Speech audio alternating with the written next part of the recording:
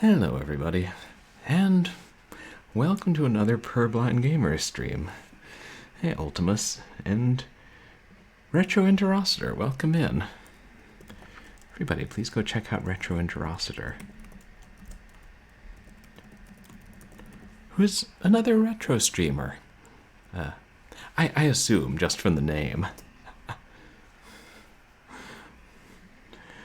Oh, something came in the mail?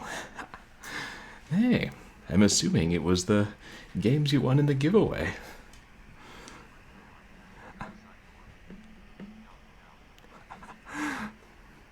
Well, I'm glad to hear that, Ultimus. And hopefully you enjoy them. Right. Yeah, I'm using my old, my built-in webcam.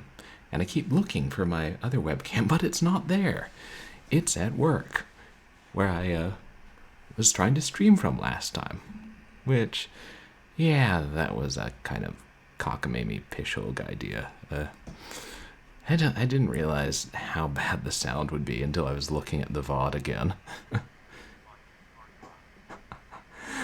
Oh, yeah, I'm glad you like the looks of them. I hope you enjoy playing them, Ultimus. I certainly enjoyed Call of Duty 4 on stream. Yeah, surprisingly fun. And then I'm like, maybe I should play more of these more modern FPSs. But yeah, I realized this past week the streams have been a little rocky. The first Haunting at CLIFFHOUSE stream on Sunday had probably the worst technical issues I've had yet, which wasn't my fault. Computers rebooting. And then the Jurassic Park arcade stream didn't have good sound, but hopefully we're back on track now. But yeah, sure, you're welcome to recommend a game, Ultimus. I may play it. I have plenty of games I want to play, but the reason I'm playing Stories Untold is because Backlog Cabin recommended it, and which I'd had it on my Steam wishlist anyway, so I was definitely thinking about it. I hope everybody's having a good weekend. I know it's almost over. Not quite. I'm starting streaming a little earlier than normal. Even a more reasonable hour, shall we say. Team Fortress, the Half-Life mod. I've heard of that, Ultimus. I know it's mostly deathmatch, isn't it? I haven't really played many deathmatch multiplayer first-person shooters. But Left 4 Dead, that's a good suggestion. I've been thinking about getting that for a while, and then my roommate told me that Left 4 Dead 2 includes the remade version of Left 4 Dead, or like the campaign. So there's no point in buying Left 4 Dead 1, you just buy Left 4 Dead 2, and Left 4 Dead 1 essentially comes with it. So I did drop $2 on Left 4 Dead 2 in the Steam sale a few weeks ago, and anyway, I may end up playing that, or at least trying it out, seeing how I am. But thanks for the suggestion. I appreciate the offer. I've hardly ever tried co-op first-person shooters. But I wonder if I think you can play Left 4 Dead in or Left 4 Dead 2 in single-player mode, I guess with AI-controlled opponents. I'll look into that. Oh, it's better as co-op. Yeah, I can understand that. Like, a lot of those games were made for co-op, and like, I had friends telling me, I think it was for Tribes too, you could play it in single player against bots or whatever, but it was a lot more fun if it's multiplayer. Oh, the AI and like allies shoot you. That's unfortunate. Of course, it's entirely possible the other players would shoot you too. Or maybe that's just me. I end up shooting my fellow players. And Oh, right, and I know today we'll be finishing up the 2 games that we'd previously started, and I think I mentioned this last week, that since I'm just worried about Assassin's Creed, like, burning up my CPU or something, we'll probably start Ecstatica next stream, which is a 90s survival horror-ish game in the vein of the old Alone in the Darks, and which I'd been meaning to play for a while.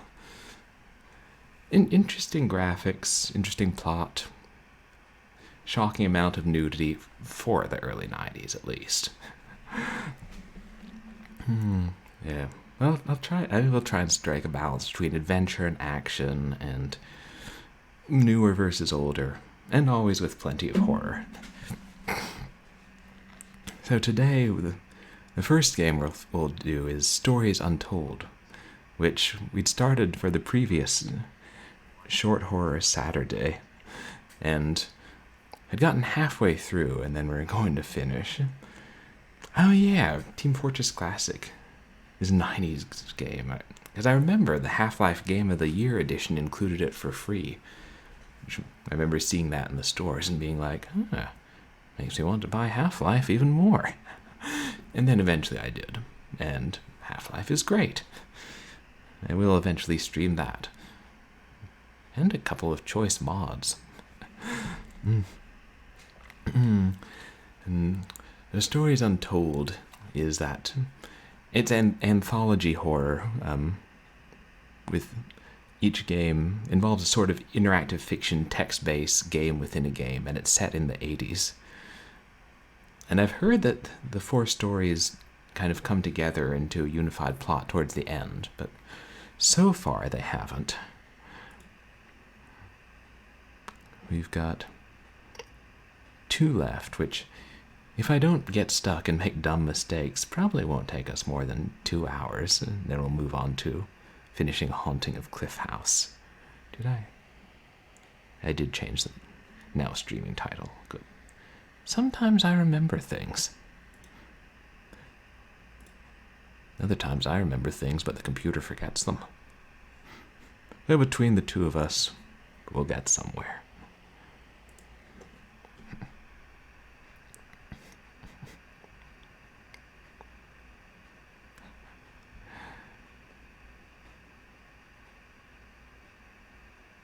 I do love creative games that manage to surprise you. Oh, and those hints they show in dark text at the start of each episode.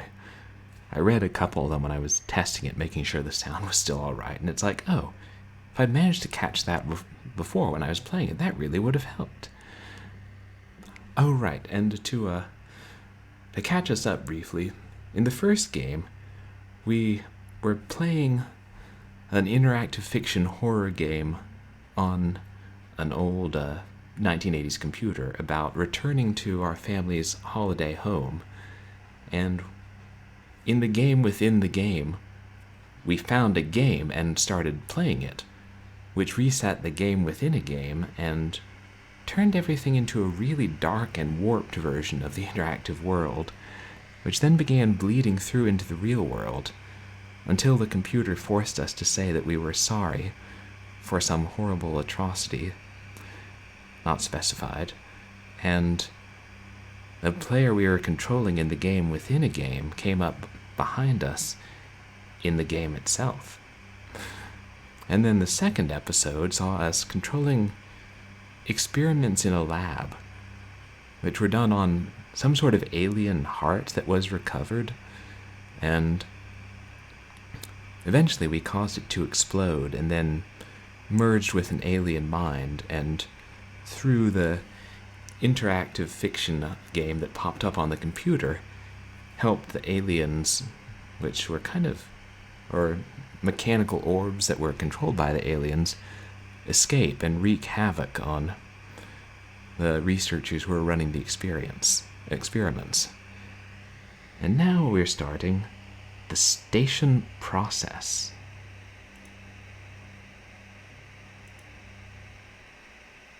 One can only wonder. Look around, go to, and open commands. Yeah,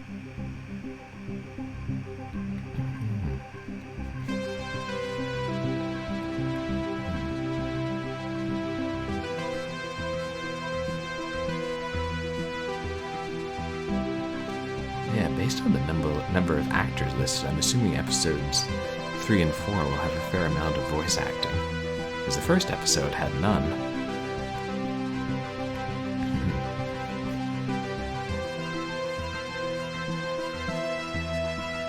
Stories Untold.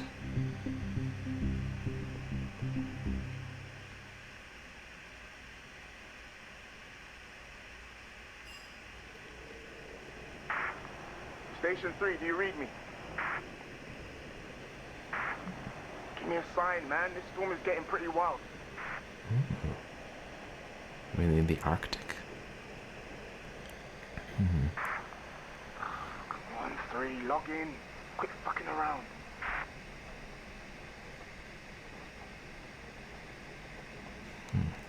Enter passcode 03031968.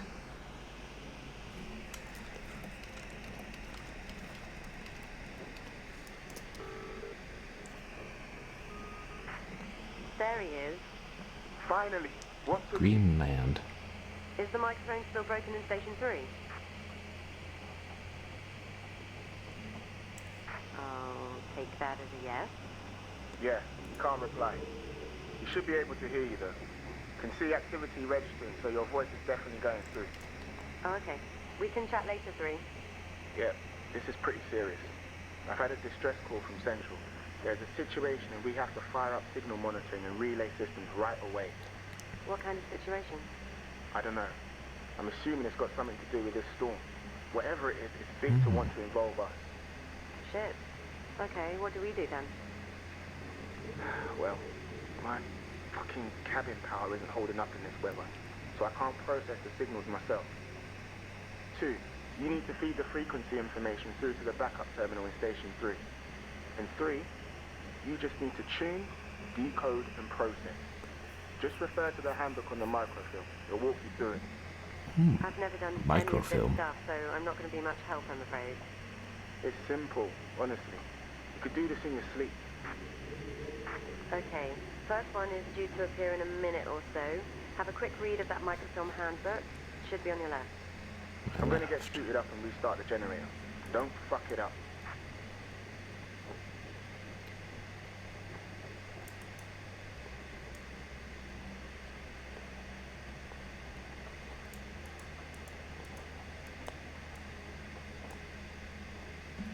Okay, 3, we're up. Do whatever it is you're supposed to do. This must... Is this the hand?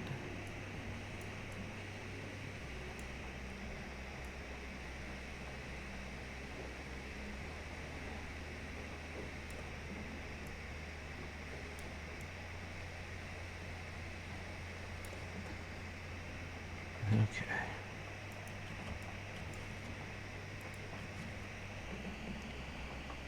Zoom in. Please, dear God, can we zoom in?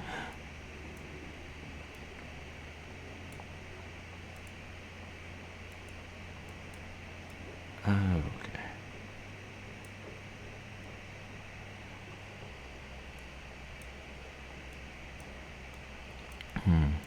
I have used one of these in real life, just not in dog's years. No.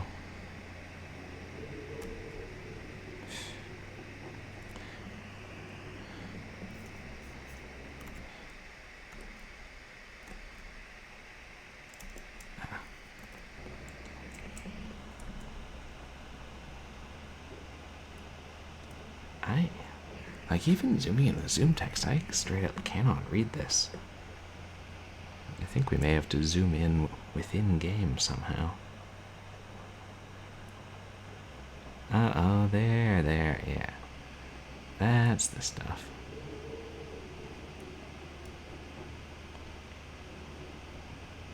I say.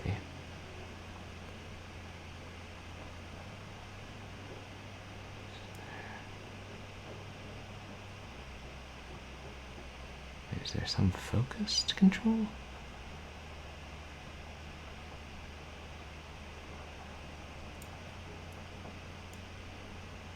Is that what this one is?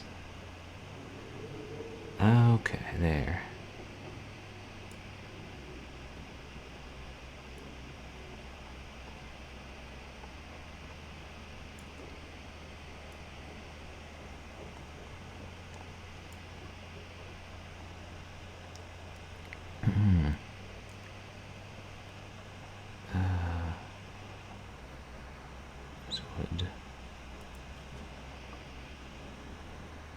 We thank you.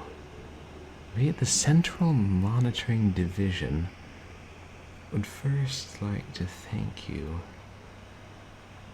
God, that's still blurry.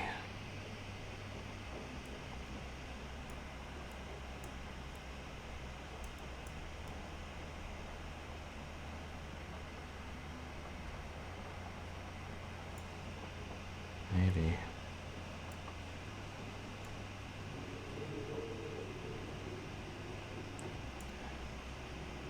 If I zoom out a bit. Hey, TechLink, welcome in. Yeah, I think it's one of those things where it's supposed to be hard because they're really going for realism. And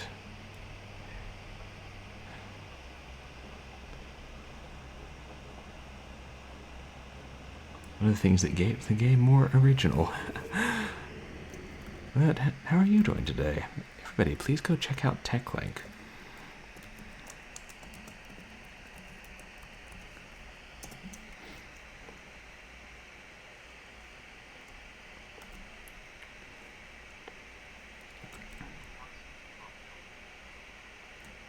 Hey, Angela, welcome in.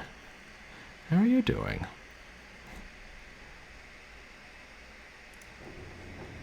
There we are. Oh, that's good to hear, TechLink.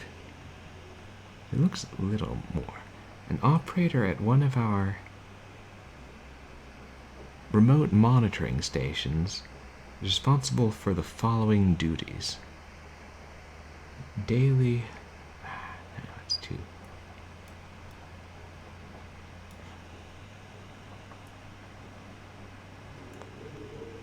If I can just get it clear, then I can zoom in.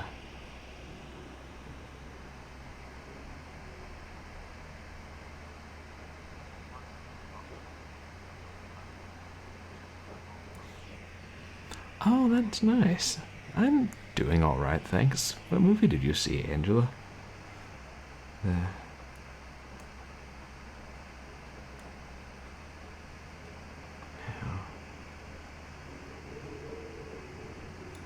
Okay, maybe.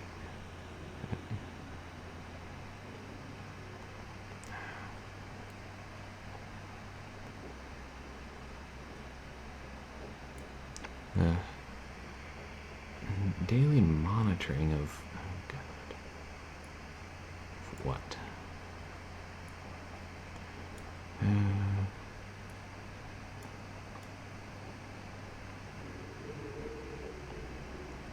Well, at least this time they don't make snarky comments about us where we're trying to figure out the machine.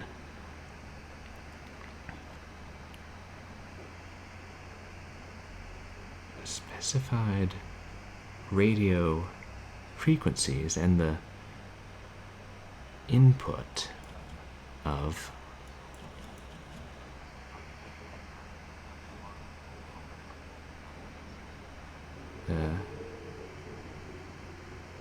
of data in a timely manner.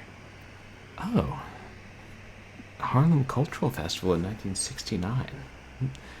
That sounds like an interesting subject. I don't know anything about that, Angela. Hopefully it was a well-made documentary.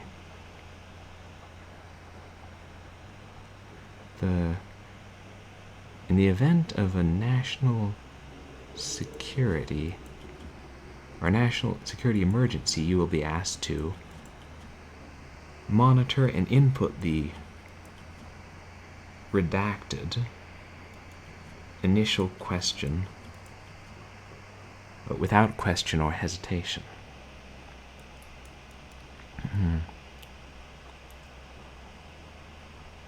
carry out any maintenance needed to ensure the continued running of the station. Redacted. Should a situation arise, all intruders should be redacted.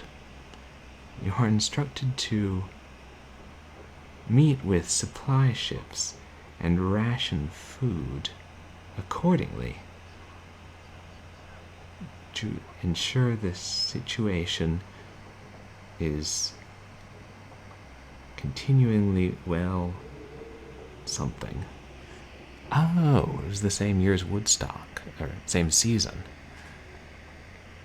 Interesting. Shame it, didn't get more attention. In case of blank, your 14th and 15th molar teeth, please note that any instructions carrying the GCS flag must be dealt with as a matter of urgency. GCS, Game Creation System. Oh my god, it's the pie-in-the-sky game creation system, which was used to make ChubGam 3D Director's Cut, which we played a couple weeks ago. They can't have done that on purpose. Nah, GCS must mean something else. It was, yes, the next page.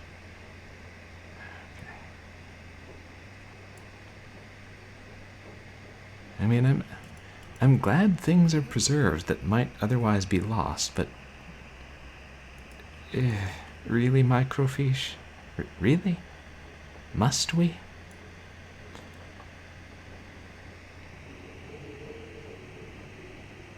Morse code, phonetics, conversion chart, and GCS chart. What on earth? This is... At initial glance, this is looking more in-depth than the other games.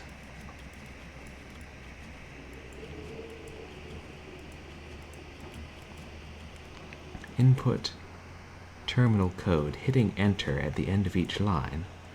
Type execute to run the program. Are we going to be straight up computer programming in this game?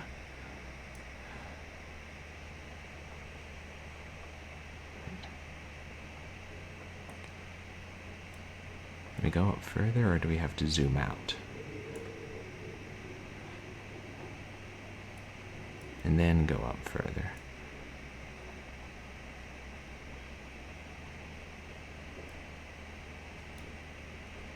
Oh no, I guess that's all that physically is.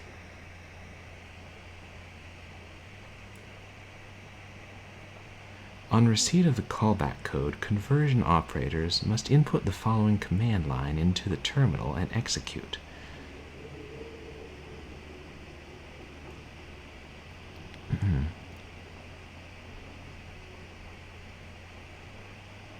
Sys.exe -f -y -con equals true.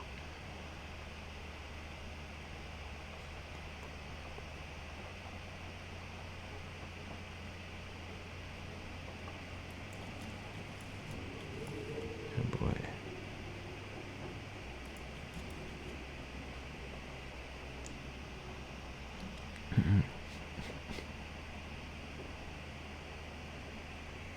I wonder if this is going to be a lot of going back and forth between the computer terminal and the microfiche.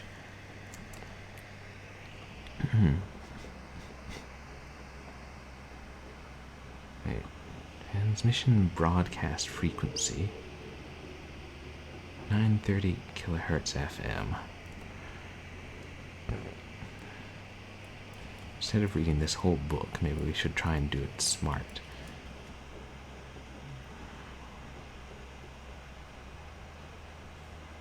Abacus. Did you guys read Assignment Abacus by L.P. Davies? It's a pretty good book. I really like his writing.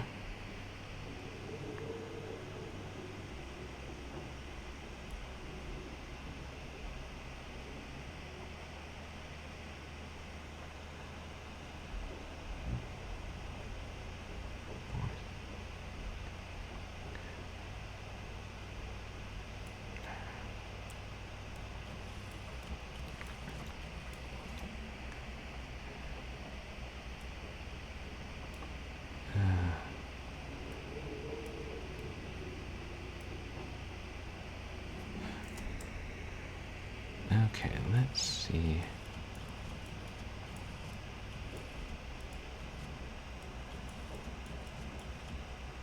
Saying about the frequencies.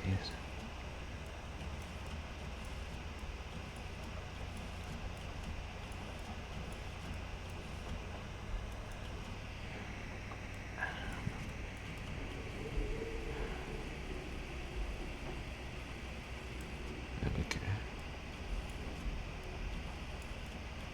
That's everything. But I thought they said it would tell us in the book. GCS chart, heavily redacted.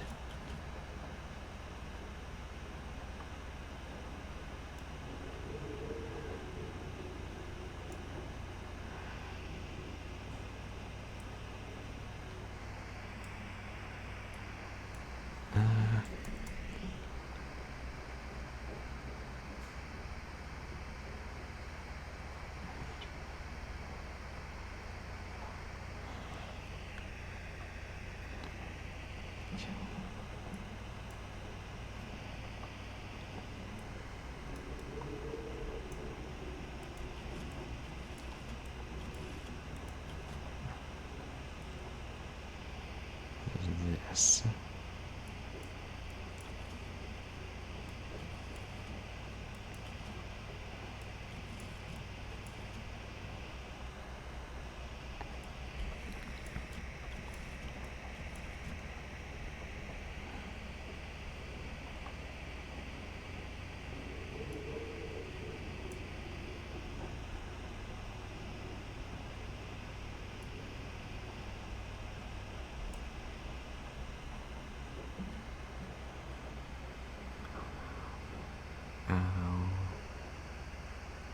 Oh, phonetic alphabet.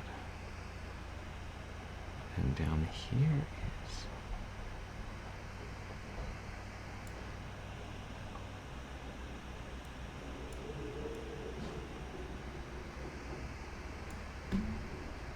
is... If anybody has played this game, I'm quite open to hints. Let me look at the computer again. Transmission broadcast frequency.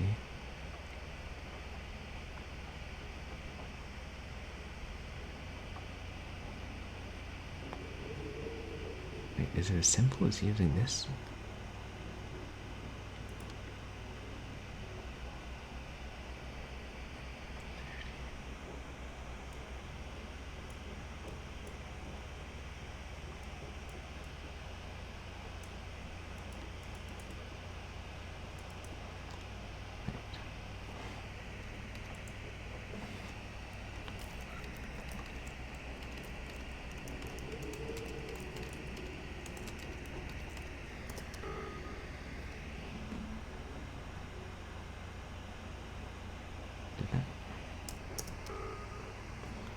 Wait, what's that text say? All codes must be treated as confidential. Oh, okay. Do not write down the authorization key. You know, like that.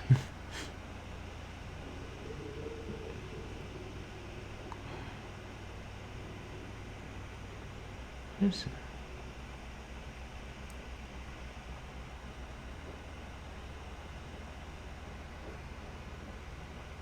Something about telephones, but there's no way I'll be able to read that ever.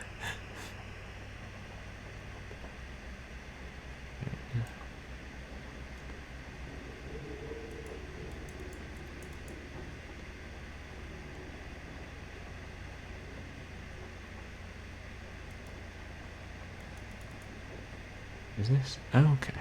I'm gonna try and match the thing on the...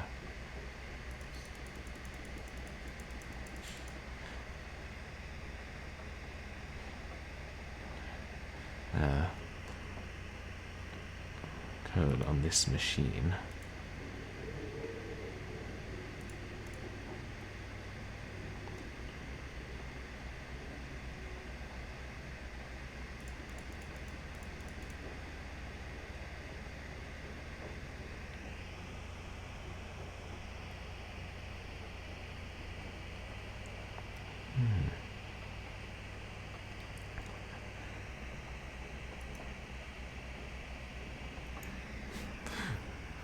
So I'm sorry, I realize this is not the most entertaining to watch at this point. Because the game, I mean, the other episodes, it does have really interesting plot lines once you figure it out. I must just be being really dense today.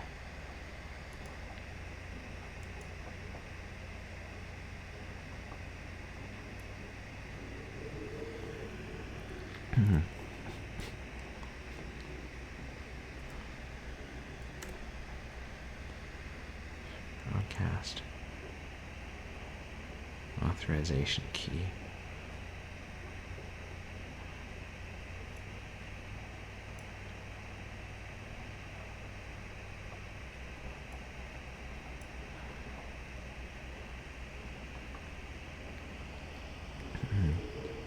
Wait a second. Freak. Is it on these charts then? 1930.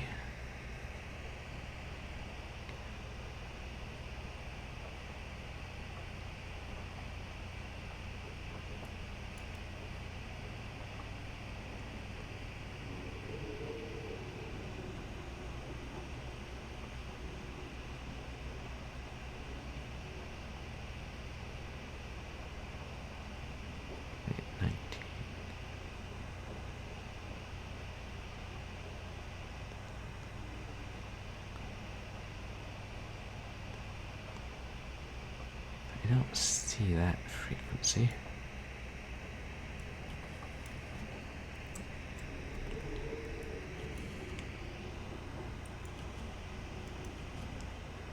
Hey, Tesla.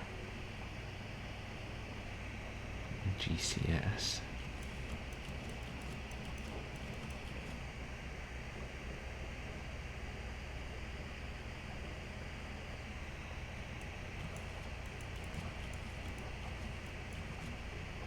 Morse code, and then it's back to the programs.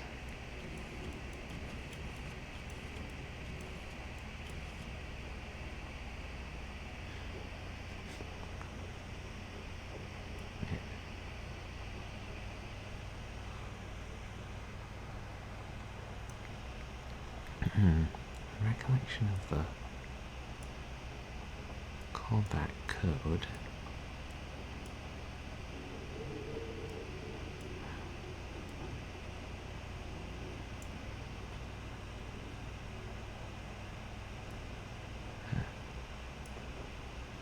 Drop height.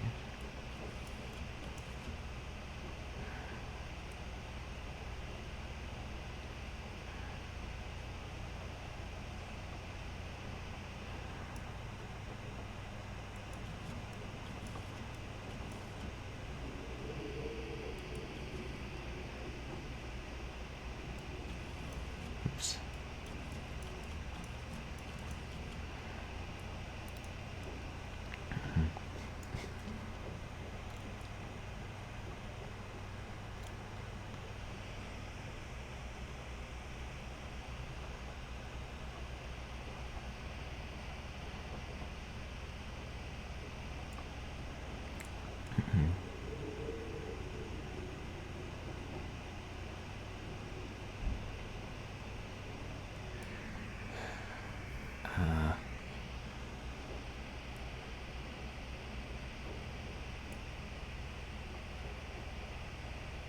That's all it says on the screen, right? There's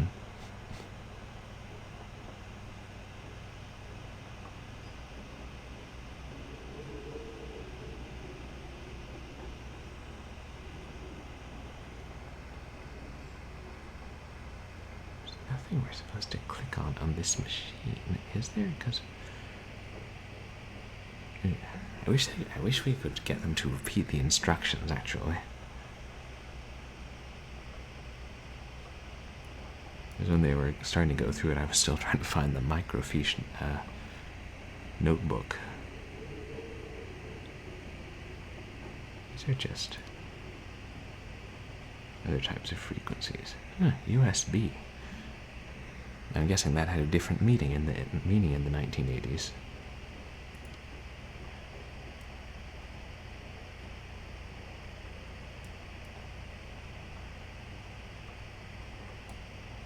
Wait.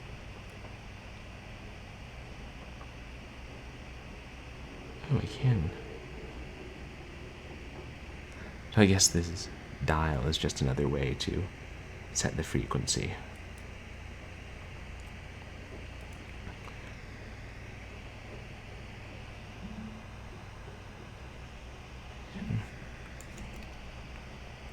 Frequency.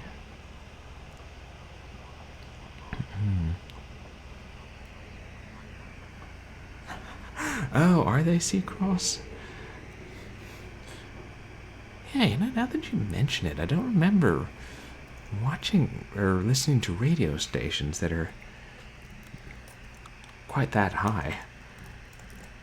Everybody, please go check out C-Cross.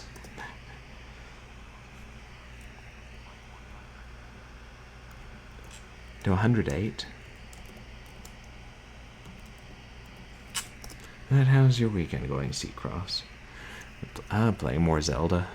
Nice. More Game Boy Zelda. I'm trying to figure out this. How to play this game.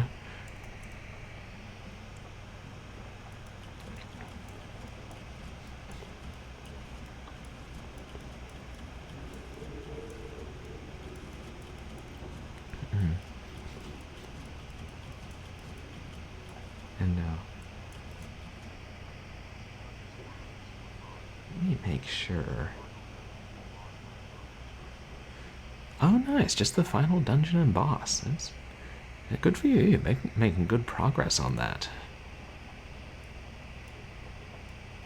Okay, we'll zoom in.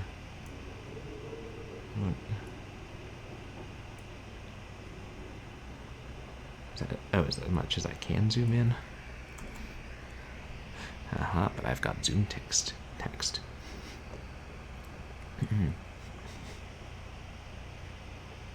But no, because it doesn't.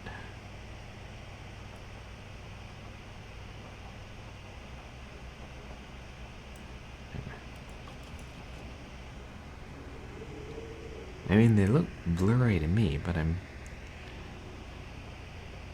pretty sure 1930 isn't. No.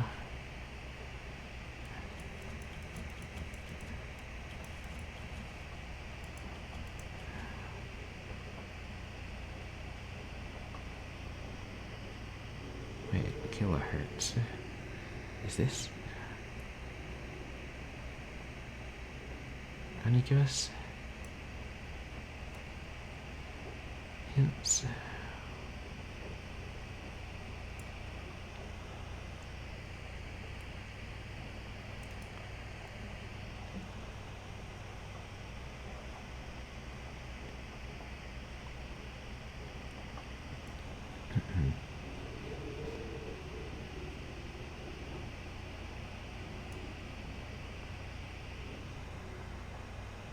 They're so hard to read. I guess this game will make us appreciate how far technology has come since the 80s. If it doesn't drive us batty first.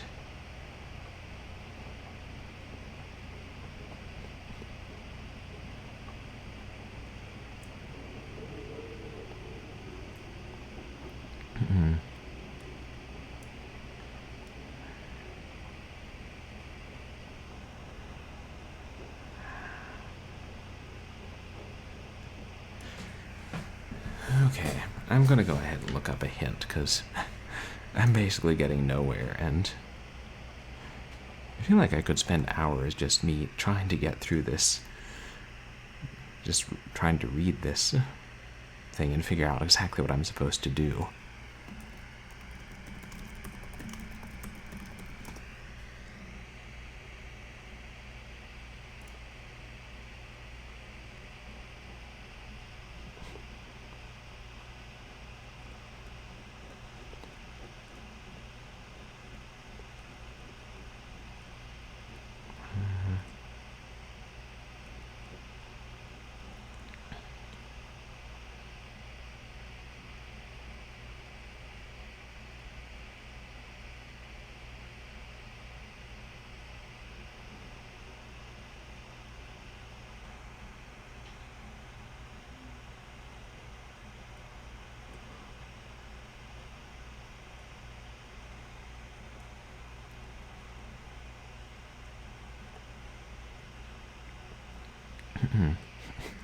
Okay, I found a walkthrough and it's telling me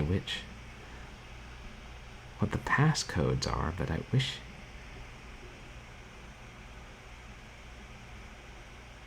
But tell me how it got them.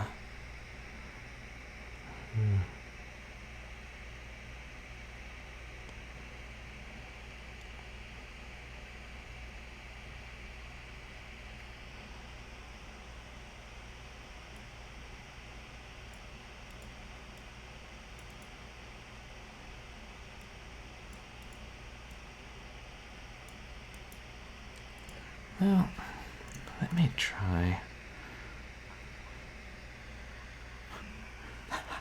Oh. Yeah, that's when it was. Oh, so you played it on stream, Seacross? It's a neat game. Let me go back to the beginning.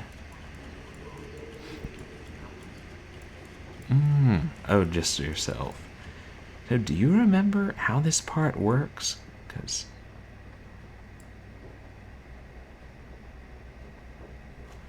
I feel like it must be here in the microfiche.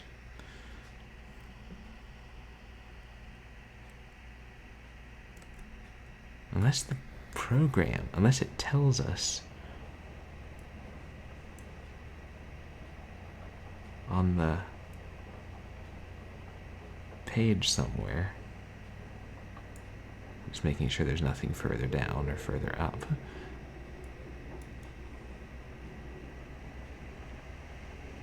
Which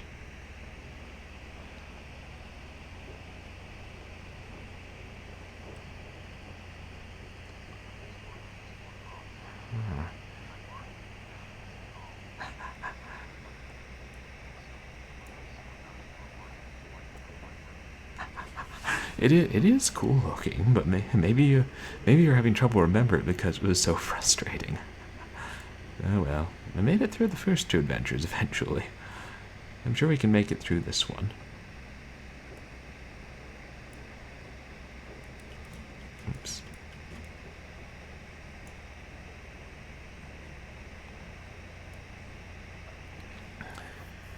You know, maybe I was on the right track trying to search through the last page for that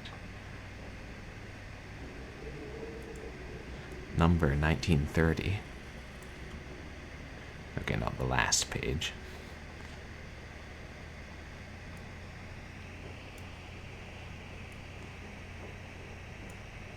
I wonder if they redacted it before or after they put it on microfiche.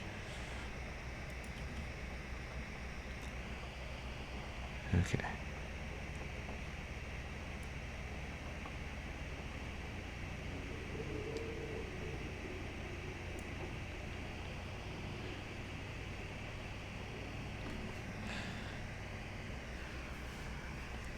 Start. Yeah. Oops.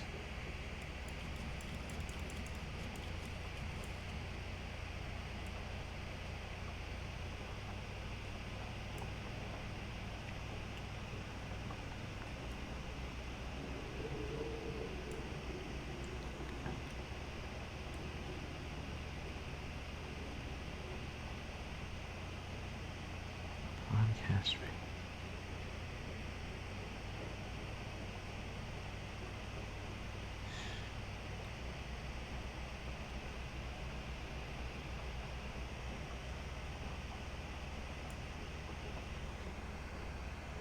It's 1850.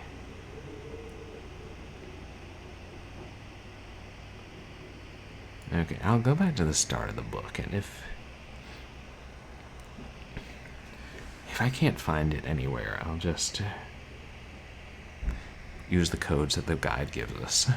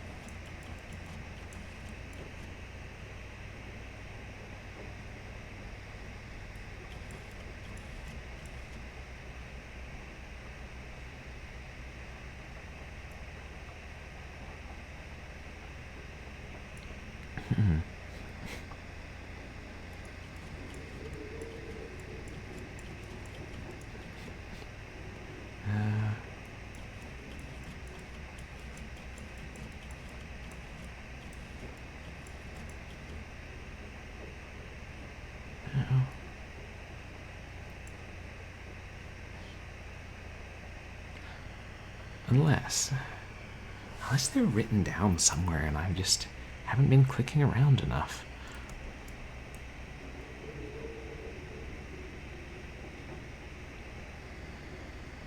And I think it said, do not write these down, but of course, we had the initial one on a post-it note.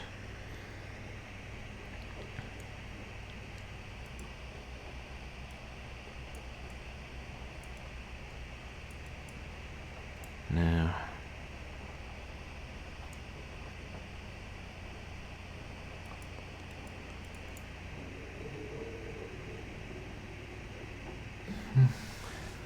Well, okay.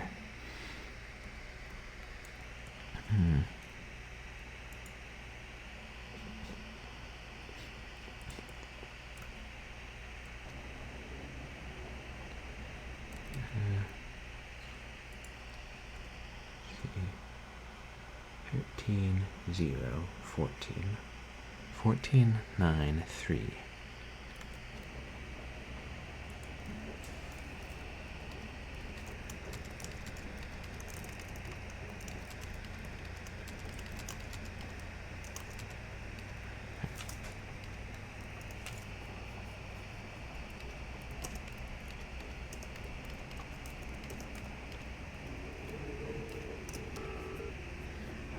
Okay.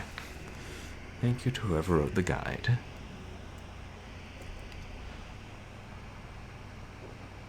Abacus. Assignment abacus.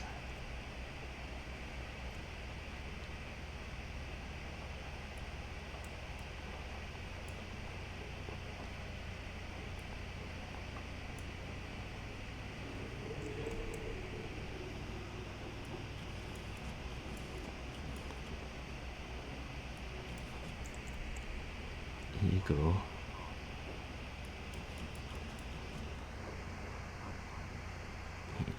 Oh, no worries. Thank you for, thanks for hanging out. Thank you for the lurk, Seacross. I really appreciate it. Abacus.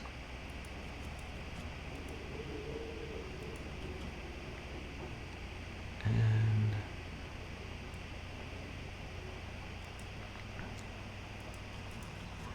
sys.exe -d-e. Thanks, I'm sure I'll need it.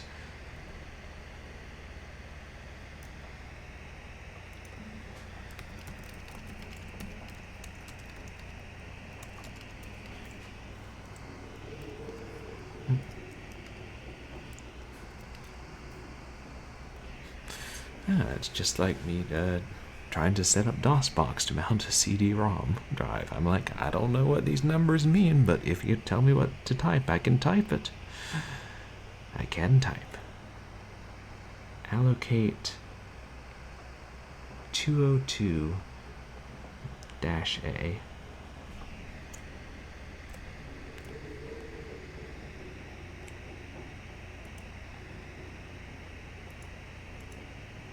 Enter.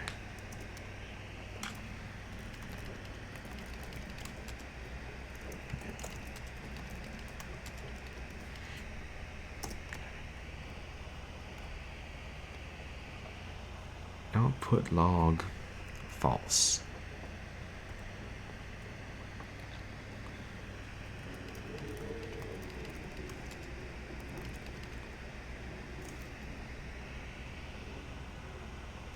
No colon.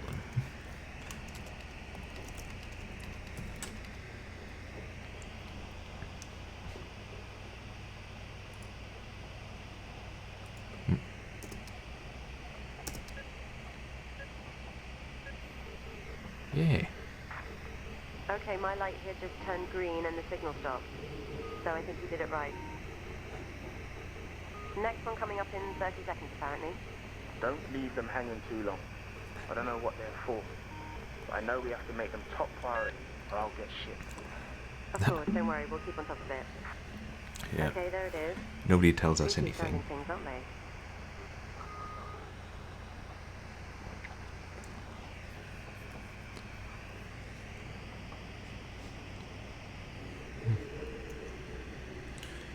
I am curious how we figure these things out. I'll probably look it up afterwards to try and see what it is and where the codes are. Let's see.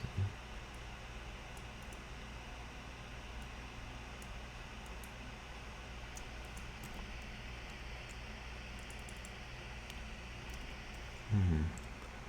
2614.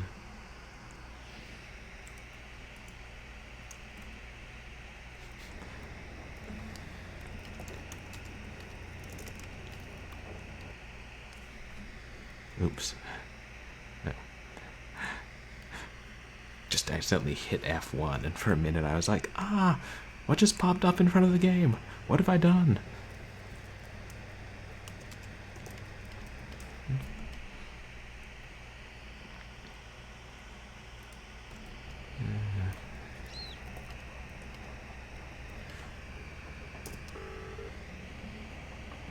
Chevron.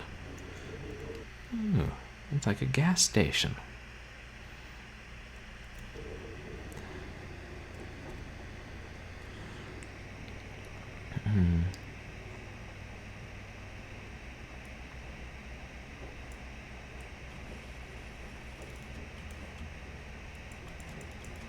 If this were a physical book, it would be so much easier to flip to the page.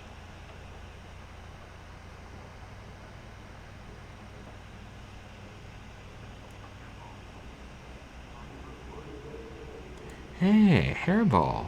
Welcome in. How are you doing today? We're scrolling our way through the wondrous world of microfiche and thinking to ourselves, thank God that's over with. Mostly. I'm sure eventually we'll need to sort through newspapers in old libraries to solve some mystery, and then we'll be back to microfiche. Okay, that's Chevron. Alright, everybody, please go check out Hairball, who is streaming the Catacombs games lately. Yeah, same here. I think I have, like, in some old library for some, probably for a school project. It's been a while.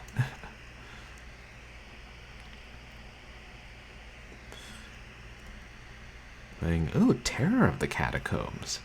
Is that... I know there's the trilogy, and then there's the initial one, then the trilogy, then two more. Is that the second one after the trilogy? The Curse and then Terror? I can't remember anymore. I know I read about them in some help file long ago.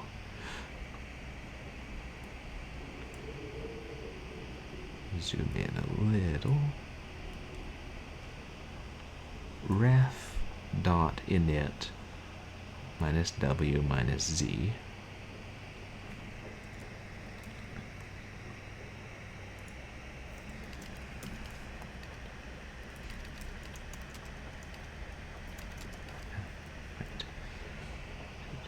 Yeah, lowercase.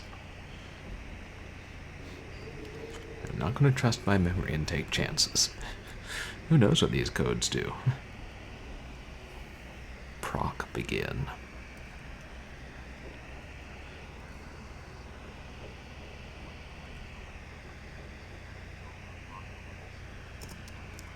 Oh.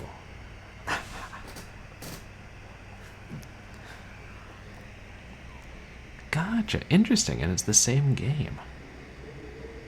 I wonder if it was when it was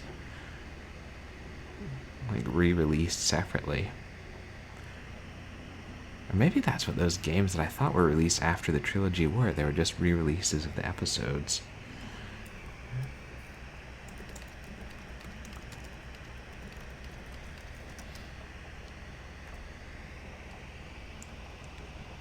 Get int xyz in brackets. Get dot int.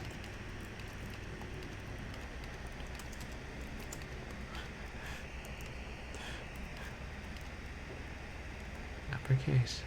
Uppercase. Wonder if any, like, this is actual code that someone who knows computer programming could understand. You're like, oh yes, I know exactly what that's supposed to do. I know the programming language. Did I?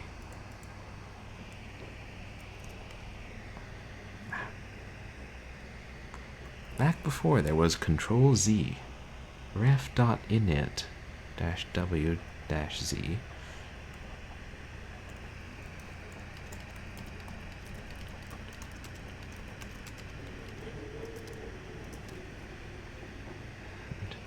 Oh well, when they highlight it, I can't read it at all.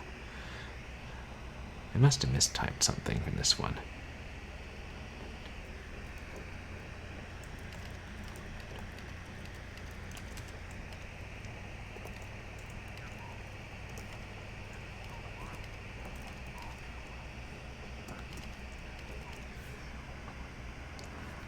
Oh. Huh, that is crazy. A Curse the Catacomb is the one I have in a box. Yeah, I think it was released by Frogman, so it must have... Maybe that was when it was released into stores and the trilogy was just the shareware mail order system, I don't know. Interesting.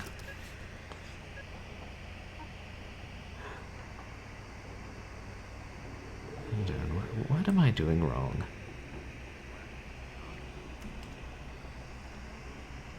Oh, am I using braces? Oh, you're right, I'm using braces instead of brackets. Oh, right, because I was pressing shift when I pressed the keys. This shows you how often I use brackets in my typing. Thanks, TechLink.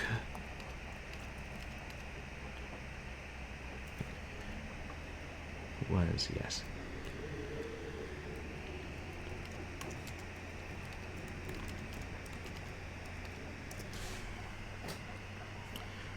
So glad I'm not a computer scientist.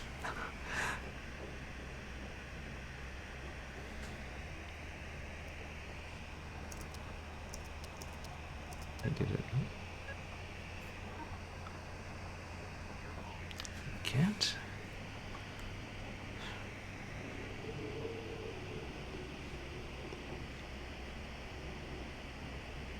God, is it something like maybe there's 2 spaces after int? Yes, you occasionally run into people who put 2 instead of 1. Cough, see cross cough.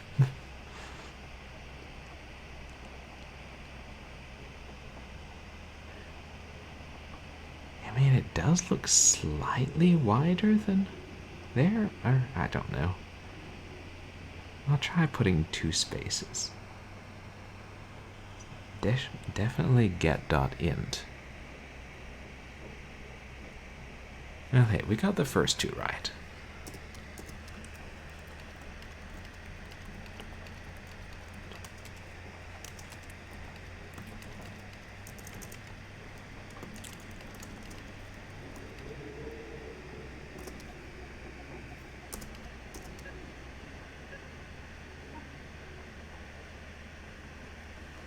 Huh.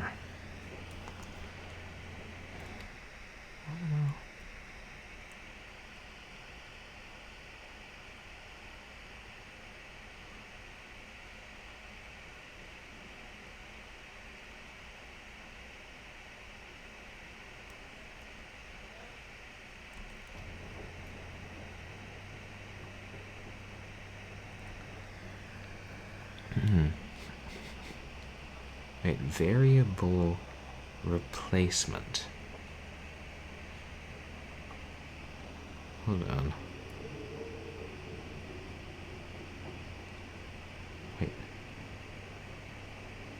X second, Y fifth, Z sixth.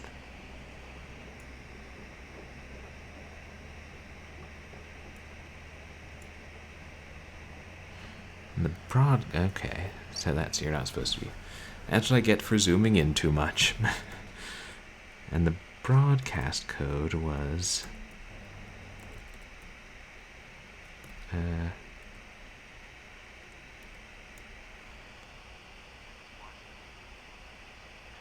Yeah.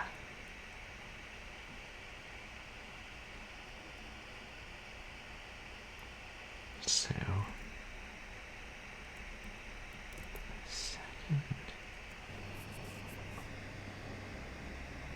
second, fifth, sixth.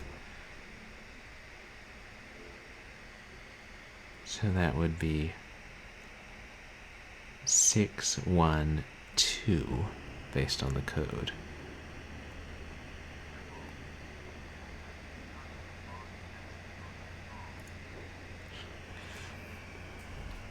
The broadcast code, is that the numbers we're supposed to type in to access each program? Because I couldn't figure out how to find those. Like, after looking around exhaustively, I just had to look up a guide. Have you played this before, Hairball?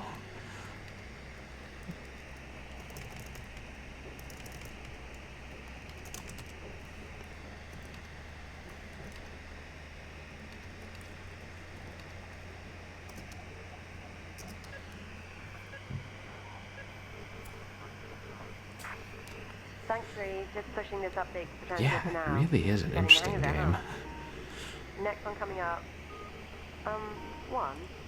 What does GCS mean? GCS? What do you mean? Yeah, no, this next one has come through with an additional note. GCS3 equals E1V1M1. I've not seen it before. Check the microfilm. Might be something in there about it. Listen, let me GCS3. know when you're done with that. I haven't heard back from the transport team and I'm starting to worry. Sure thing. Okay, here it is. Yeah, definitely. Whoa. Okay, that's different. Flashing red screen. Yeah, quite the warning sign. Shit. Something's going on. The last two must have just been testing the system. Tune it as normal and I'll see what I can find out once I get these goddamn lights on. Yeah, because the GCS was that some sort of like top secret emergency thing it mentioned in the microfiche.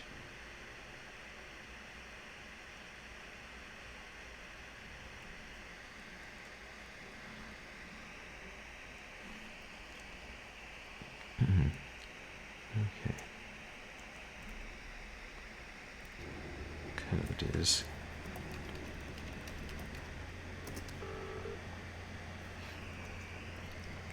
Kansas.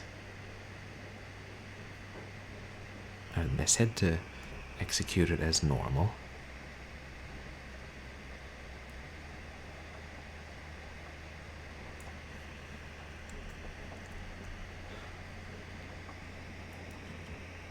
I think Chevron's next to last. Yeah. So we'll just scroll till we see Kansas.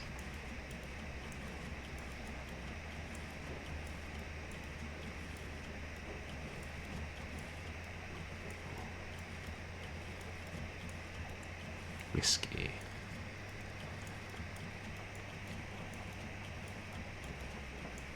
Mask. Kansas, hey.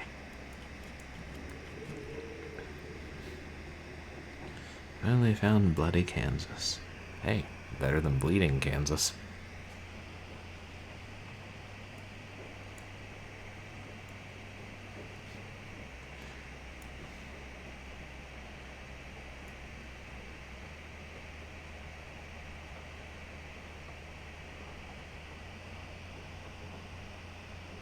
Okay. Oh boy, variable replacement. Don't we just love that?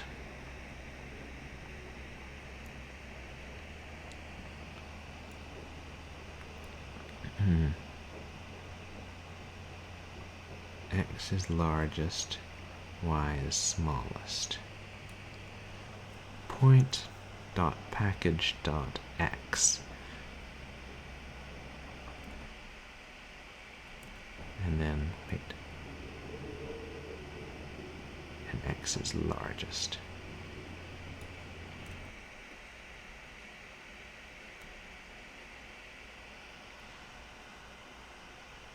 Point package X9.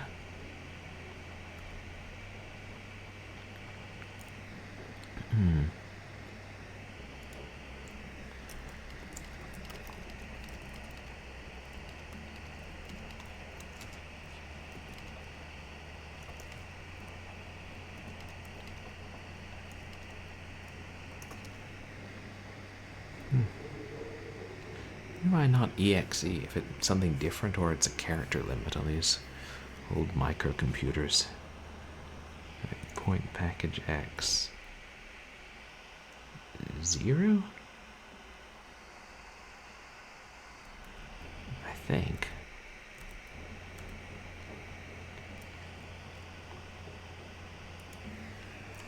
I mean, 0 is smaller than 9, if my math holds.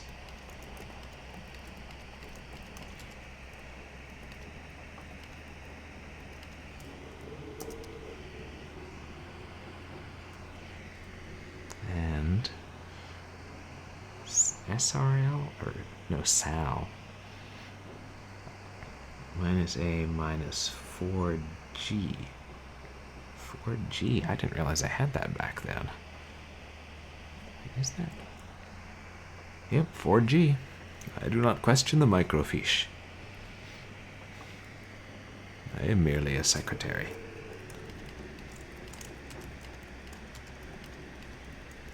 An old mule and her name is Sal, 15 miles on the Erie Canal. Okay, one, we're done. Nothing has happened really, all good.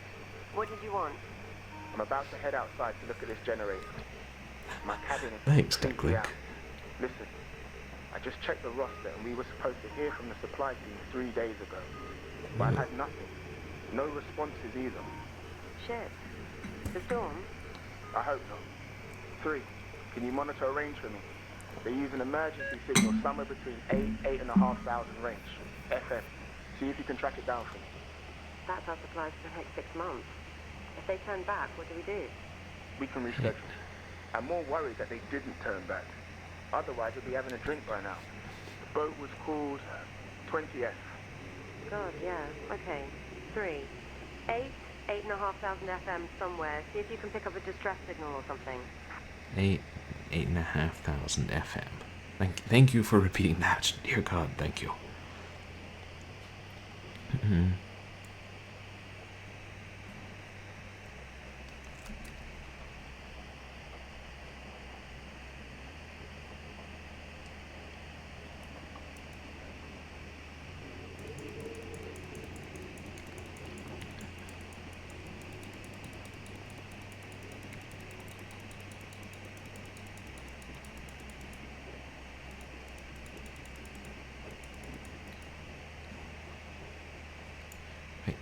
Should I be turning?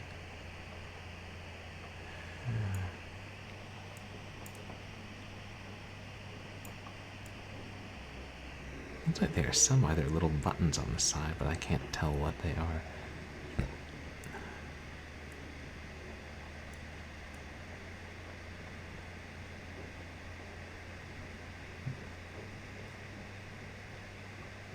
Oops, no. Turn the other way. No, the other way.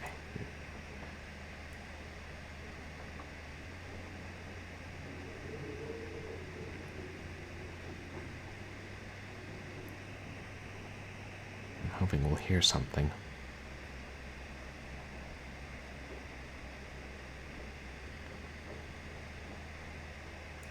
Three. 8 to 8,500 FM. Yeah.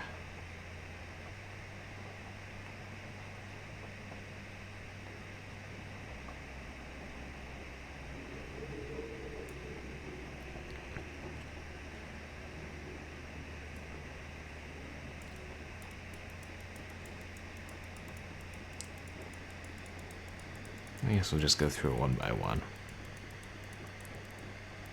Oops.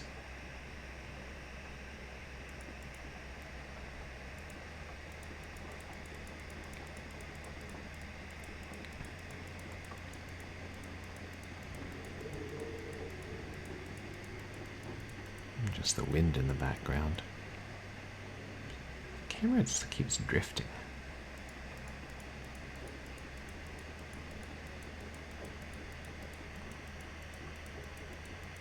Three, 8 to 8,500 FM. Do it.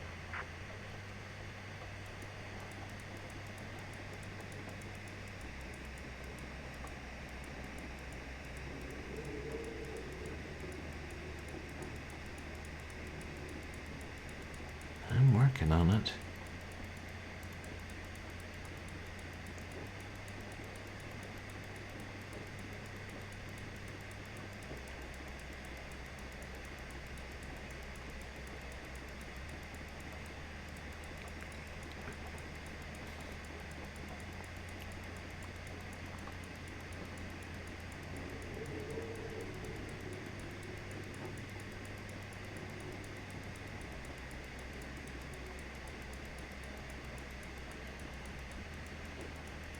Watch it not be here, because this is not what I'm supposed to be doing. 3, 8 to 8,500 FM. Do it.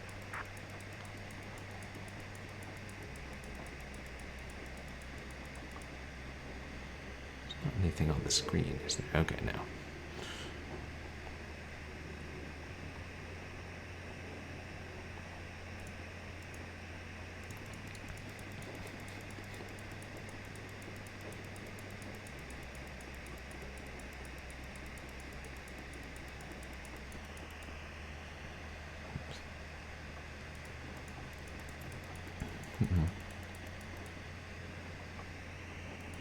There. That's the right one.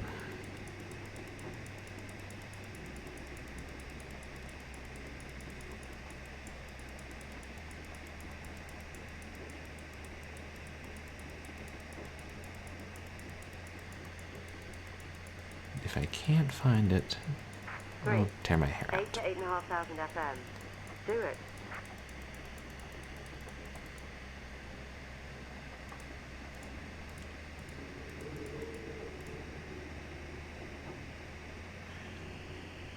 What are... God. Wish I could see where those buttons are off to the side. What's this?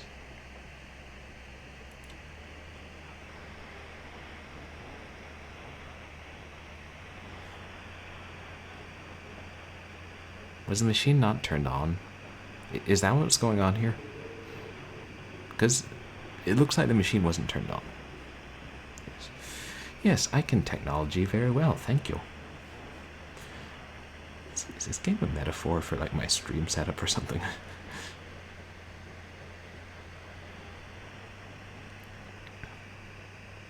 3, 8 to 8,500 FM. Do it.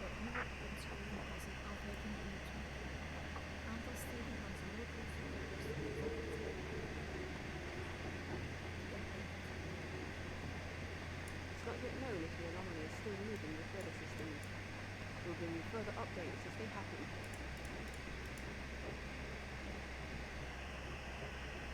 An emergency broadcast received from the grid contains the epidemic has traveled across the Now getting quieter. They have been sighted, connecting to central population centers and beginning what is being described as a removal. It's not yet known if the anomaly is still moving with weather systems.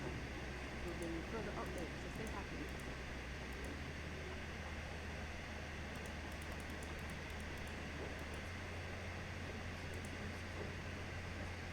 Oops, I hit the double plus.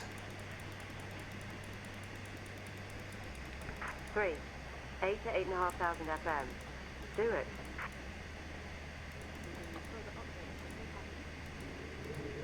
Somewhere in this vicinity. An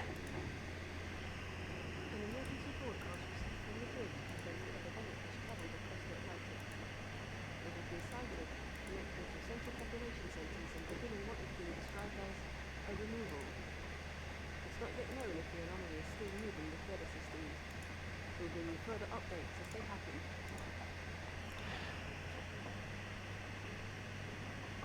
An emergency broadcast received from the grid contains the epidemic has traveled across the Atlantic.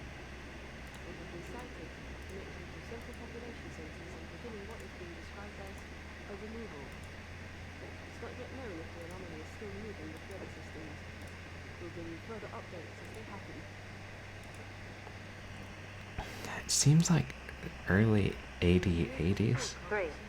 8 to 8,500 FM. Do it. They have been sighted connected to central population centers and beginning what is being described as a removal. It's not yet known if the anomaly is still moving with weather systems. We'll bring you further updates as they happen. An Anyone? emergency broadcast received from Madrid confirms the epidemic has traveled across the Atlantic. They have been sighted connected to central population centers and beginning what is being described as a removal. It's not yet known if the anomaly is still moving with weather systems. We'll bring you further updates as they happen. A removal. That's somewhere around here. An emergency broadcast received from Madrid confirms the epidemic has traveled across the Atlantic. They have been sighted connected to central population centers and beginning what is being described as a removal. It's not yet known if the anomaly is still moving 3. with weather systems. 8 to 8,500 FM. Further updates Do as it. they happen. Okay, let me just see if there's...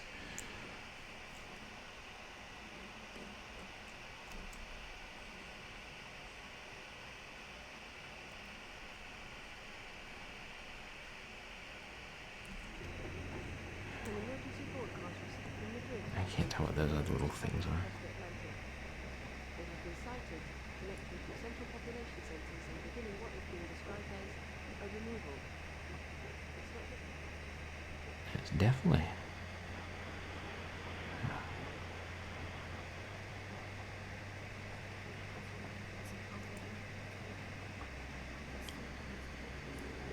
Wait, it's getting louder.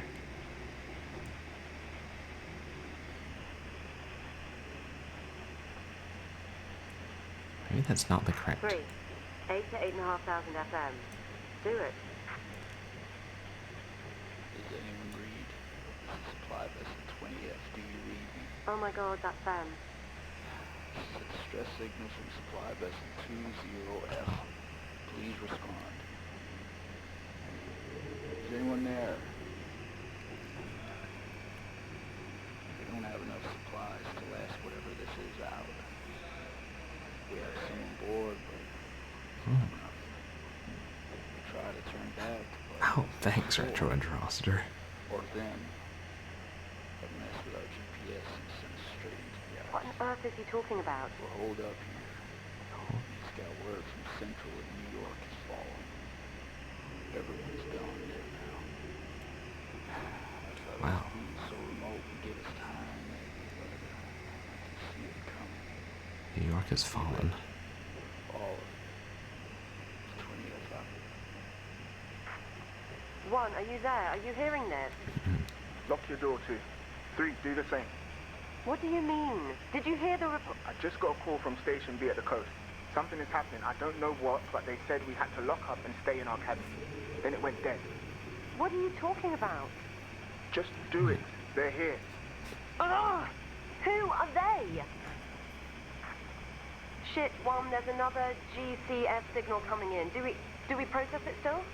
Yes. As long as the GCS number is going up, we're helping a lot of people. It was 3 last time, Huh. it's 6 this time. What does it mean? Yeah. That's good. That's good. Just process the signals. That's it in. Okay, do we need to lock the door first?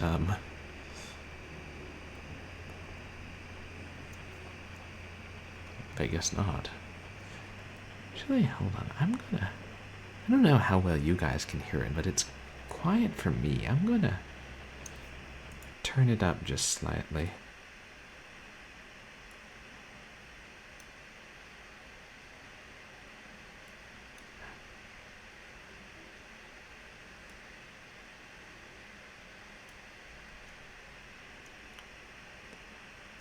Yeah.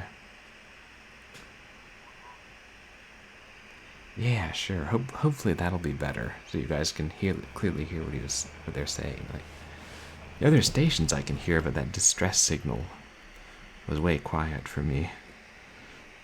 I mean, I could make out the basics. Don't have enough supplies. New York has fallen. They're here. 15-2, 21, 10-4, 7.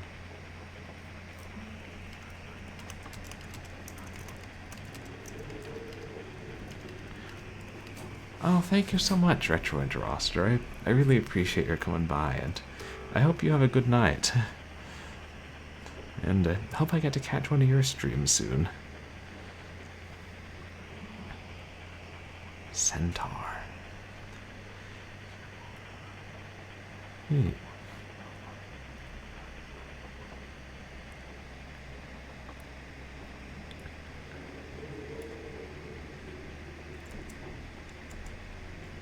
Kansas. I think I saw us pass Centaur not long ago. There's a canvas and a Kansas. Centaur.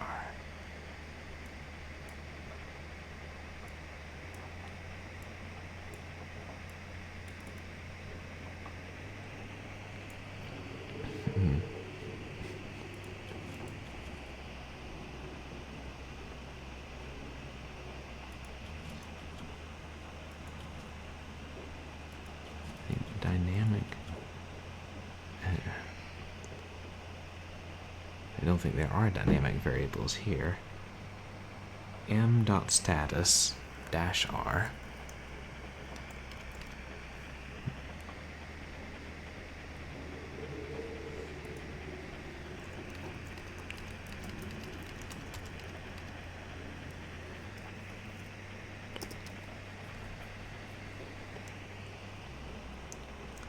command.str-z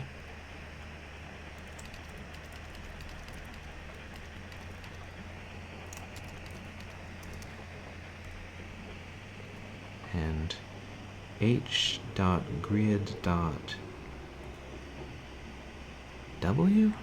I think, uppercase W.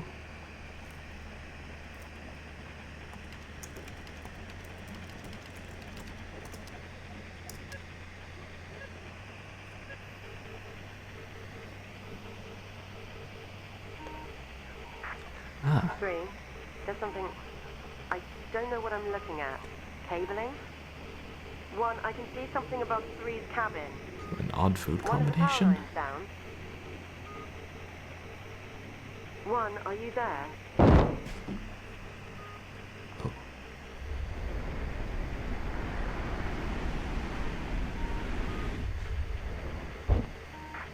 Fuck. What the hell is that? I can't see you from here, One. What's going on? It's above me. Shit, it's above me. It's above us too. It's over Station 3 too. They're here. What's here? Jesus, One, what the fuck is out there? It's fine.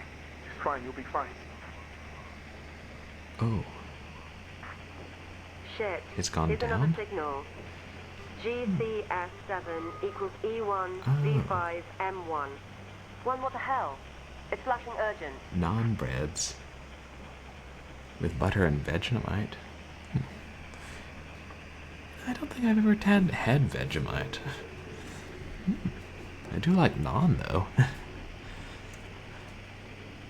The numbers are still going up. We've lost one. I'm not sure why it won't let us get up and lock the door. It really seems like that's what we should be doing. 189045.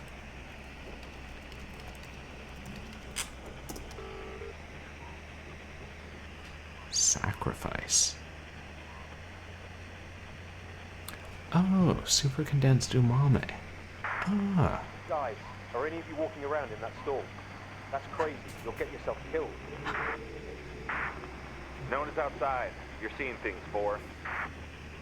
4. Yeah, the fire hazard's what we should be worried about. Sacrifice. Not to be confused with 6 days of sacrifice.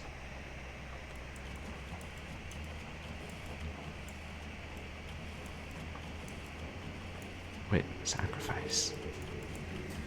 I seem to remember there was a horror-themed RTS called Number Sacrifice. Station 3, this is Station 4. Do not go outside. Don't go out there. Stay inside. Lock up. Do not go out there. Oh. Trust me, I'll stay inside.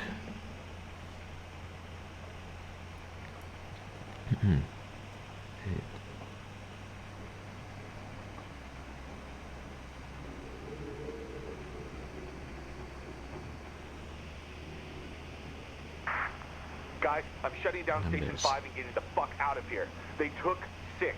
Station 6 is fucking gone. Those 1, things just 2, ripped it out and of the ground. 3 from the original broadcast represent a longitude. So, rot.x. X.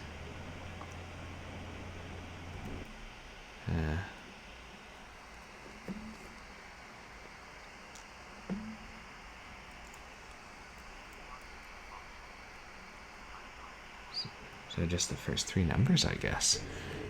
Oh, no worries. Thank you so much for coming by, Angela. I really appreciate you hanging out, and I hope you have a good night.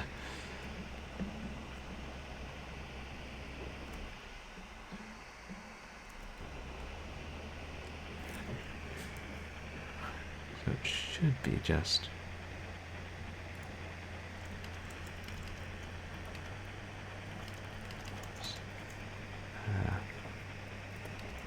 Here's the number 189, right?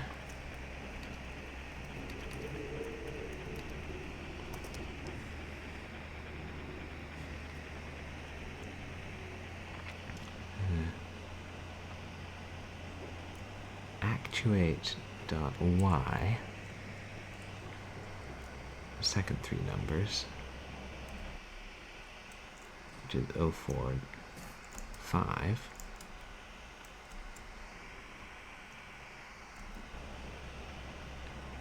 Yeah, actuate.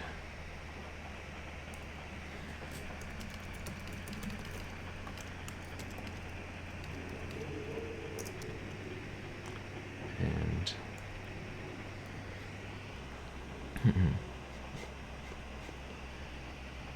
.1z, authorization word from Appendix C.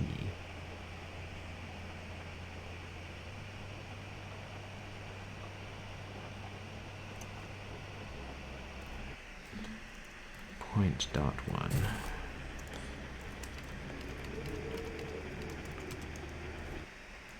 I don't trust myself to remember that.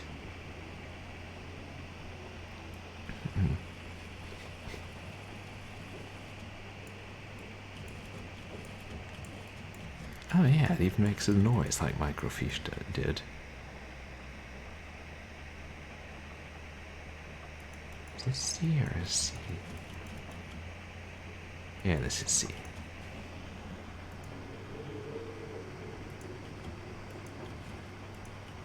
And wait, what's the frequency?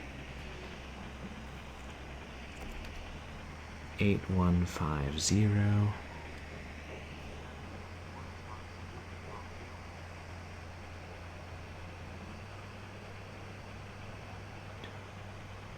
Wait, that's it. 8150, I think. It's still a little blurry.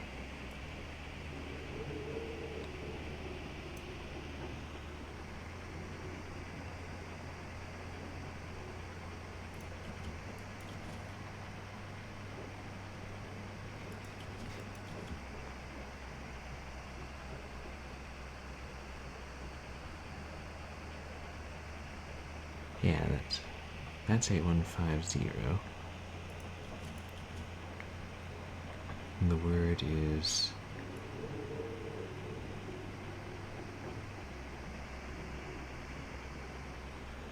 plus greater than 30.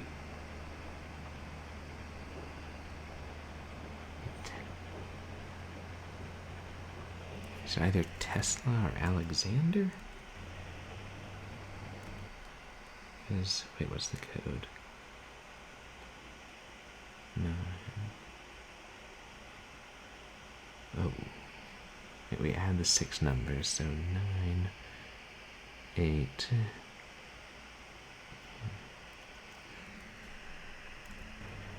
I think it's Alexander. In brackets.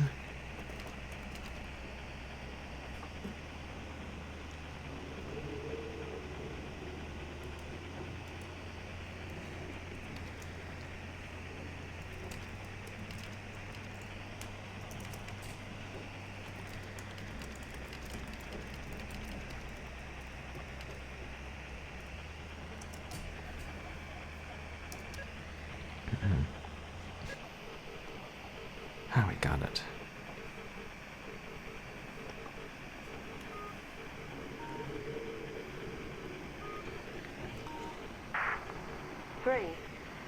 James, the last signal hasn't sent. My terminal is going crazy demanding a response. I think the wind has misaligned the transmitter or something. We need to go out to it. No thank you. Please, James. I'm sorry, but I can't get out. I'm trapped.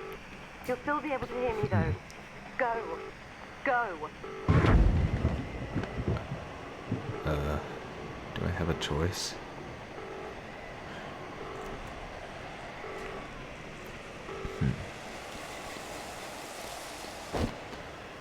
Oh, did we walk outside?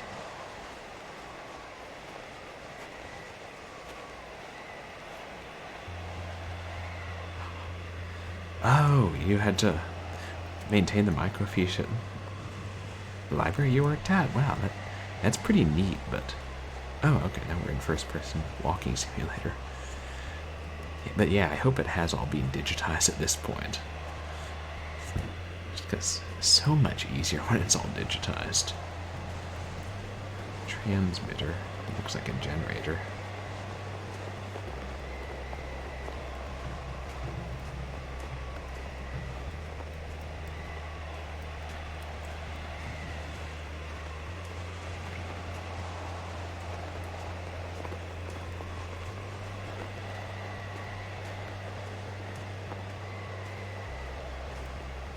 Oof, snowstorms.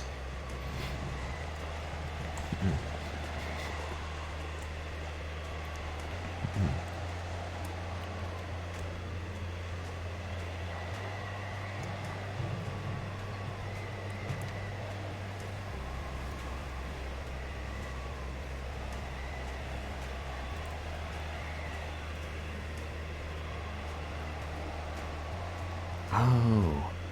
Oh yeah, I bet the really old stuff was brittle. I'd be terrified of breaking it. Be like, oops, well, I just destroyed history. I hate it when I do that. Transmitter's up here.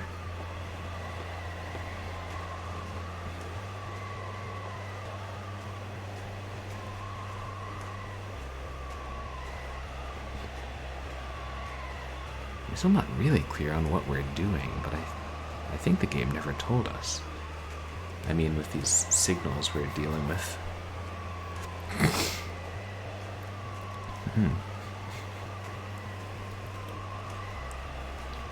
So I assume microfiches like keep things in better condition than they would be otherwise.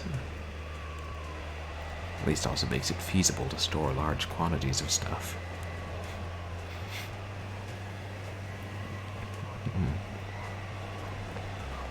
Right, oh, because we were going to have to go out there. We knew it somehow.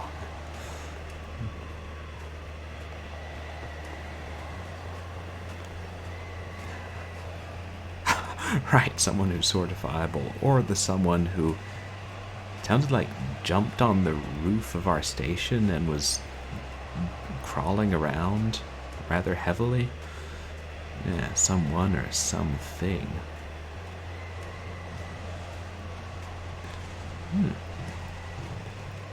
Getting some kind of bleed-off vibes from this.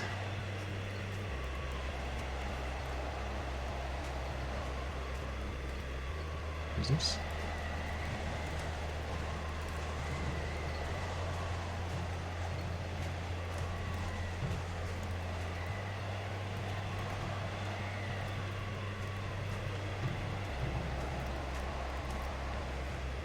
I'm gonna have to go up there, aren't I?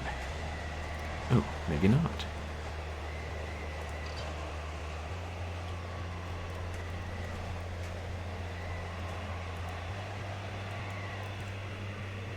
Where's my cursor?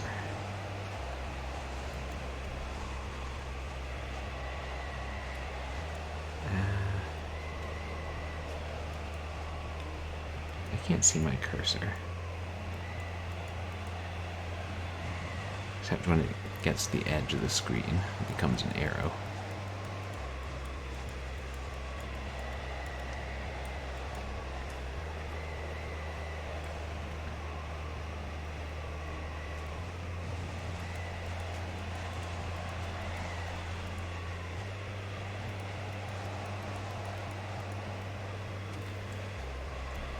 Like, seriously, I can't see my cursor.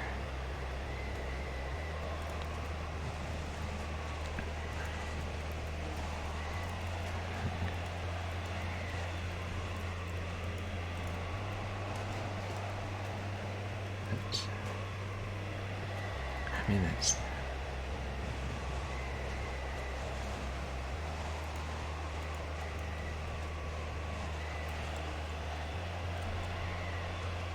I thought 2 said we would still be able to hear her. I don't know how. Link. Fire transmit. Is that not the right one? Is there another one?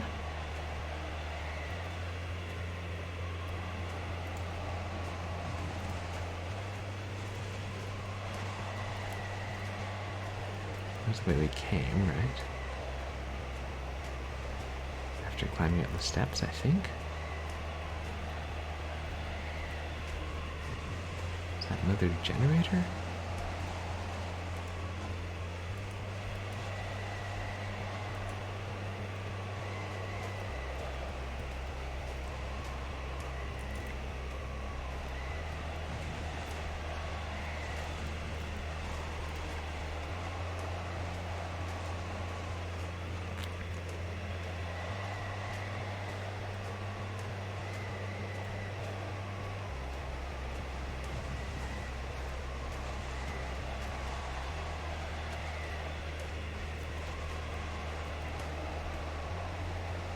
Can't think what the cursor's supposed to have disappeared.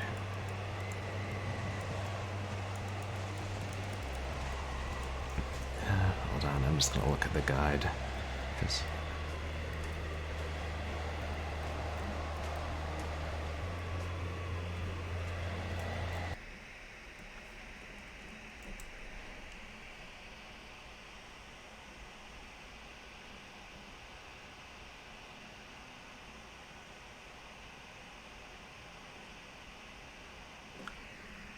okay, we need to switch on the generators.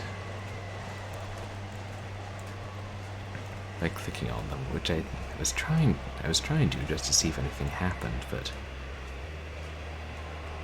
I wasn't clicking in the right place.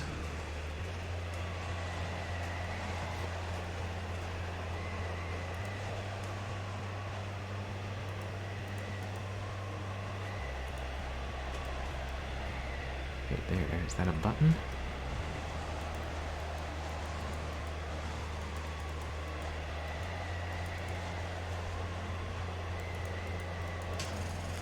Okay, that's got it.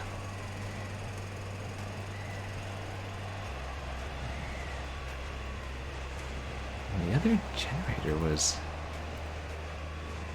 it all the way back near where we started, or was there one over? Yeah, if we follow this cable. Yeah, there's the other one.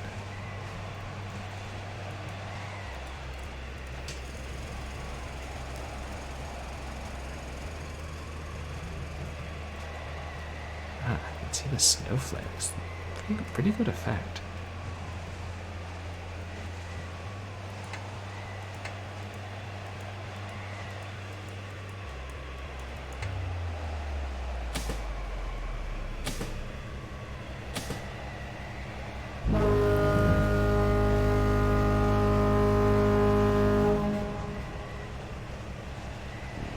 What was that?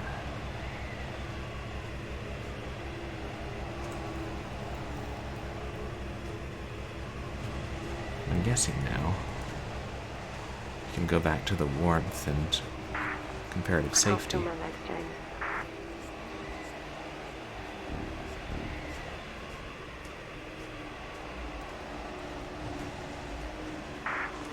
I'm so tired. Yeah, I think it is. You're right, Tech Link. What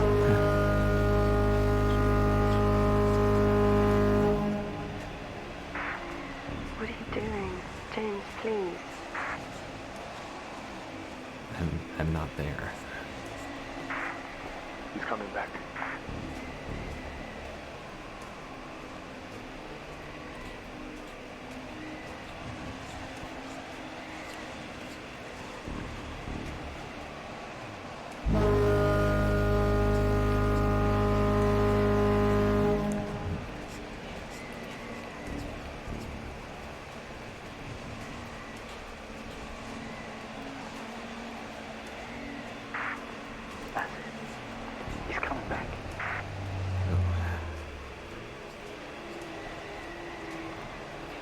Steps are precarious. James, everyone is waiting on you. You need to wake up. Wake up? These machines, they are your lifeline. Follow them, please. Much. James, go to them. Tell them what happened. What they're talking about. Mr. Asian, can you hear me? Mr. Asian? That was the character from episode 2.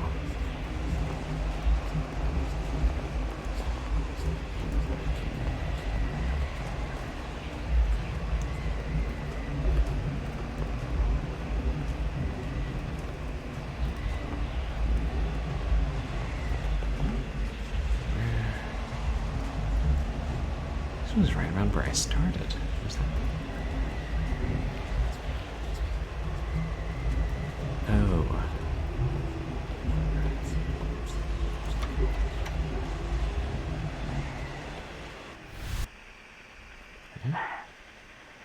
Welcome back.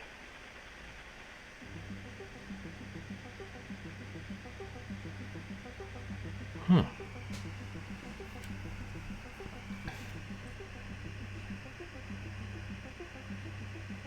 And the room looked different. I didn't get a good look at it before it cut out, but I'm wondering if that was the same room from the first episode.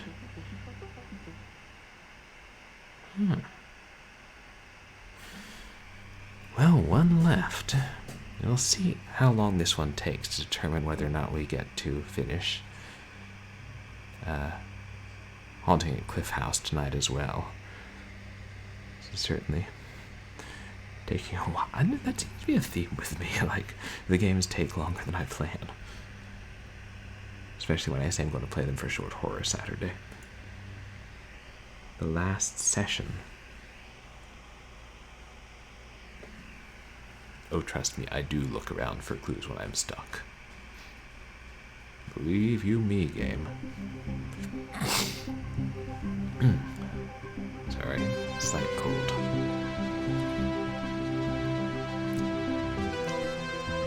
Alcohol is good for the immune system. I think that's enough of that for now.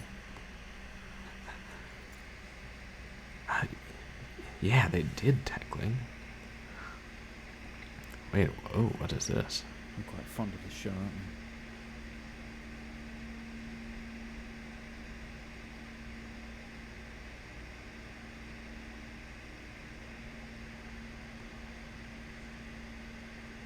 we? Okay, come on. Let's get you down to the observation room.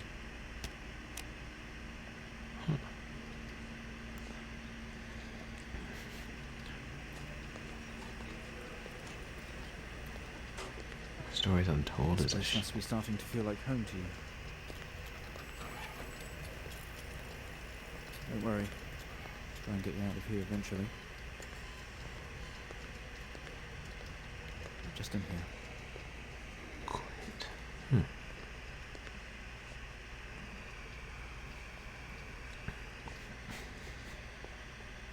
Okay, are we through in the next room? Just relax and we'll get started in a moment.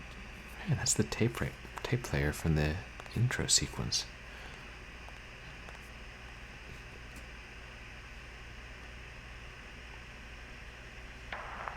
Right, Mr. Asian, now are you ready? Just hit record on the tape deck in front of you when you're ready.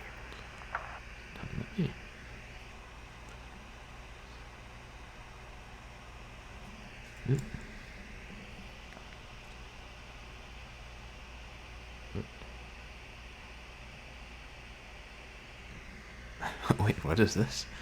Breathe. Keep going, you have to. Read what they said. Give up, a coward. Sometimes you do things, sometimes those things are wrong. Get out, get out, get out. I was trying to adjust the volume, but said I got the text from the first episode.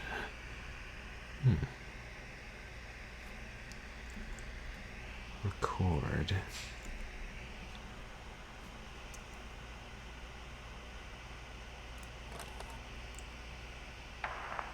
This is subject 12-19-86-23, new session entry. We have myself, Dr. Alexander, leading, and in a room we have our patient, Mr. James Asian. As we know, James has recently recovered from a 2-week coma following his accident. In our last 3 sessions, James's attempts to recollect events of the accident seen him merging his memory with his imagination. These episodes have always ended in panic, and we've had to terminate the session abruptly. Let's try and do this one better, James. So when you're ready, let's bring this back. I know how difficult this must be, but you can do this. James. So each of the previous 3 Time to remember. installments. Your mind is like a conscious black box. It can show you your memories. Look into it. The orb from episode 2.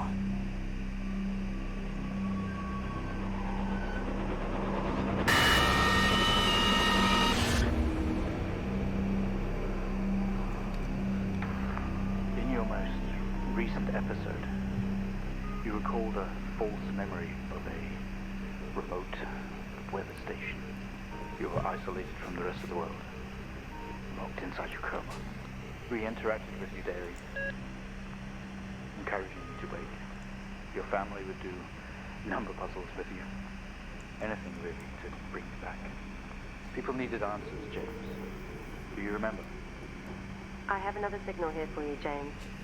It's at 5610 FM. You can't miss it.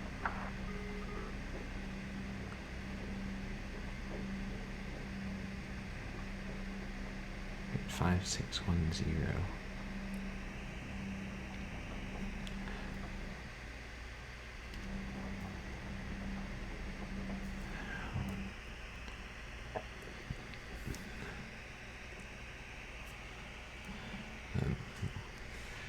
Looking the code 201219.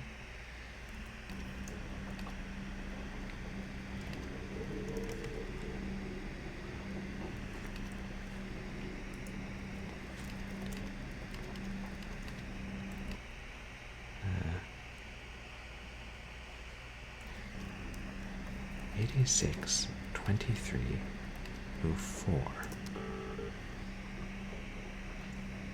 Report.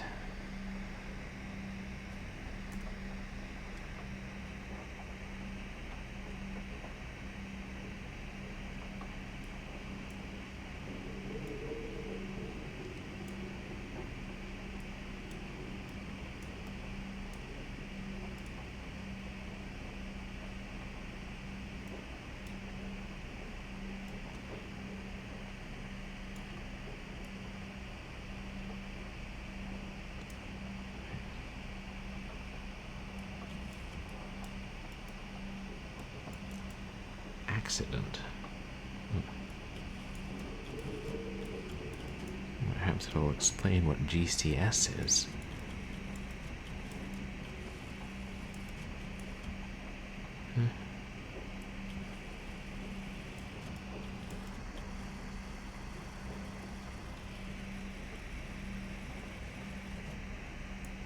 It's all scrolling, but the rest of the book is missing.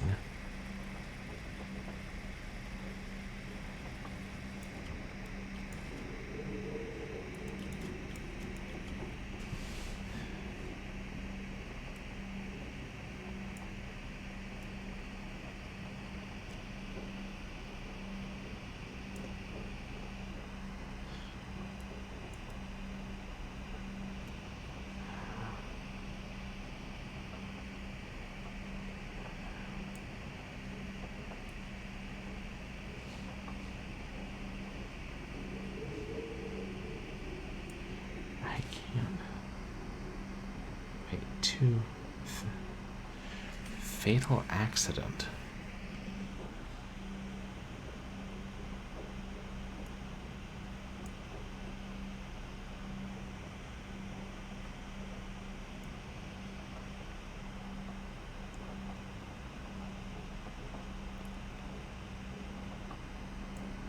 arrived on, hold on, I gotta get this contrast better, or focus, I mean. Arrived on scene to discover 2 cars that had been involved in a near head-on collision. Mr. Asian found lying down outside his vehicle with head injuries. An ambulance was immediately called. His passenger was trapped in the vehicle in critical condition from wounds sustained in the collision. The driver of the blue sedan, Mr. Hennings, was found dead on arrival. It was noticed that there was a strong smell of whiskey from the driver and an empty whiskey bottle on the passenger seat. Mr. Asian was questioned on scene. He described an oncoming blue sedan being clearly out of control, which he swerved to avoid. Mr. Asian's passenger was his sister, and it mentioned something about something bad happening to our sister in the first episode. Jennifer, I think her name was. The driver of the blue sedan is an ex-police officer of 20 years. Huh. There are 3 things circled here.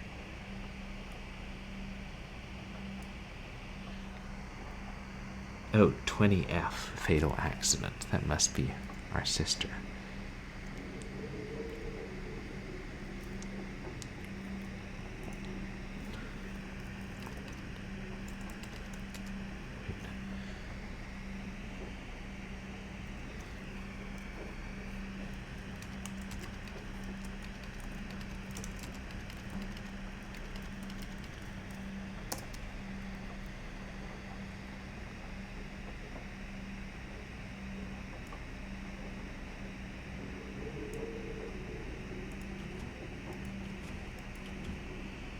Empty whiskey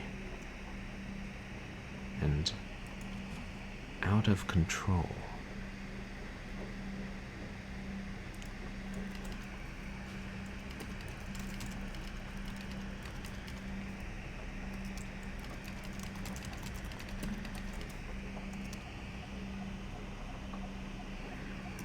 We'll see. Checks out. Find the signal, James. Listen to the voices. You have to face it, James. Finally. SI Officer Williams interview. Oh, 7,000 FM.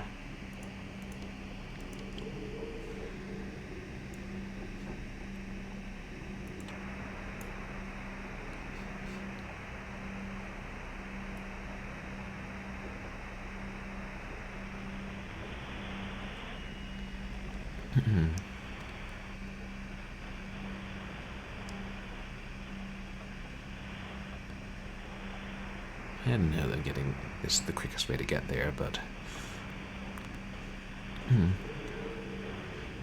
won't take too long. We'll fine-tune it once we get close.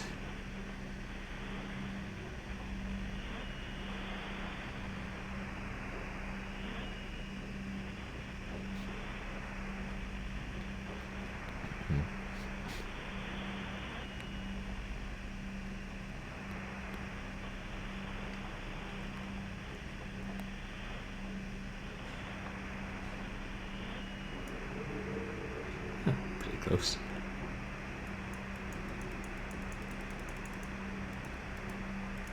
It's not like it at all. I've worked with Officer Henning for 6 years and not once have we even talked about alcohol. Drunk driving. He was a father, a husband. He was fine. No way he caused this. It's him. This Haitian guy. He's got something to hide. The door slams shut, plunging you into darkness. A light flickers on.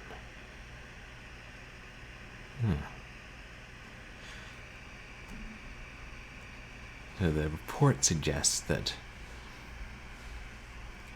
Officer Williams was drunk and caused the accident, but others may dispute this. Can we... Oh, we're looking around here. Oh, look, there's a white dot in the center of the screen. Maybe that's our cursor now. It might have been there in the snowstorm and I just didn't recognize it. This doesn't make sense to you. Which I assume that's Officer Alexander talking.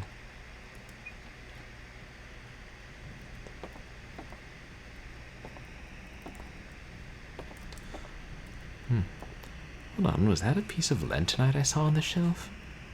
Oops, wrong game. You step out into the hospital world, only it seems something isn't right, maybe.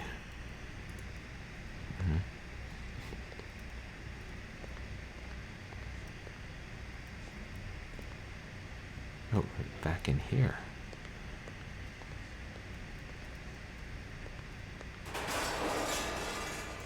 You tense up. Someone else is here.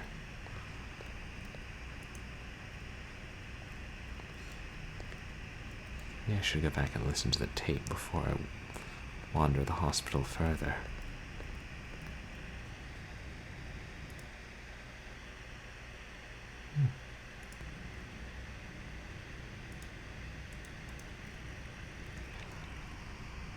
All of your episodes are recorded to tape. This is the 4th. The tape. It's like old PC games from the era this is trying to recreate were sometimes released on cassette tape. Nice. Oh, archives.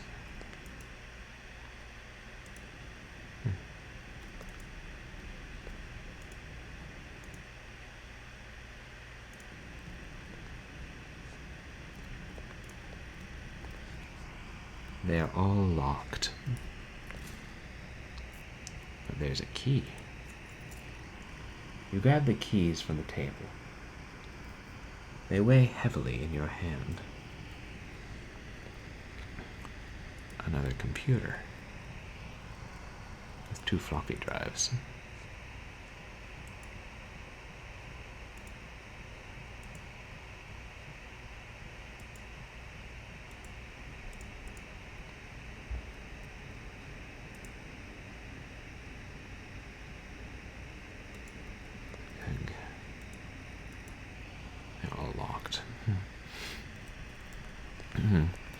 For some reason, the cursor is, bound to the game window horizontally, but not vertically. Horizontally, but not vertically, and I'm just hoping I don't accidentally close it.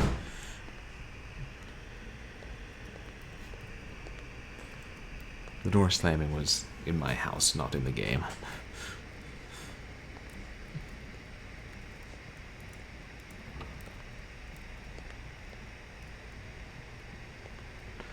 Deserted hospitals. Always a creepy place.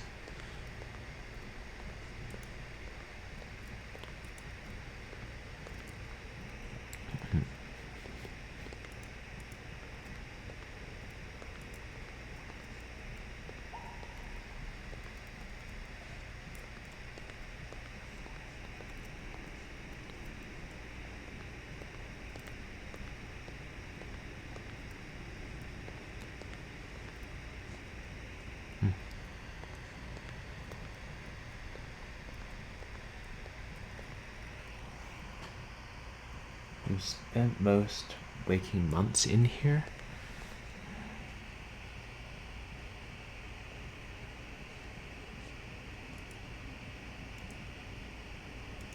Is that Stories Untold? Yes. The only video they have, some horror compilation. Trash. Yeah. Those early shot on video anthology films.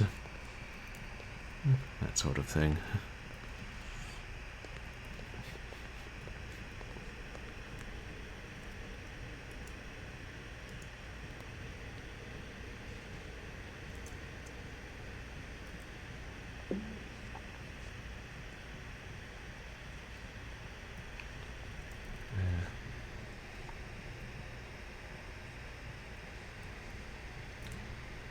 There.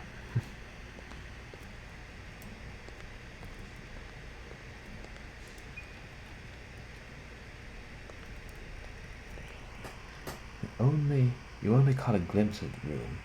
You guess that's why there is no detail here. I guess I'm somewhat aware that this is within my mind.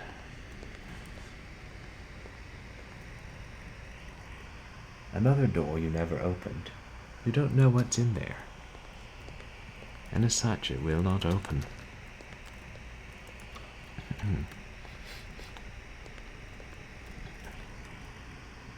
The waiting area is dark, but you feel a presence right behind you.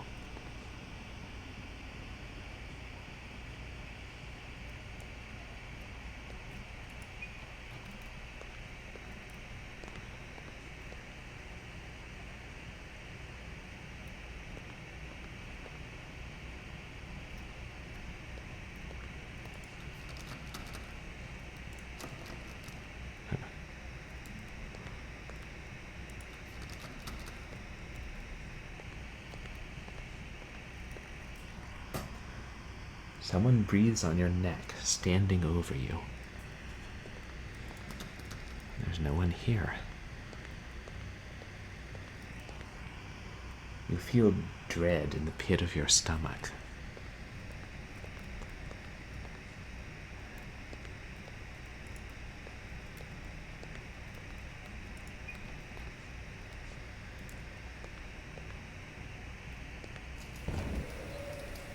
Okay, we have a 22-year-old male just brought in from a vehicle collision. He was awake and mobile at the scene, but collapsed on arrival to the emergency ward. The other passengers died in the accident. I'm getting no pulse. Prepare for defib. Oh wait, Charge this full is to 10 and give me 100 joules. set up. Is this set up from the lab? Is that this episode 2? Come on, 100 joules. Charging up full to 10.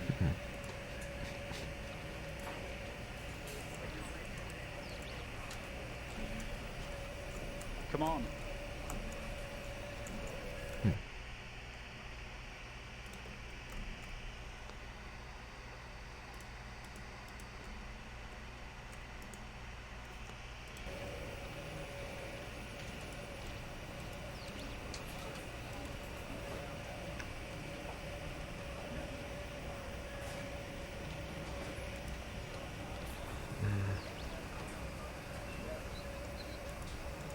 Can we get this on the screen, please? I'm trying to get this on the... Oh wait, is that the power button?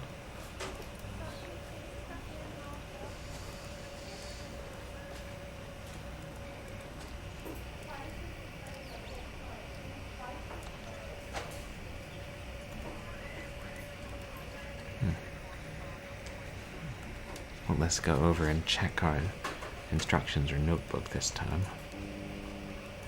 I can't see what I'm doing. Get this on the screen now. Oops.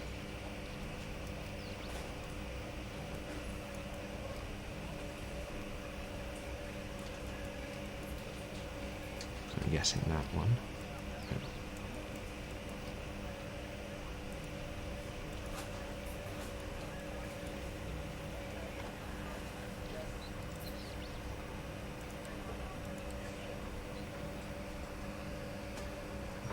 I can't see what I'm doing. Get this on the screen now.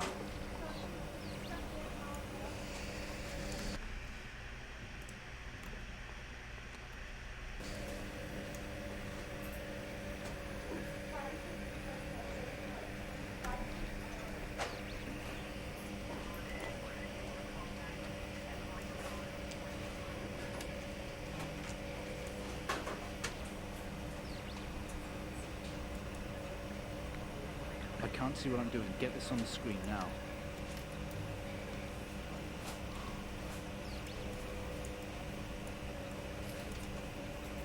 Okay, only those 3 settings.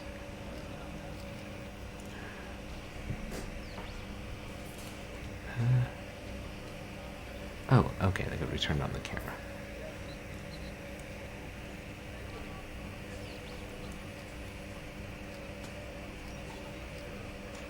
I can't see what I'm doing. Get this on Awaiting the screen X-ray now. data.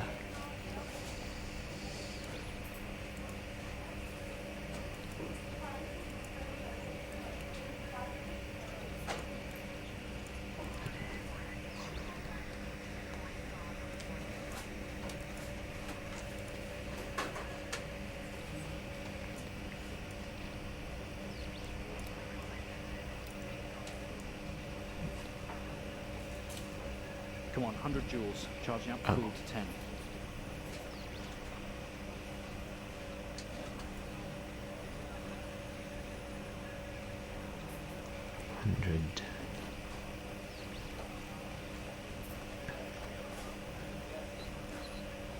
Is this the right machine?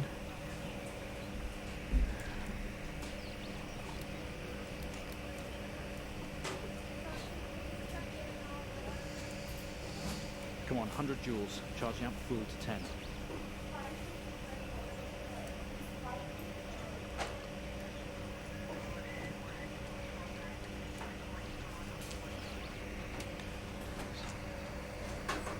Yeah.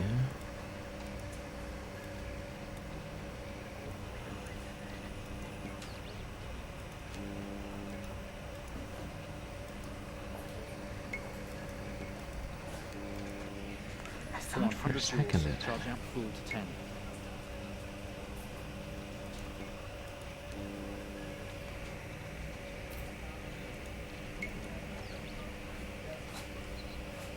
joules.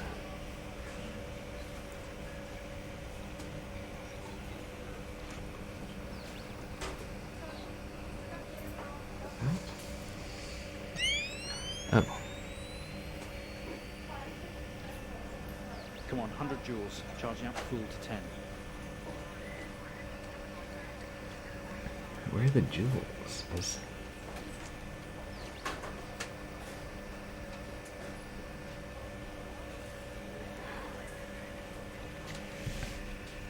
this making sense to anyone else?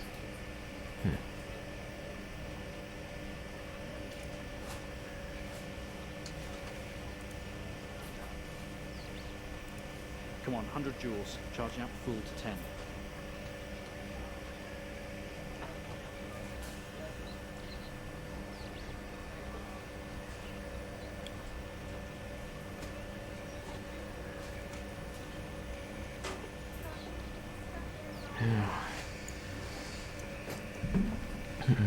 Okay, I'm gonna look up a hint.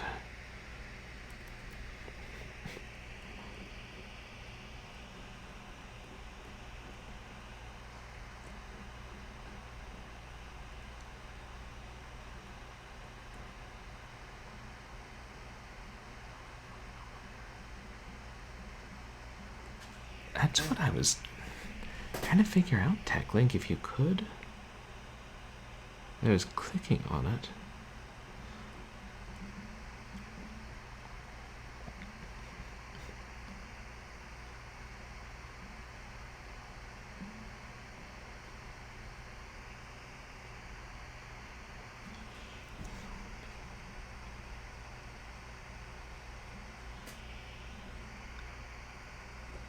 Okay, that's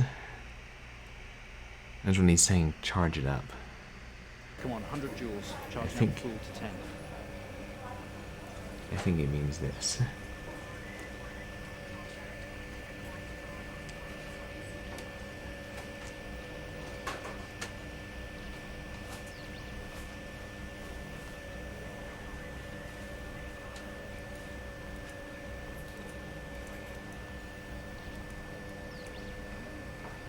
Oops, hold on. Is it? Come on, 100 joules. Charging up full to 10.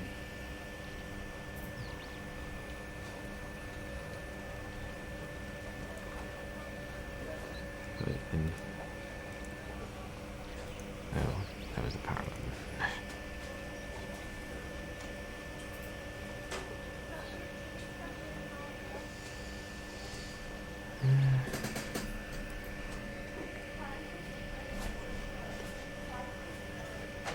Come on, 100 joules, charging up full to 10.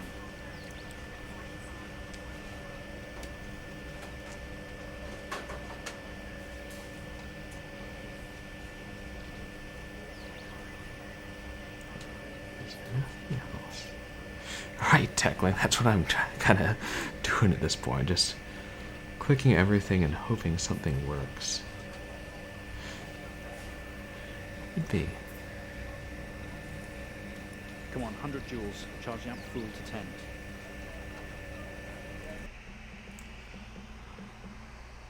Okay. Yeah.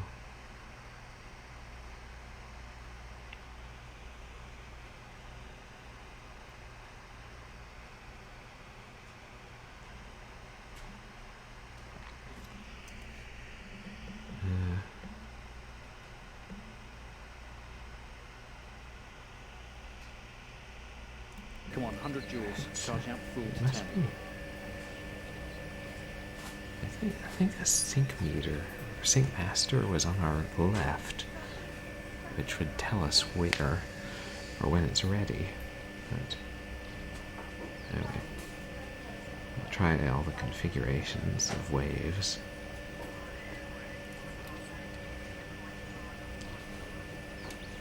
I might have messed it up by clicking on that.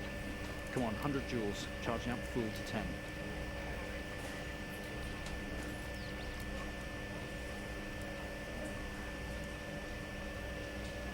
No.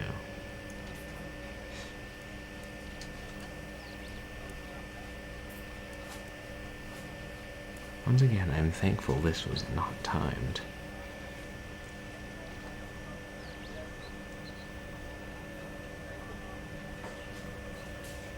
Come on, 100 joules, charging up full to 10.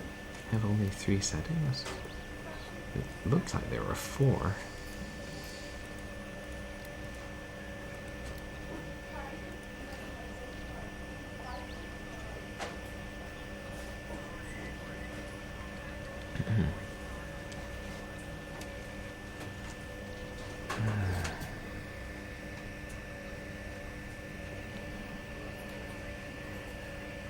I can't see what I'm doing. Get this on the screen now. Okay, so it is the RGB or whatever.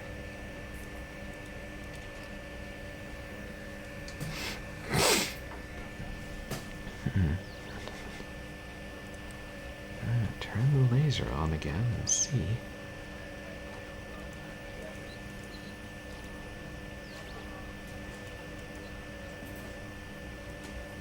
It's not letting us. Come on, 100 joules, charging up full to 10.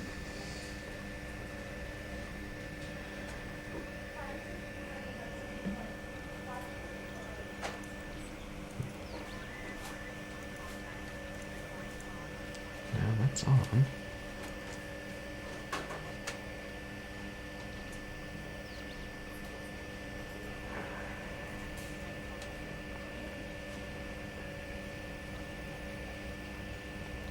Come on, 100 joules, charging up full to 10. I really hope I didn't click on something I shouldn't have, and that's why it won't work.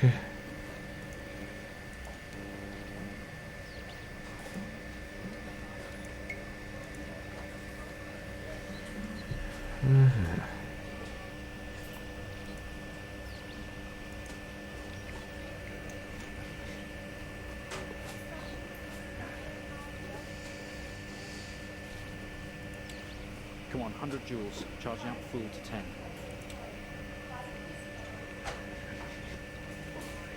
100. Charging up full to 10? Is that what he's saying?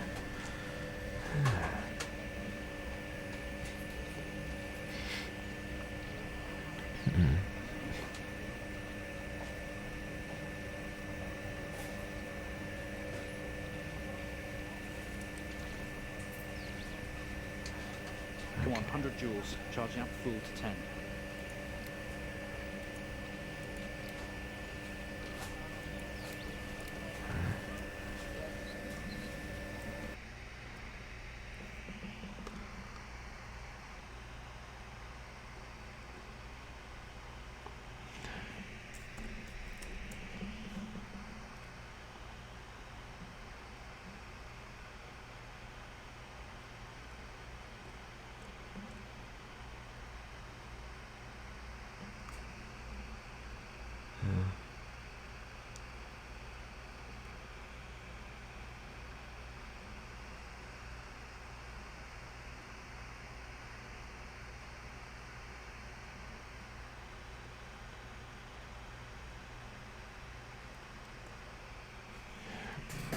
I've got it up to 100. I've got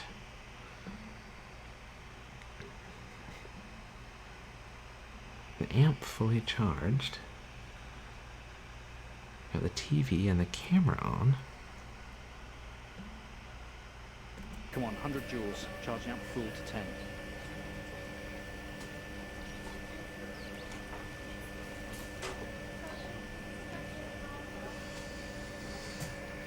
J. There's a J.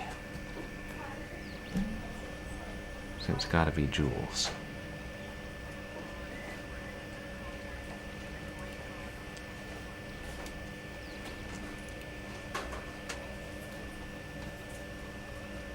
Come on, 100 joules. Charging up full to 10.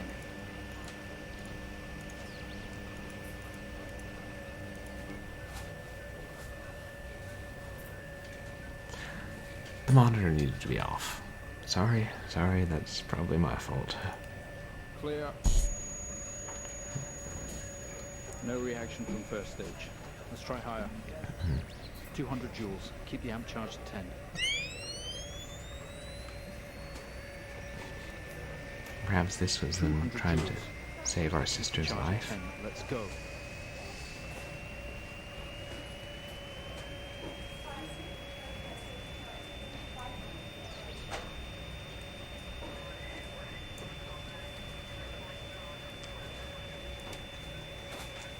Yeah.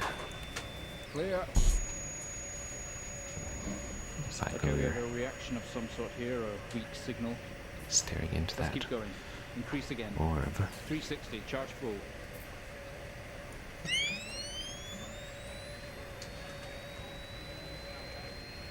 Come on, 360, hurry.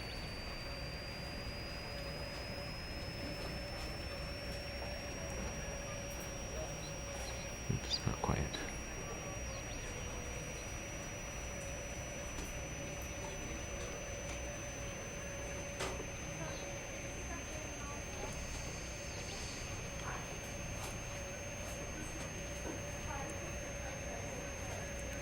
Clear. Well, would you look at that? Seems we have a pulse. Rhythm is stable. We need to run an X-ray right away. X-ray. Where are we with that X-ray? Let's get it going now, please.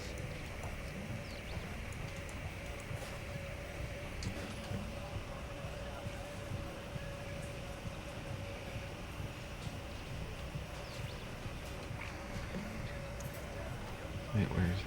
What do I do for the X-ray?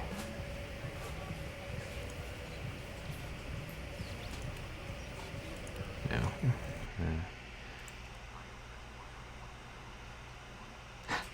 Yeah, in this setup.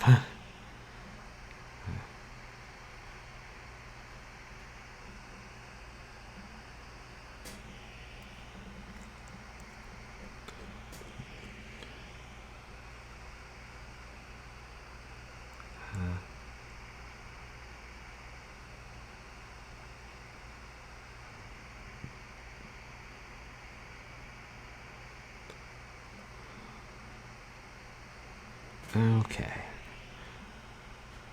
I'm looking at the hints. That's gotta be. Where are we with that X-ray? Let's get it going now, please.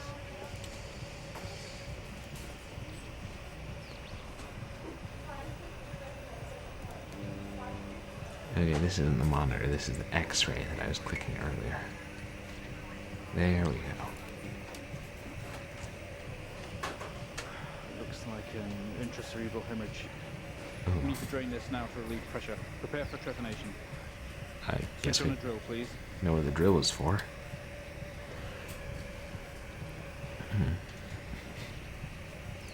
The drill, please.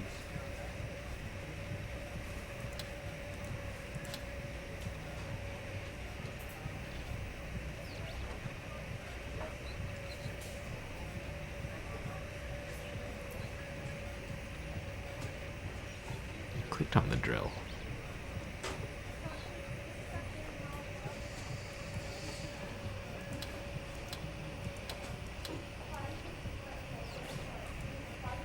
we get this on the screen, please?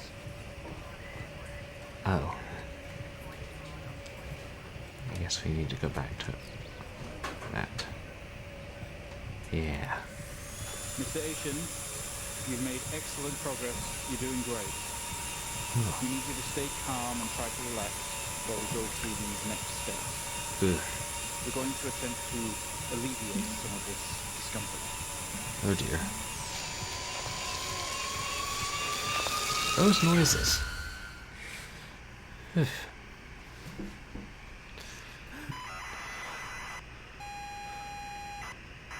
I'll expect to hear a drill burrowing through my bone into my brain tonight. Yeah, exactly. And more noises.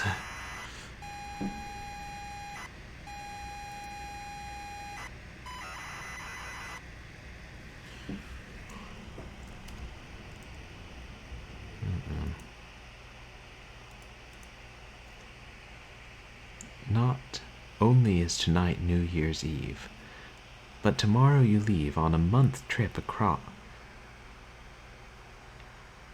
A month trip. Something with friends. Hold on, let me zoom. Abroad with friends. Mom, Dad, and your sister, Jennifer, have a 6-month trip, you're right. Mom, Dad, and your sister, Jennifer, have decided to throw a party to celebrate it all. The house is full. You're in the living room, and as usual, you don't recognize a soul.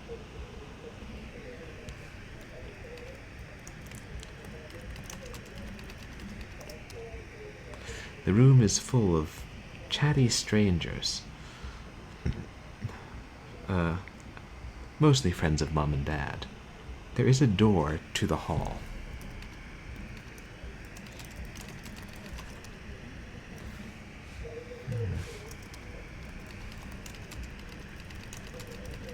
We're open.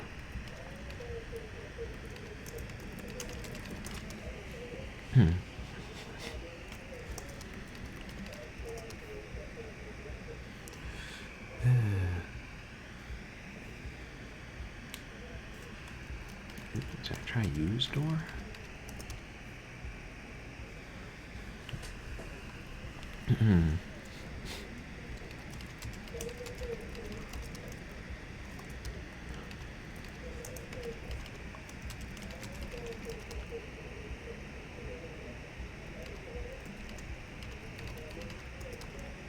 Yeah.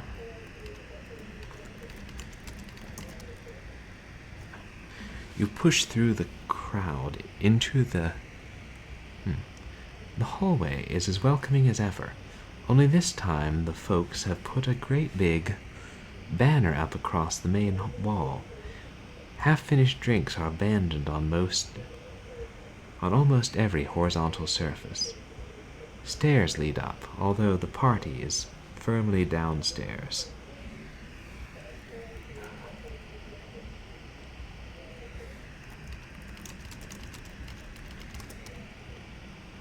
Bon voyage, James.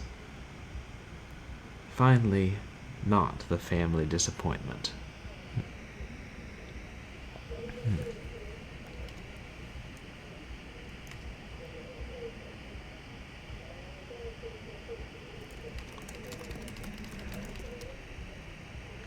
As much as you'd love to, you promised you'd stay downstairs with the party.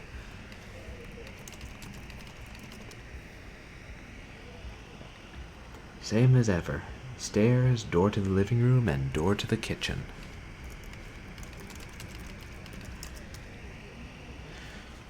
They say all the best parties are in the kitchen. Do they? The kitchen is full of people and loud. There are drinks and foods on the table, and the party is in full swing. Dad has cooked a huge roast, which sits proudly on the table, although no one is eating it.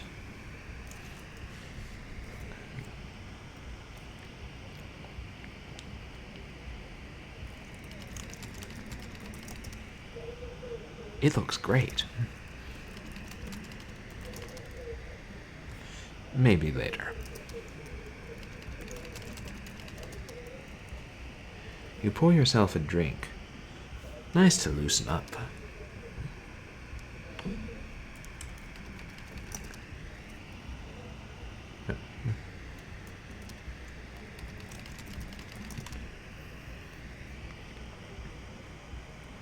There's a utility room and writing on the wall.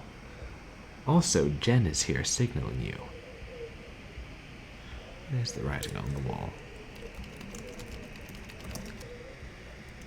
Happy New Year, 1986, on another banner. Weird place to hang it. Also, weird way to spell weird.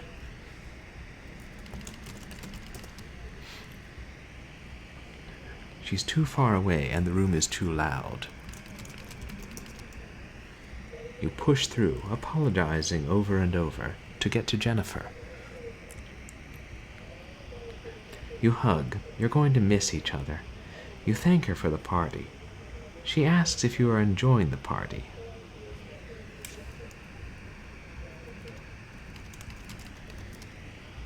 You tell her it's great, even though you don't really know anyone. She tells you to enjoy it anyway, and to loosen up.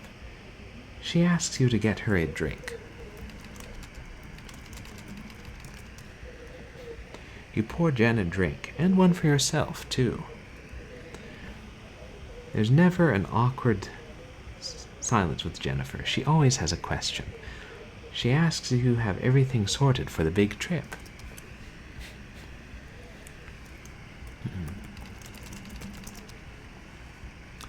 You tell her yes, that you've packed everything with plenty of room to spare.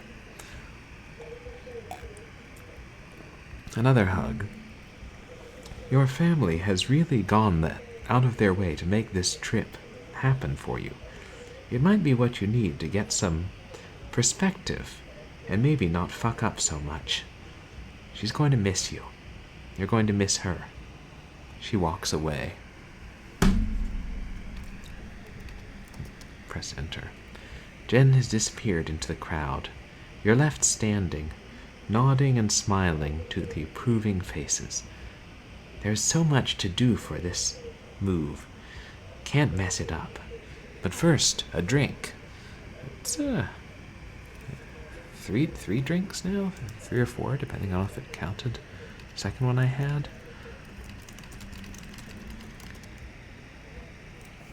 You pour and down another drink. Anything to move the night along. That wasn't what I meant. The room is full. There's a utility room and writing on the wall. You open the door and peer in. You're never allowed in here, normally. This is where Dad keeps his fine wines and whiskeys. Ceiling to floor across. A collector, although he does actually drink them too. There is a bottle with a ribbon round it and a card. You pick up the whiskey and the card. It's your dad's handwriting. Son, we're so proud of you and everything you've achieved. You've earned this. It's a bottle of 25-year-old double malt. You shouldn't really, but you have to try it. With your whiskey in your hand, you take in the room around you. There must be hundreds, no thousands of pounds worth of drink in here. You really must thank your dad for the whiskey.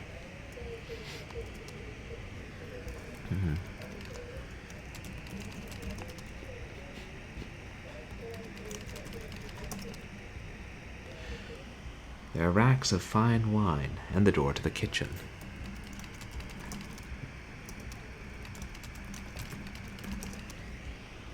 You head back into the kitchen. Clutching your new best friend, you stumble out of the utility room and back into the kitchen. That is one strong whiskey. You take another swig and give the thumbs up to Dad across the room. He nods and winks. Busy and noisy. We'll need to find someone somewhere quieter. You go back out into the hallway. A few bumps and laughs on the way through, and you make it to the hall. You stop dead in your tracks. It's Jen, covered in blood. She's staring straight at you. No one else notices.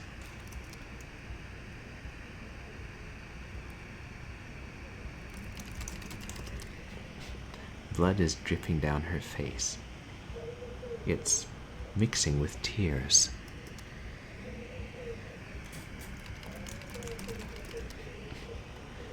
I'm sorry, I don't... Oh.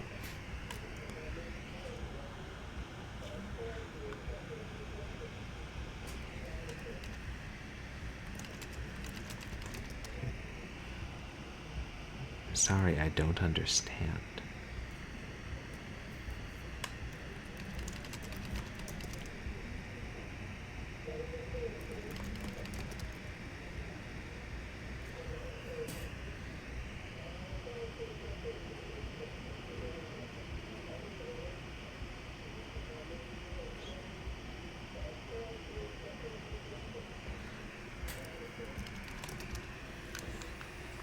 I'm sorry, I don't understand. We tried our best, Mrs. Asian, but her injuries were too severe. No, I don't understand. I was just talking to her.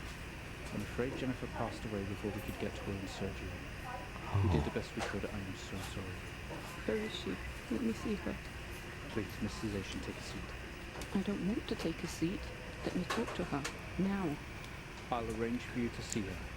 In the meantime, James is in recovery. He's stable for now. I don't want to see him.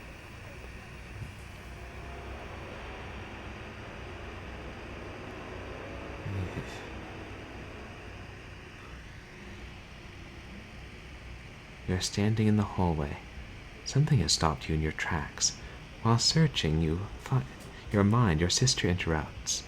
She waves her hand in front of you and asks if you can drive her home. You still feel out of sorts. Those words echo.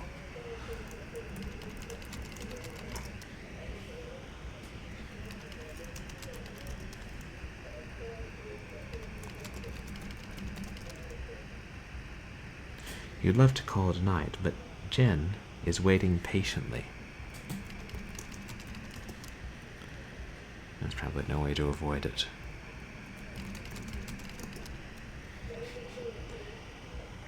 Yeah, we can talk in the car. Go get your keys.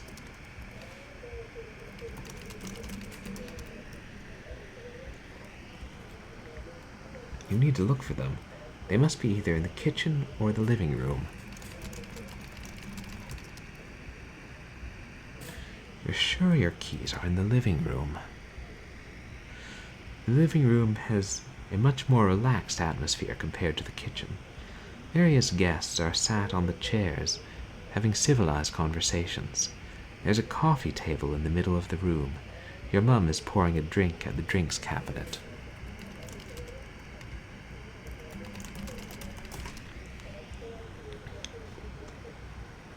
Tears immediately start to appear in her eyes. My son, off to America. She gives you a hug.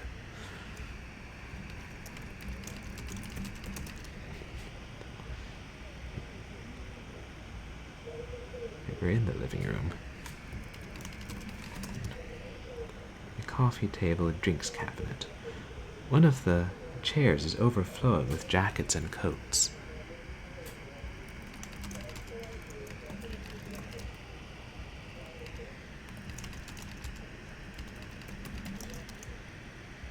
You search through all the jackets and coats until you find yours. Aha! Car keys in the pocket. You grab both.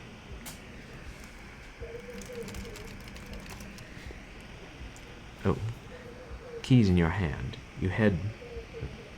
Jen thanks you for helping her out.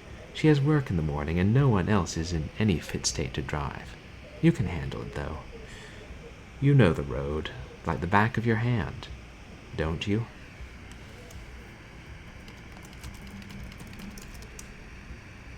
You open the front door and walk out into the freezing night. The cold air hits you. You are glad you have your jacket with you. There is a dusting of snow around you as you step down from the porch. The yard extends around the back of the house, and the car sits in the front of the house.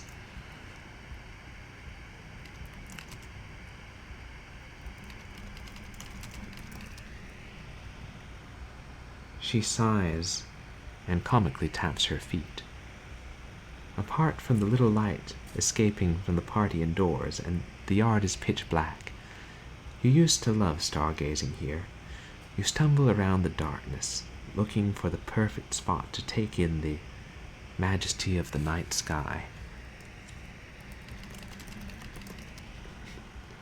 The trusty old generator is here, working away. The sky is majestic.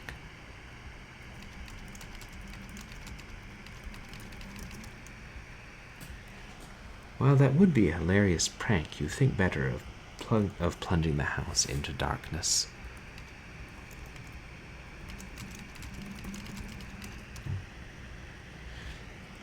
Jennifer looks relieved as you head back. The cold air hits you. Same thing.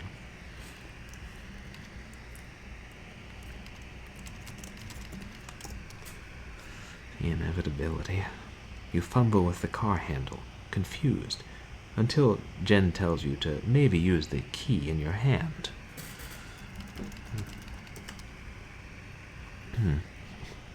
Fumbling with the car keys, and eventually your car is freezing.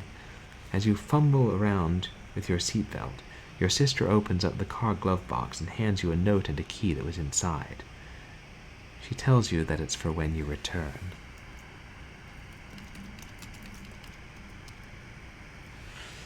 It takes a number of attempts, but you eventually slot the key into the ignition. This is terrible.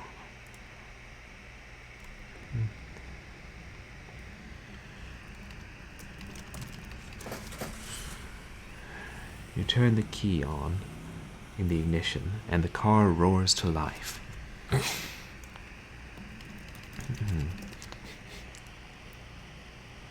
The car squeals but stays stationary. Jen suggests releasing the brake, giving you a wide-eyed stare.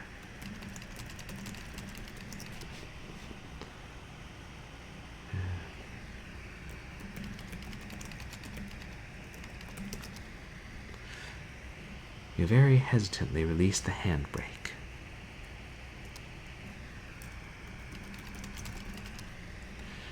You put the car in gear and pull out of the driveway like a first-time driver. I am driving, very drunk, on the road towards the town where your sister stays. Jen started dozing off as soon as that journey got going. They shouldn't take long. You come to a junction. Is it right or left? You can't remember. The road goes off to the left and right. You can't remember which way to go. The roads are quiet, always. You don't want to, but you had better ask Jen for directions. She grunts and throws her arm to the left. It's left. Of course it's left. You turn the car left at the junction and accelerate off. Confident that you are on the right road, you loosen up and put your foot down on the accelerator. You feel powerful as the engine roars at your command. Jen sits up in her chair and clutches your arm. She asks you to slow down.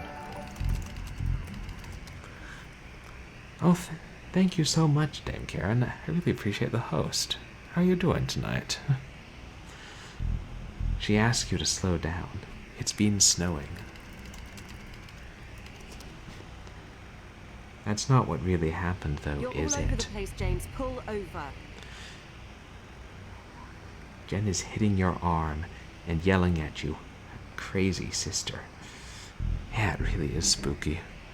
Strange. There's a set of headlights coming directly at you, but really slow, like slow motion. Oh, you gotta get to bed. No worries, TechLink. Thank you so much for coming in and hanging out. I really appreciate it. And thanks for helping me with that lab equipment part. And there was several parts I was stuck at.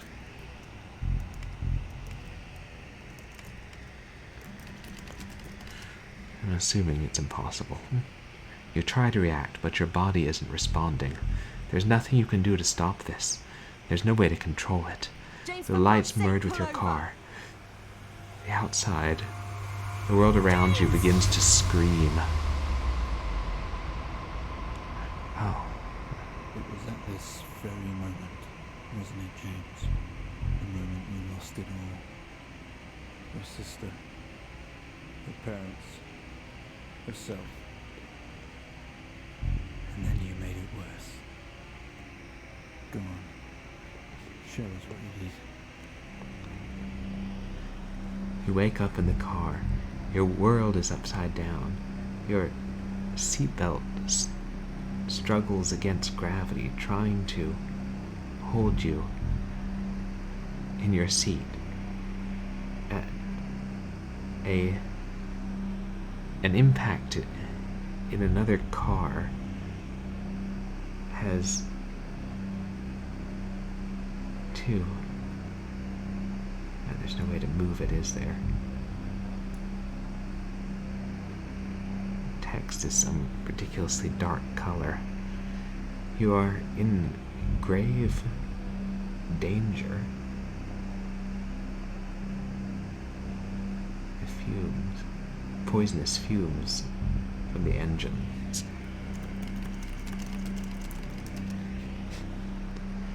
You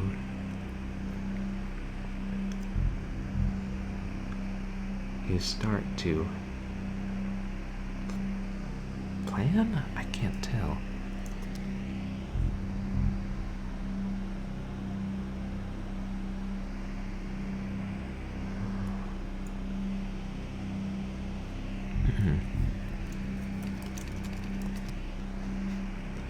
You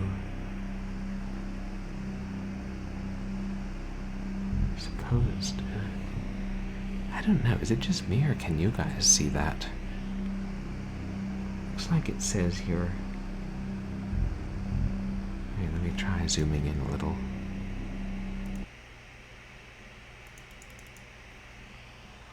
You can't do anything for her. Oh. You need to help yourself now. Yeah, it is hard thinker, and I'm zoomed into like 3.5x, and now I can sort of read it. You can't. Oh, my seatbelt.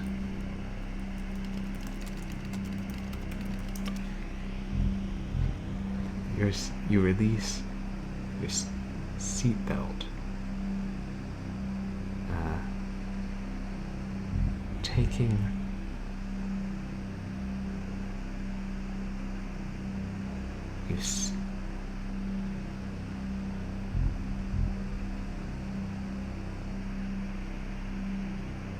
I can't tell if it says you got out of the car or not. It says something about the car. You squeeze yourself. Okay, I think we're out of the car. Every breath brings pain to you. Your chest. Your head is throbbing. The blue car has smashed into the passenger side of your car. Your life cannot be ruined by this. You are standing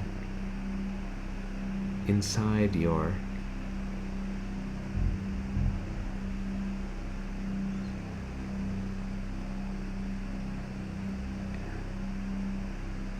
dad's note and something.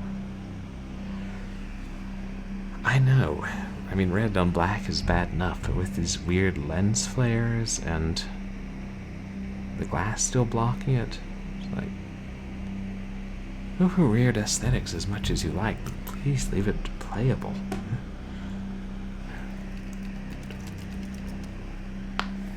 The note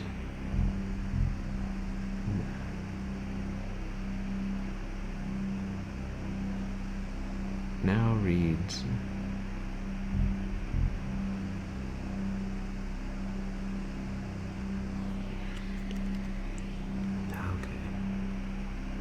if that through this, James, I won't care if you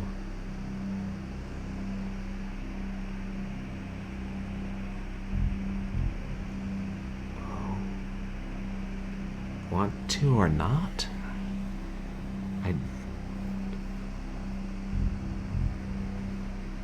Oh, get through this, James. I don't care if you want to or not. I think we...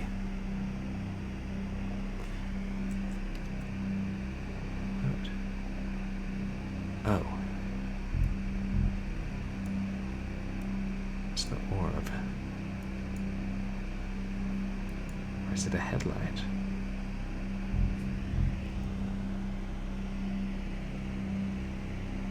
And I think... Is that a spiderweb of cracks or a demonic face?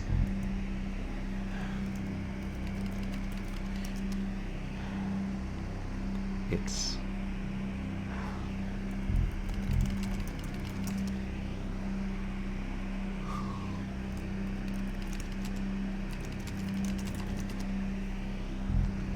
the...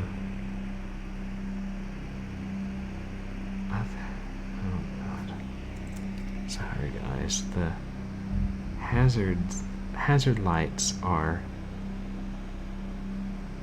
flashing and there's a ringing from the engine through the broken windows. You can see the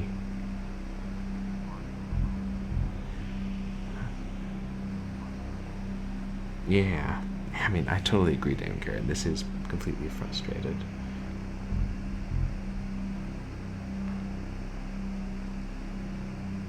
Oh, the lifeless driver.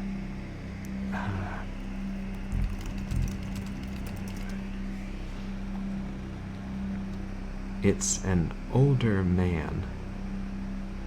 His body is slumped on his face and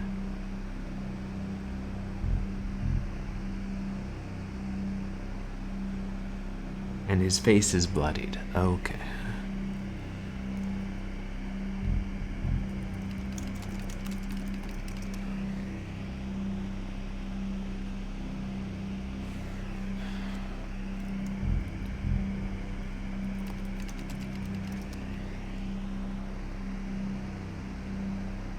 Which car? Oh.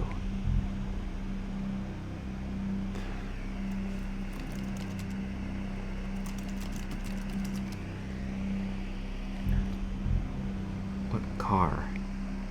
There's either blue car or yours. Wait, does that say? I think it says yours.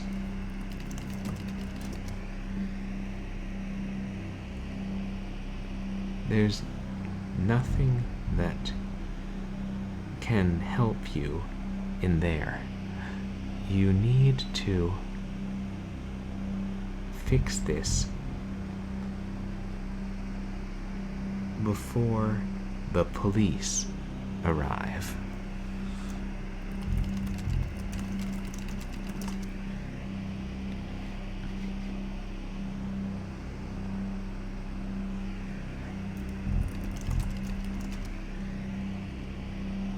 The door is jammed. You don't have time for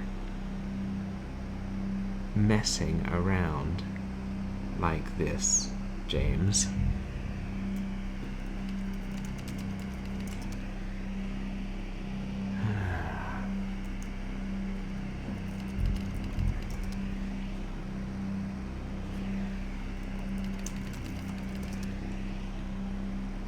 crash site should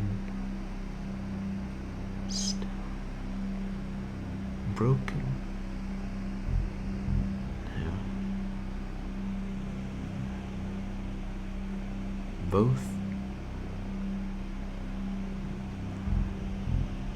Both cars from the crash?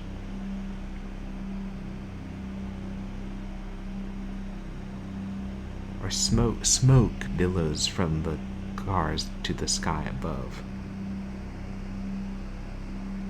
But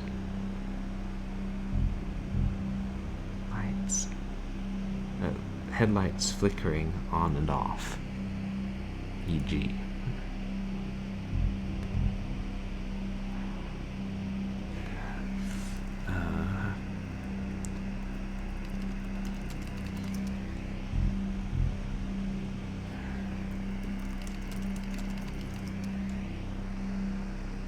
The door is jammed. Right.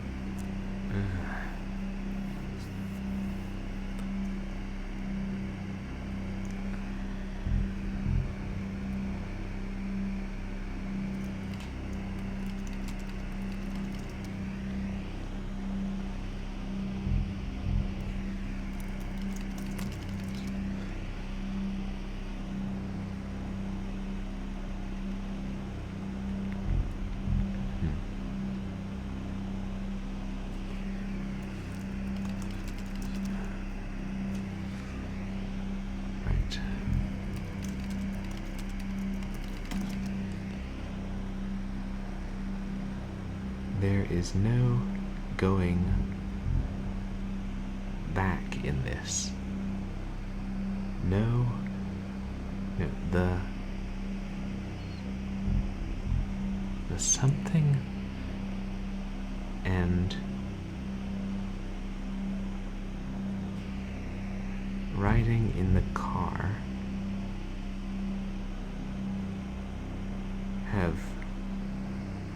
are barely visible.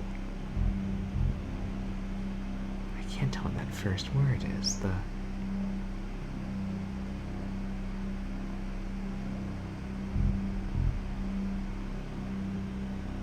Anymore.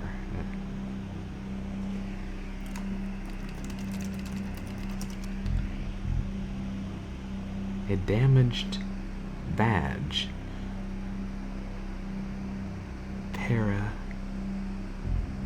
Partially shows through the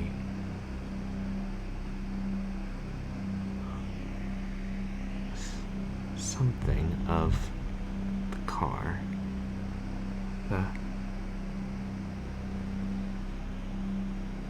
It's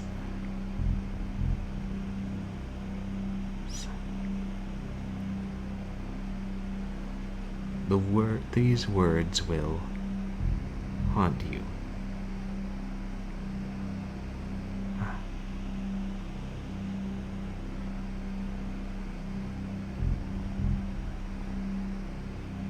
Kind of looks like culpa, Latin for guilt.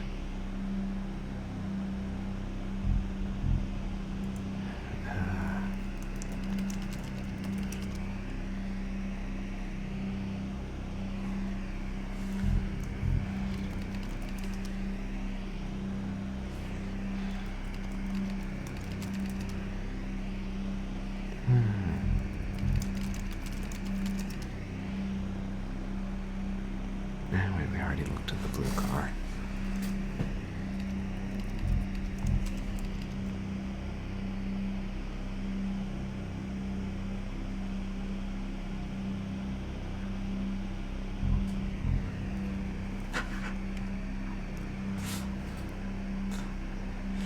I mean, I don't really know Latin. I think it's Latin. I know a few random Latin roots and phrases.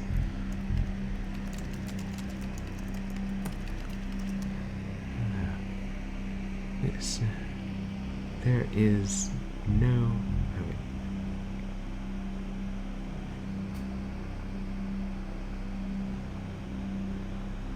something in writing.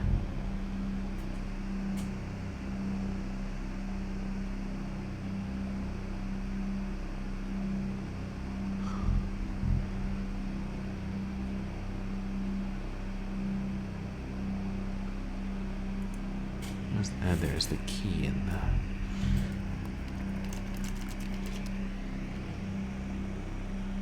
Sorry, I don't...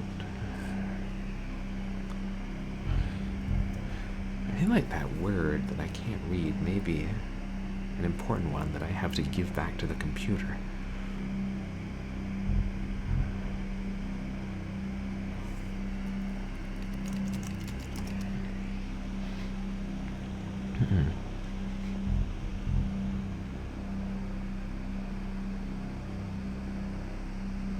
Sorry, I don't know what you're looking for.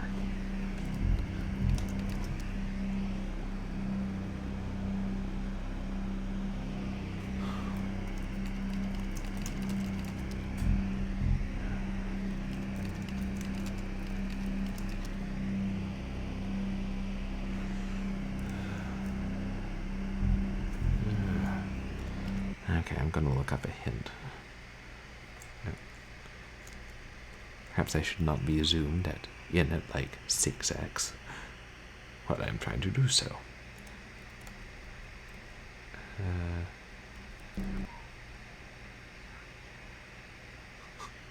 Yeah, I was thinking I could... I don't know, if I looked like... searched her body, it might give me some clue. I was just kind of trying everything at that point.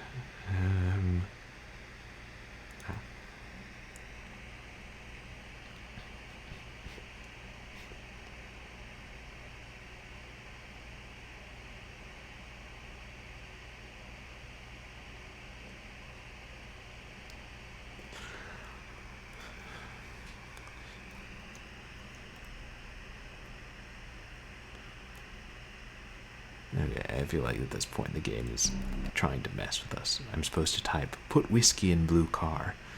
I've been trying to find and pick up the whiskey, among other things.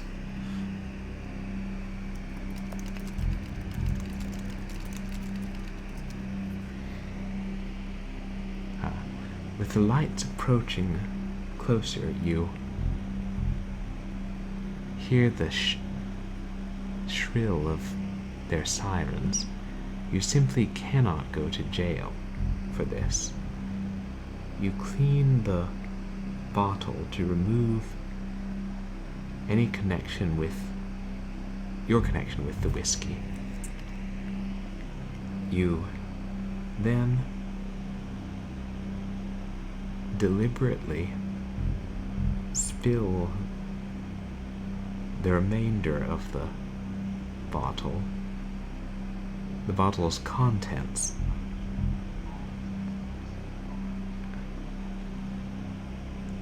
yeah, I do too, Dame Karen. Yeah, if it was all white, like whatever the color weight is, that would be so much better.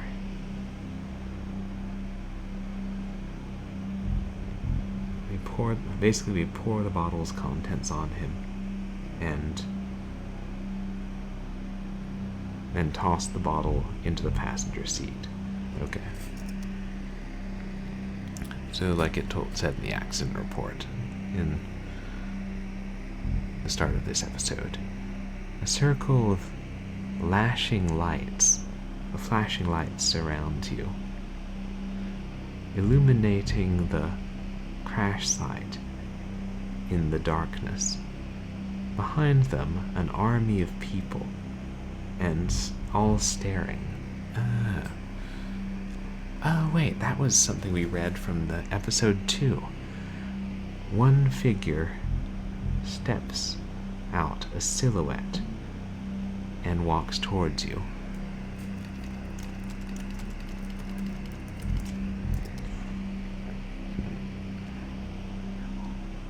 Sorry.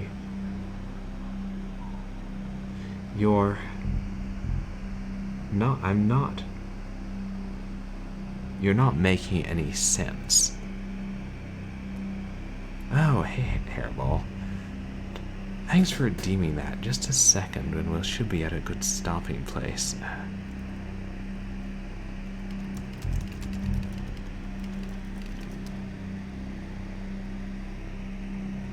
Good. As you approach the man, he pulls... I know you're tearing yourself apart over it, but no matter what you keep telling yourself, you have to listen to me. That accident, Paul, me, you have to remember, it was all your fault. Which the computer tried to make us say at the end of episode 1. How you left me there to protect yourself, planting evidence on some poor man. You went headfirst into that officer and you wrecked all of our lives. And then you couldn't even take responsibility. You did the right thing for you and no one else. Save yourself. Only it was wrong, wasn't it? Look at you now, utterly consumed by it. Say it, James.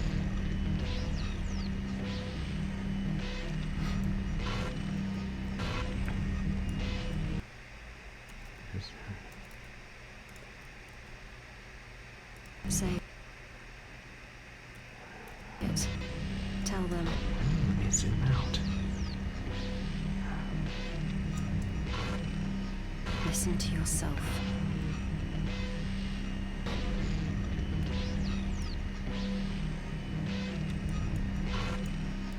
It has to end, James.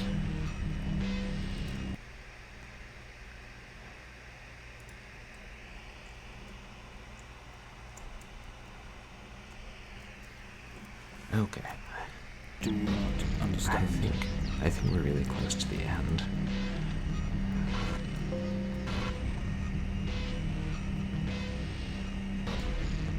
We're back in the abandoned This hospital. episode you're having must come to an end.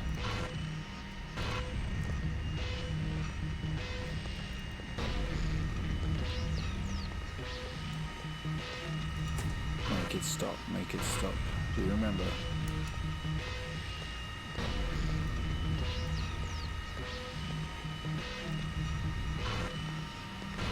Stop the session, Mr. Haitian.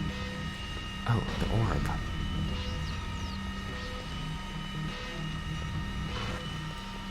Go back to where we started.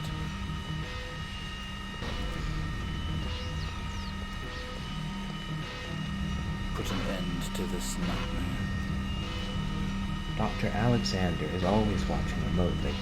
I don't know if anyone else is ever with him. You can do this, James. You can let go.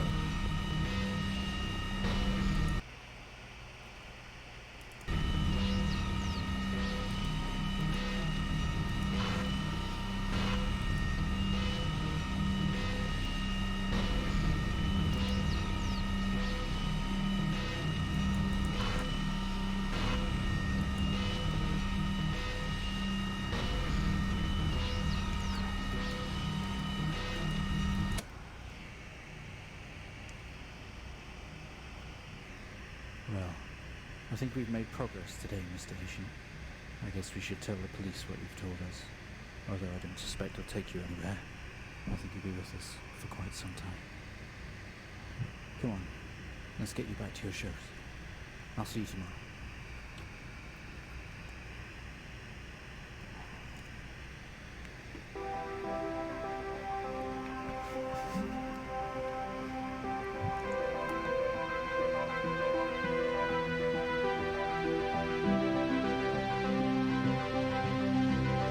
And it's back to...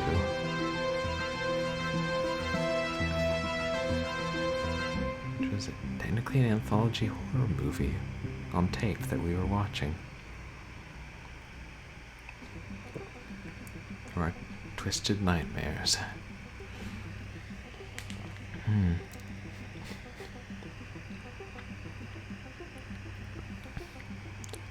Okay. you know, that game had a pretty good story. And definitely good voice acting. And I really liked the way they all came together. But I gotta say, sometimes it was just frustrating. I think beyond what was intended. And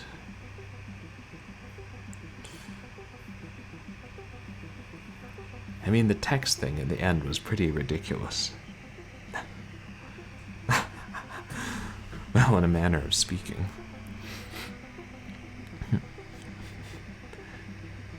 Has warped dreams as he tried to come to terms with what he'd done in different ways. Yeah, I think that text really was too much, and you know, I can't swear that, like in the third episode, me not being able to find the response codes for the radio frequencies wasn't just me overlooking something. So, it was, you know, overall it was a entertaining game. I would probably still recommend it to people, but tell them, you know, keep a walkthrough handy, and I wouldn't necessarily recommend it for a stream. Yeah, overall an enjoyable experience, but could be better. And I think I was surprised by the number of typos and things in it. Like, mostly in episode 1, and then the episode 1 segment of episode 4. So that was Stories Untold, but hold on a minute.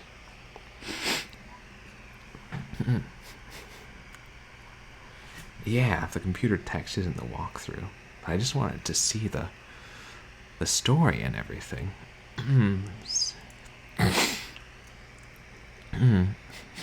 Unless I'm mistaken, we had a channel points redemption. So, let me see if he's up. He ought to be. Maybe bastard never does anything. Does he even exist?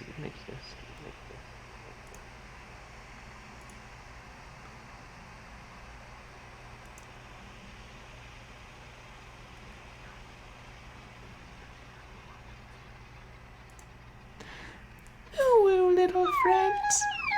It is I, Fluffbum Cheerglimmer.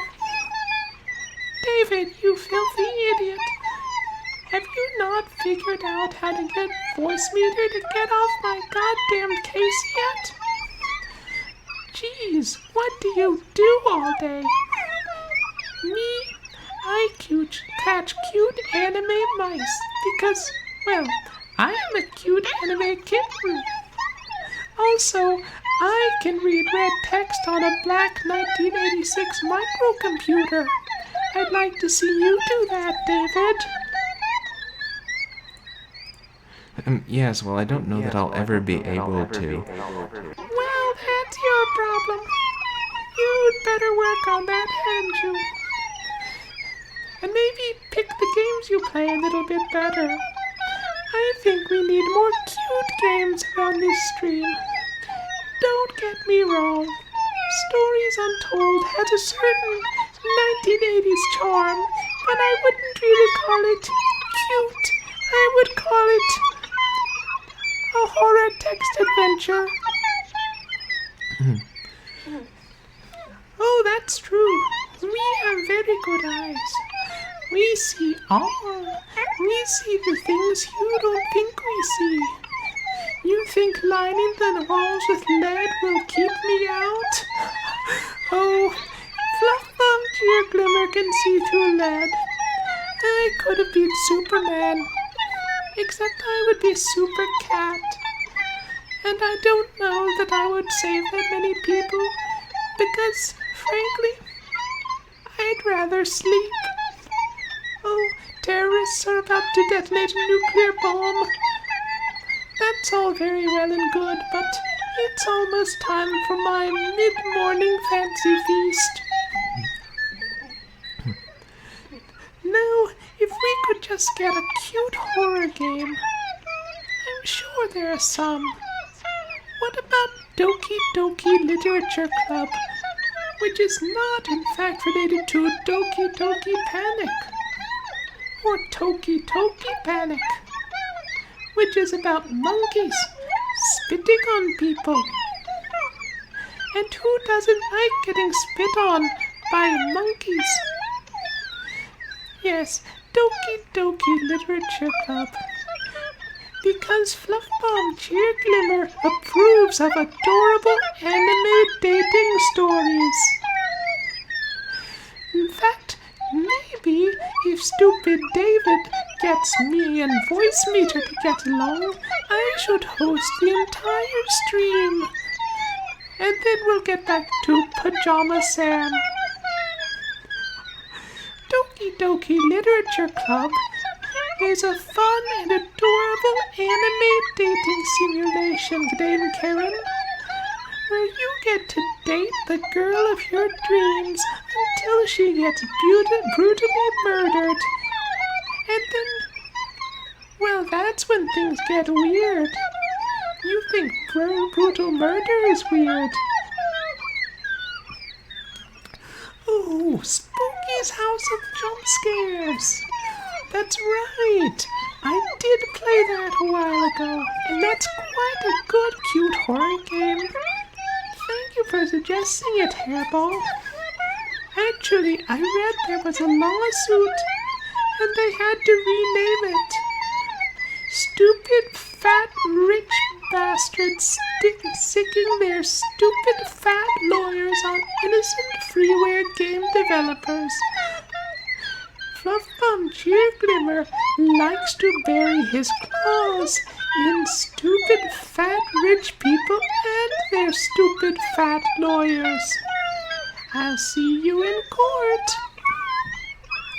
And if you were wondering, Doki Doki Panic was an NES game that was localized as Super Mario Bros. 2, where you chuck radishes down dragons' throats because dragons need to eat healthier, and a diet of whole nights can really make you plump up.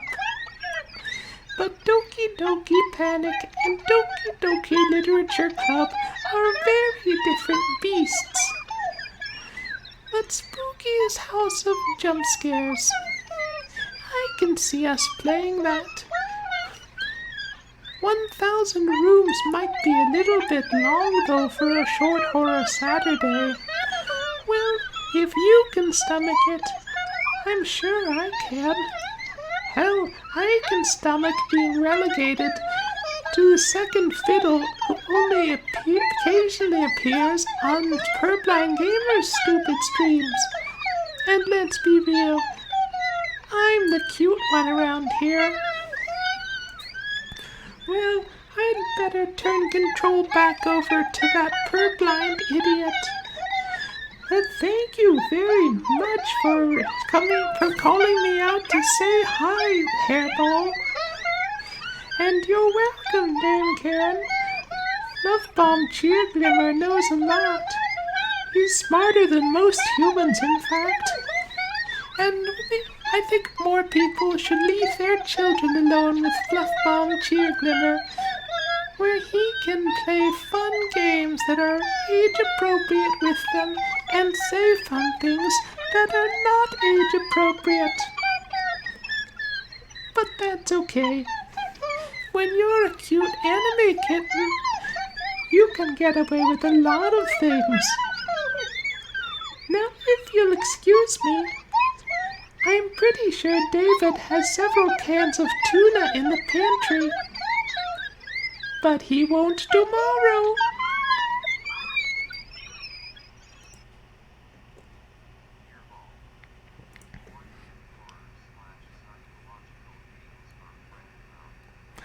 That cat is insufferable. And did he just straight up threaten to eat all the tuna in my pantry? I have 6 cans and 3 packets after the sale. I hope he doesn't eat all that. It wouldn't be good for his digestion. And I don't want to clean up after that cat anymore. Yeah, he did. Oh, but thanks for the suggestions, Hairball. Fran Bow, I've heard of that. And Little Misfortune, I haven't called. Yes, he's a very hungry kitty. And yeah, Hairball, I think he can. I guess he can open a can opener. I don't know if he's bluffing. He can probably operate a anime can opener at least. But yeah, who knows? It's, he says things, and you never know whether to take him seriously or not. But one thing is pretty sure, he is cute. One thing is pretty unsure, that he's a good babysitter. Right, cats do find a way to food. A Caname opener. Yeah, I can see that being a thing. A can opener with eyes like someone from an anime cartoon.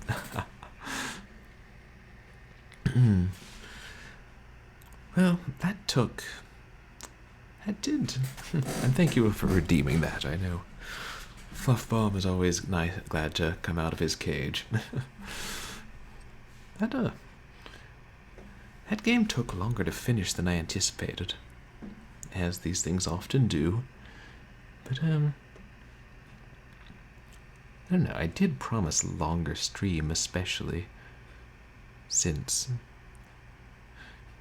this was technically supposed to be Short Horror Saturday. And if it had been, it wouldn't have been short. So, I think I've been going for about, actually probably not more than 3 hours. Probably a little less. So I'm still up to turning our attention to Haunting at Cliff House and finishing that. And I do believe we're a bit closer to the end of that, especially since we made it through those hard puzzles of laying the pictures and strips together, which from what I remember being two of the hardest puzzles in the game. There was one I skipped near the end, but I don't know how many more puzzles there are. So I think we'll go ahead and finish that. Or hopefully, if I get too exhausted or something, we can always finish it another time.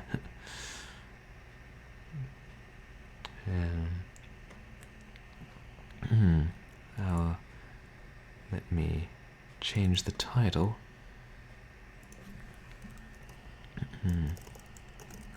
Oh, Stories Untold. Now it makes sense. I haven't had hydration. I've been hydrating periodically.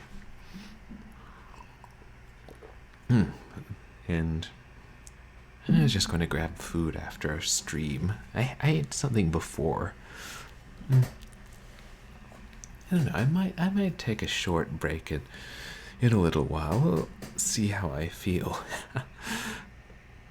As it was. I was surprised that after my 10-hour extravaganza, which ended up being more than 10 hours, afterwards I was like, oh yeah, I never did take a break to eat or use the restroom or just walk around.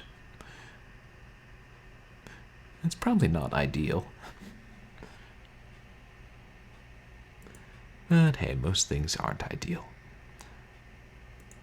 I'm just changing the game.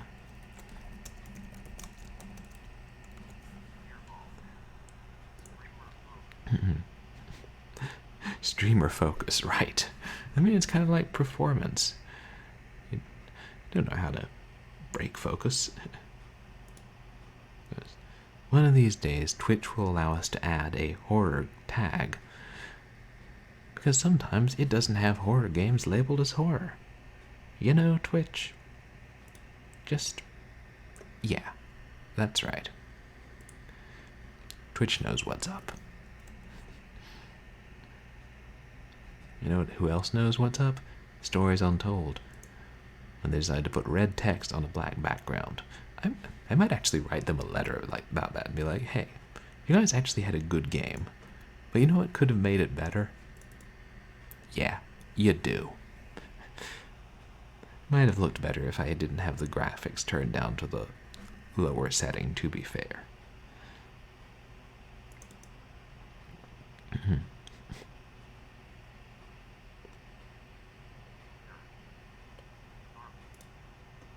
Oh, no worries, Dame Kieran.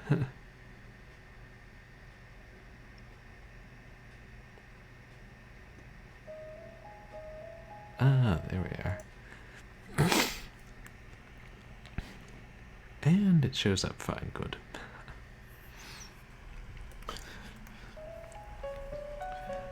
These AGS games are similar enough, like when you have a window capture for one setup, then any adventure game studio game you open will OBS will be like, oh yeah, I know that.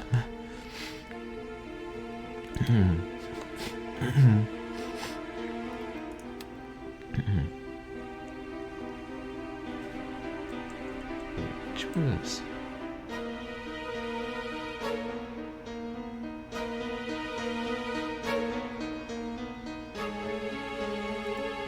fish intriguing puzzles, I think. Okay, most recent there, sorted by most recent on top. That's really nice, actually.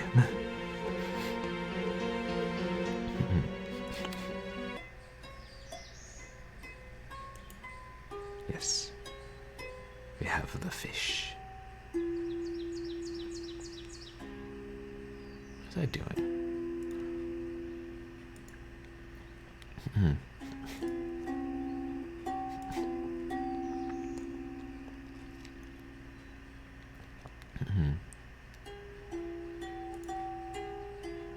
I think there's another outdoors section we have to explore. And there's a bit more we have to do back at the house before we can trigger the nighttime.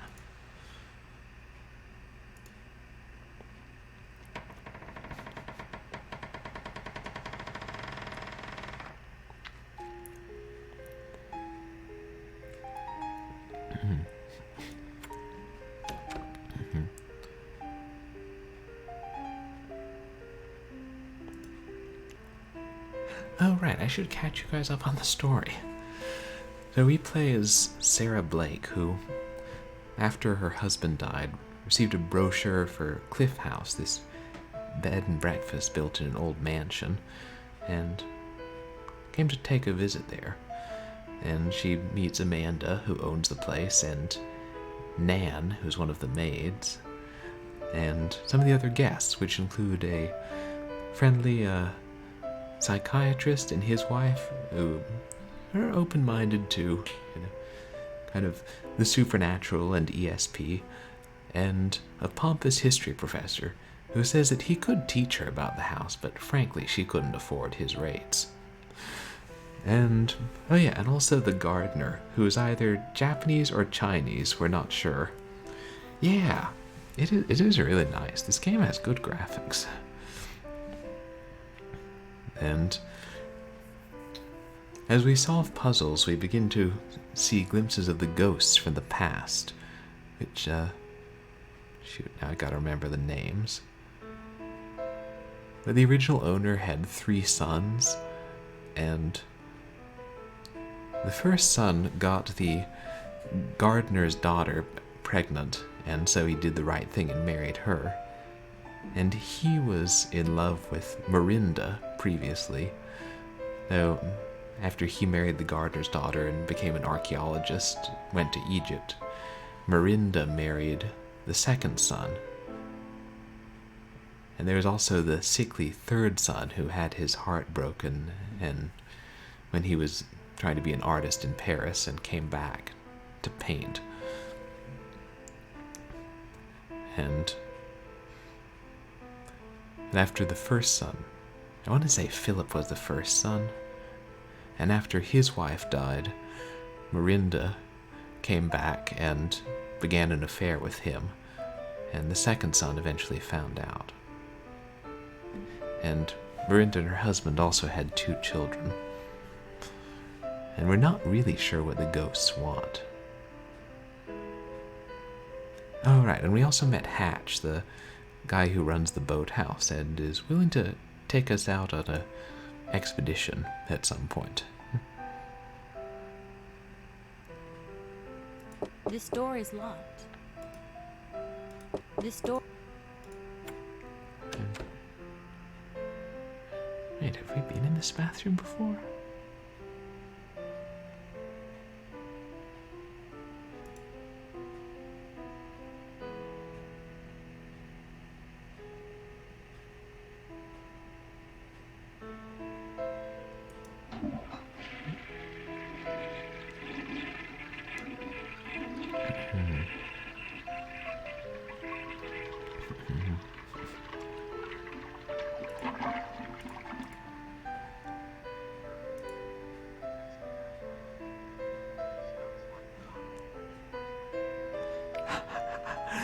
Yeah.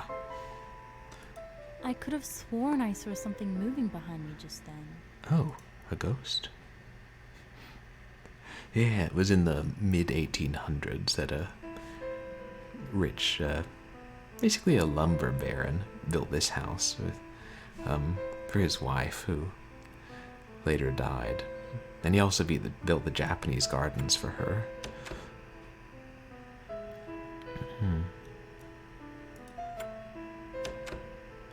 This... Okay, this is my room.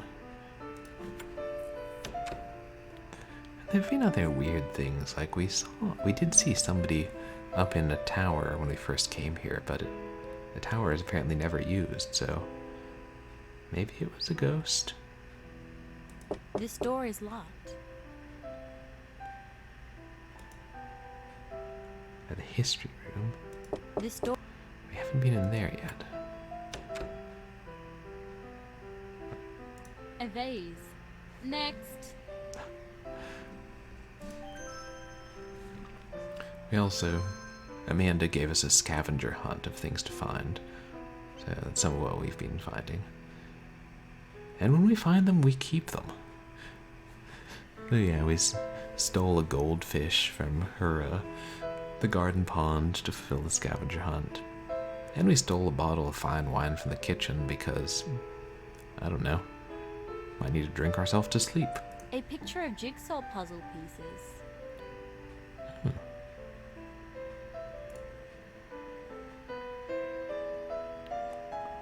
It looks very old. I guess it must have been around for a very long time. Lighthouse. A totem pole. They used to be all over this area, but they are disappearing. A lost art, I suppose.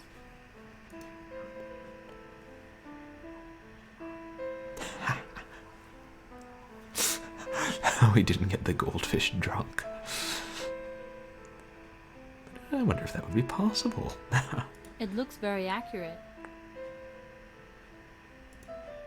And the lighthouse. The house's original owner was also instrumental in getting the lighthouse nearby created. Do I want to say it was the Cape Disappointment Lighthouse? The pipe. Oh. It was a peace pipe, or an Indian pipe. I thought that was what it was.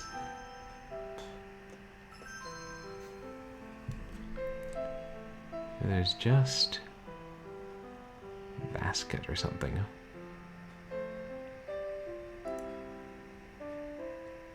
Totem Poles, an Exploration by Pat Kramer.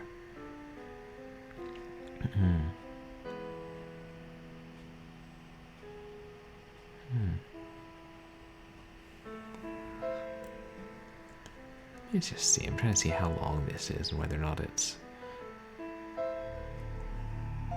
Oh.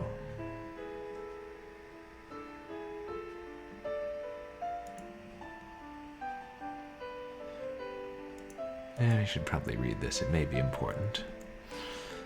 Totem poles were emblems that symbolized where a person stood within a big family grouping, not just mother, father, sister, brother, but within a whole clan of relatives. In native kinship systems, people were considered related by blood, experience, war exploits, and adoption. Each clan identified very strongly with the crests and figures carved on their totem poles. Because native people had no written language, totem pole stories and symbols were shared only with the pole's owner, the carver of the totem pole, and whomever they chose to tell. As the story goes, not long ago, a number of special magical individuals secretly lived among ordinary animal and human populations. These special animals or people could transform into other creatures. For example, a special bear could transform into a human, wearing a bearskin coat, and then he or she could transform back into a bear again. These animals could also transform into other forms, including humans. The special creatures with these magical powers lived in 3 kingdoms: the sky, the earth, and the underwater. Many could travel between 2 or even 3 of these planes, and others were trapped in a single plane. Girls were known to transform into deer. A person could pass in and out of these magical worlds without being noticed, but strange things started to happen. For example, humans who dived into the water and were captured by underwater animals, such as the whale people, could breathe as normal. A wolf would transform into a shaman, so if you wanted to rescue your brother, a sister, or a spouse who had been captured by some of these magical animals, you and your rescuers had to work fast before the person forgot who they were. The rescued person returned to their village, and they were treated as a culture hero. They brought back gifts that were magical, and received permission from the magical creatures they lived with to use certain symbols forevermore. These symbols were then carved onto totem poles.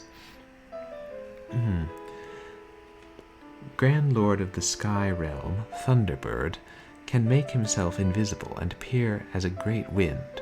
Groups of Thunderbirds are often busy with their own wars carried out in the Sky Realm beyond human perception. When there are battles, humans can hear thunder and see lightning in the sky. Occasionally, one of these grand creatures will come to human ceremony dressed as a great eagle chief. Thunderbird's block-headed brother, Colas, sometimes pretends to be Thunderbird himself, always trying to prove himself. He sometimes flies too close to the sun, and that's why his feather tips are burned black. He eats mosquitoes and sometimes helps humans lift the heavy roof beams of their longhouses into place. Aristocratic lord of the sky realm, eagles are part of Thunderbird's entourage. They live with other lordly eagles in the sky kingdoms, often getting into wars. Occasionally they transform into a human dancer and attend dance ceremonies. Powerful, ever-transforming trickster, Raven, has over 90 stories told about him. Ever hungry, deviant, compulsive, crooked, corrupt, and deceptive, he still manages to be likable, though he is often in big trouble. He is usually able to trick his way out of it. Ever politically incorrect, it's not a good idea to speak disrespectfully in front of him, or those who use him as their symbol. Never underestimate Raven's power. Among his many clever forms, he can transform into a fearsome cannibalistic creature called Hawk, who can pluck your eyes out.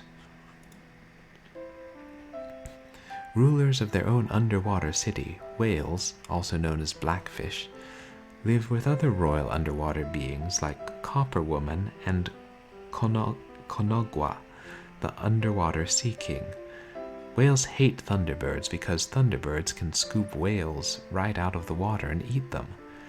Some whales get tired of ocean life, scrape off their skin, and turn into wolves. In this form, they continue to hunt on land in killer packs. A whale that has transformed halfway is called a sea wolf. We know this creature as octopus, but on Alaskan totems it's usually called a devilfish.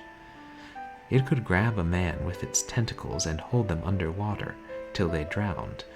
They were attracted to the color red. Is this...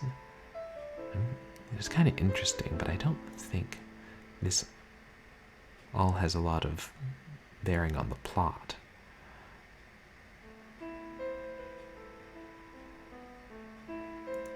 If it looks like there's a hint here, we'll come back to the book. Because earlier in the game they had an extensive history of... Oops.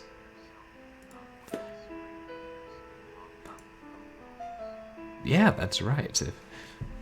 According to the legends, if a wolf wanted to become a wolf, if a whale wanted to become a wolf, it could scrape its skin off, and they could also half transform and become sea wolves, which sounds like a pretty horrifying creature.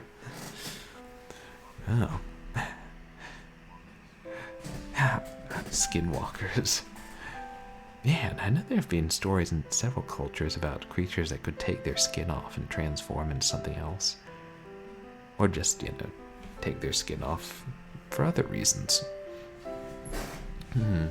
Earlier in the game, there was a extensive history of shipwrecks that wasn't necessary for the plot. It was just interesting.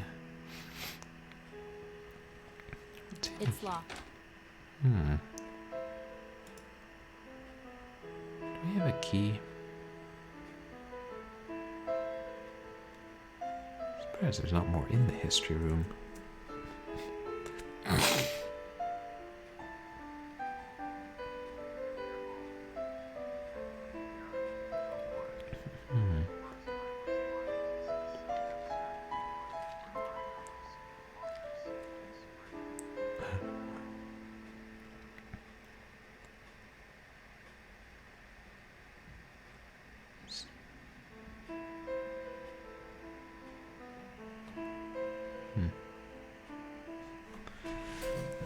Yeah, I don't think I knew they were called skinwalkers.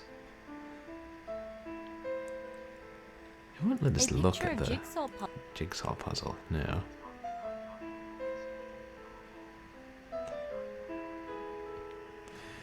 Yeah, like putting on a wolf skin to become a wolf. And I know in some of the stories, if you can gain power over the creature if you find its skin and withhold it. Is that? Oh, that's just the scavenger hunt. Excuse me.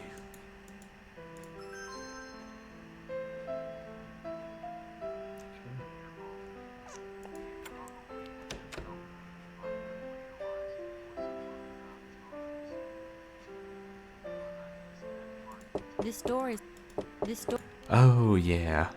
I think I just said it briefly when I first opened it up, and then in the one section. Hi. This door is... And I'm also remembering at the end of last stream when we played this, we were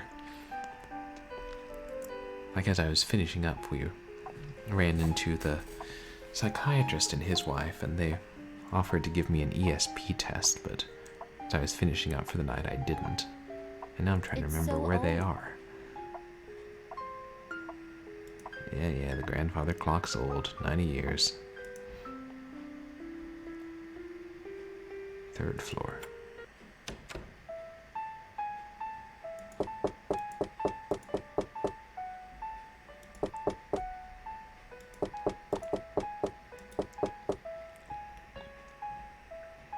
Painter's studio.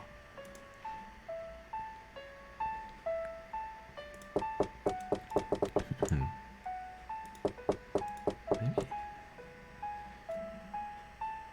We were in the attic, I think.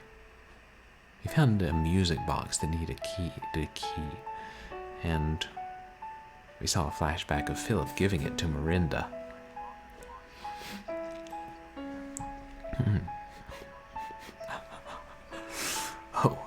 a loud grandfather clock malfunctioning and ticking outside your office. I take it you speak from experience, Dame Karen.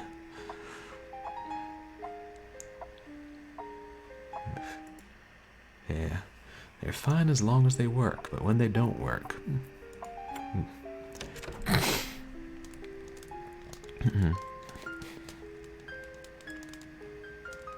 Crystal ball. A crystal ball. I wonder what that was used for.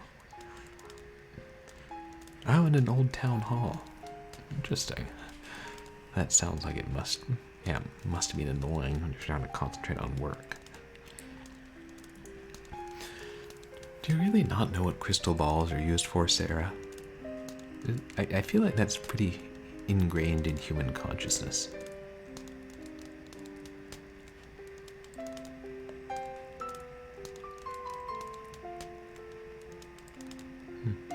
Oh, just the picture.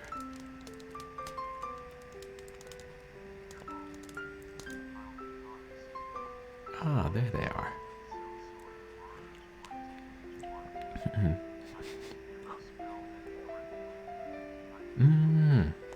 Oh, as long as it kept rhythm. Lawn bowls. I haven't heard of lawn bowls. Are those like viewing globes?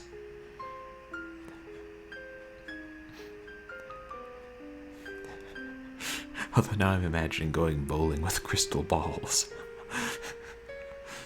Sounds quite messy. Would you like to do an ESP test? Yeah, I think we probably have to. Yes. Take everything out of your mind and concentrate very hard on the card I'll be holding. When you think you know what card it is, select it. Sometimes, in such a state of relaxation, people have visions. Let me know if you have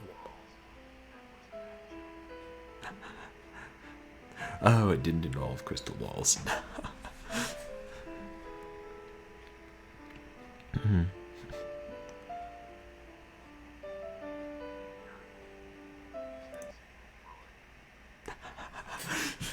I think this guy's a little more open-minded than Sigmund Freud, but it does look a little bit like him, and he is a psychiatrist or psychologist, one of the two. Strictly for fun. No bearing on the movement in the game. It only needs to be played once, but can be played as many times as you desire.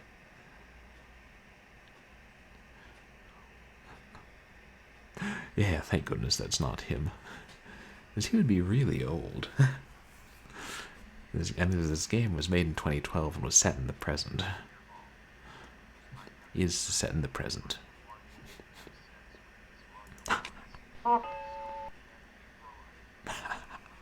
Right. I mean, it could be Freud. We've only talked to him for a few minutes here and there, but he doesn't seem like it. Also, I didn't see him smoking a cigar.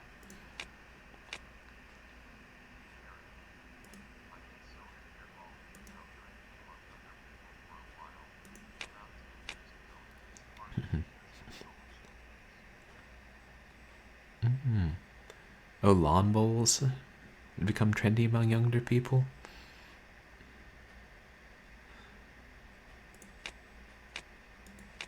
Oh, hey. It's like a weird combination of a duck and a chime, or I mean a goose and a chime.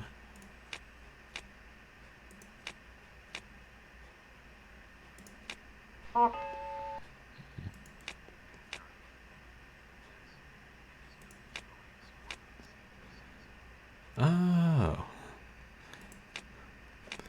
Interesting. How do you play lawn bowls? I assume it's somewhat different from bowling.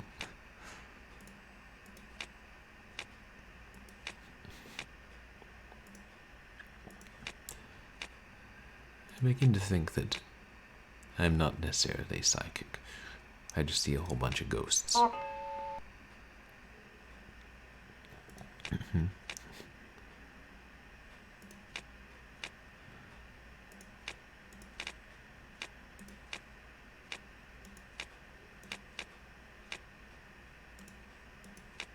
You must work harder at developing your mind. I'll get practicing on developing some ESP soon, Doctor.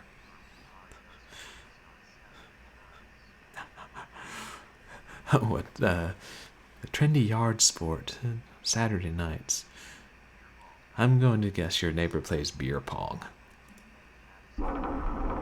Oh, hand axe throwing. Wow. Oh. Would you like to try another ESP test, Sarah? Okay, you have to get the ball to a certain place, marked on the lawn. Kind of like... Is that what that French game Boules is like?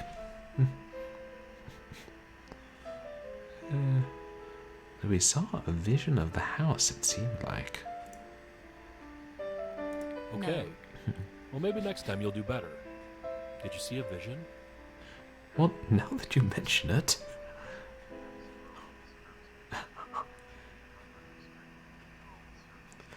True. Axe throwing would be safe. I'm not sure why the doctor's like, so did this ESP experiment with cards trigger visions in you?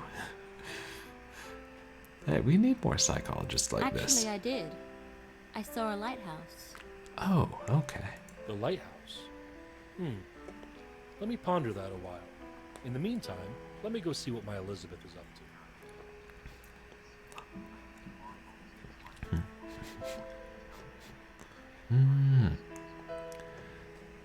Petanque, I hadn't heard of that. Italian. Is bocce the Italian one? Bocce ball, maybe? Oh, we're back in the history room.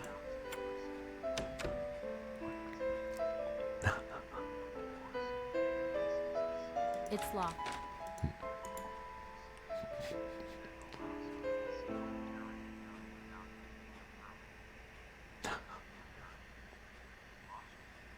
Oh.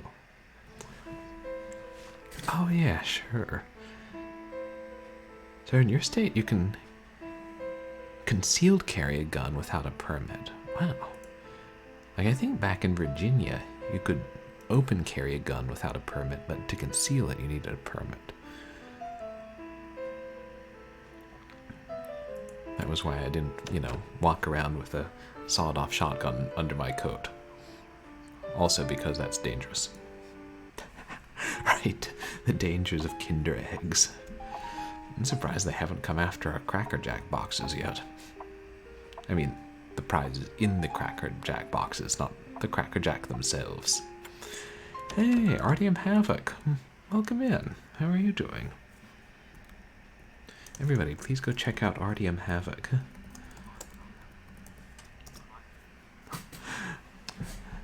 We're playing... Oh, yeah, Green Hell.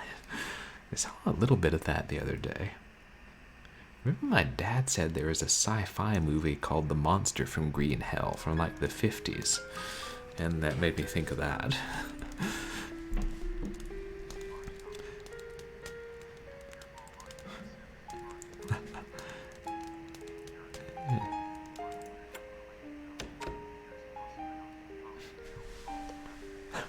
Oh. Movie called Cracker Jack about lawn bowls. I haven't seen that much. Many Australian movies. It was The Monster from Green Hell Havoc. I think it was one of those, kind of kind of horror movies set in a jungle or something. Giant snake or dinosaur. I still haven't seen it. There's some movies that are harder to find. Like, some movies will get released on DVD, but they'll have limited release and cost $20. That's why I still haven't seen The Thing That Could Not Die, or From Hell It Came.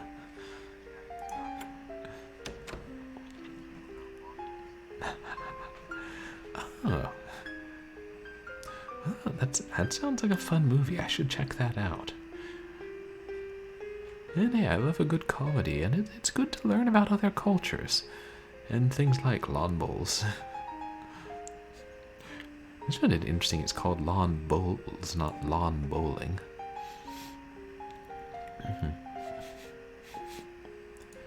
Wait, why am I wandering around? I should go back outdoors.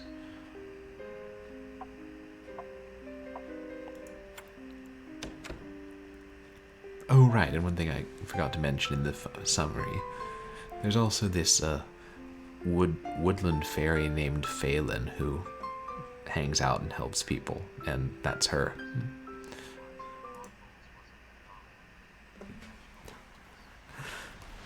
I don't think it is. I mean, it may be, and it's one of those things I haven't heard of much, or it may be a thing that, you know, different generations know better than others.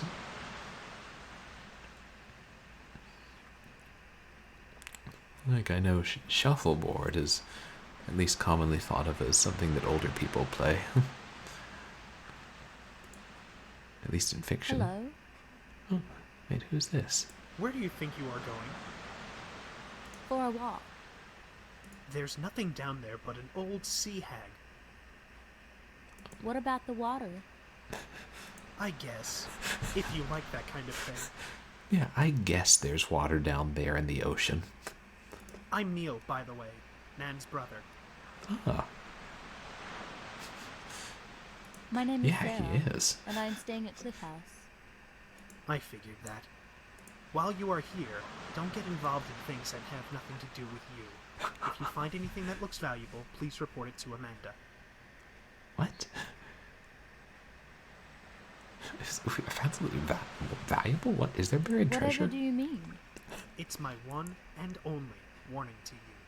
I think I'll take my walk now. Oh. I don't think we're going to be very good friends with him.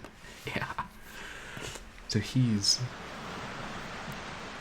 I think he's like the son of Amanda, who owns the place, and we met his sister Nan, the maid, briefly, and she was friendly. Said she'd be happy to talk if we wanted to talk about our husband dying. But, yeah. With attitudes like this, I don't know how they get many guests around here. Yeah, he really does.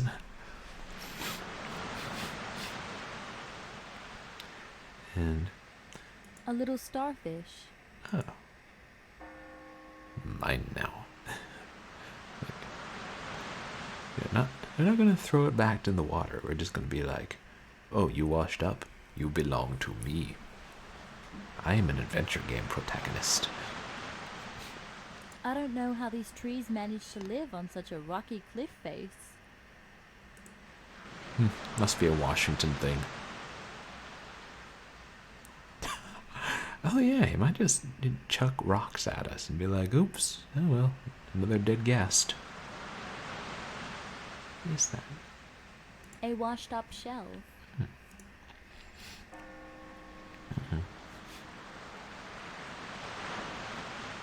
A pink shell. Yeah, I believe. Was it Washington? Yeah, I think so. It was right near, set near Cape Disappointment, and has a fair amount about the local history and a lot of interesting stuff included in this game. Hey, if we go up in this cliff here, maybe we'll find Alice's dead body, and then we can, you know, grind her into sausages. Oops, wrong game. Oh, Cape Disappointment isn't real. Is that what it's called? It said, like, the initial explorer named it that because he was disappointed he couldn't find the Columbia River. A submarine. Yeah, true hairball. It's like things can fall off of cliffs. What is that?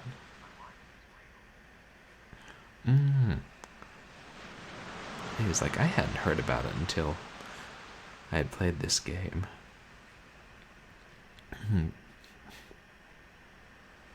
I wonder who lives here. Let's just go meet them. Yeah, the names that things end up with. Hello? Yeah, perhaps you can anyone there? visit on your next vacation.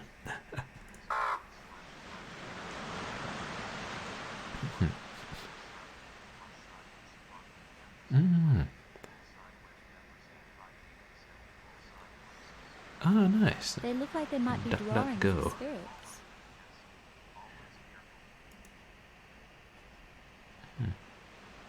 That sign has pictures on it, but I can't read it.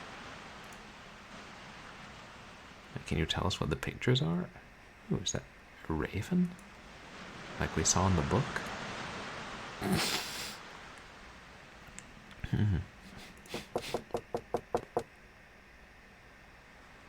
Who is it?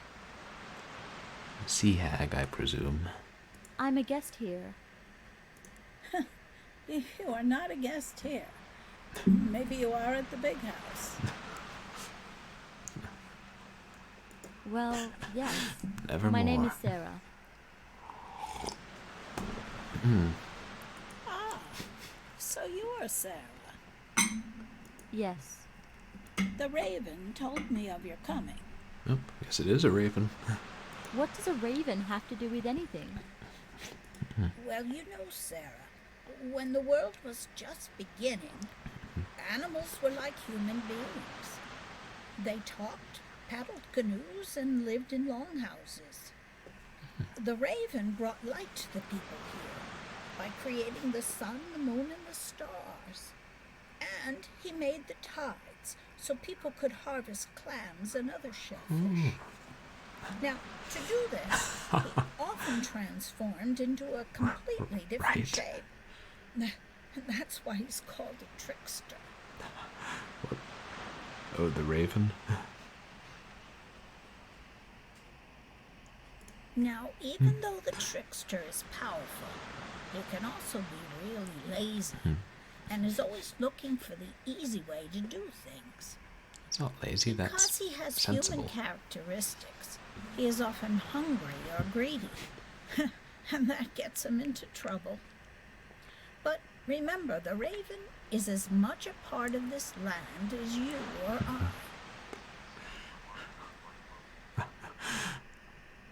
Lazy or greedy? That's so raven. Sounds familiar. But yeah, it does kind of sound like Loki, Dame Karen. He helps me, Sarah.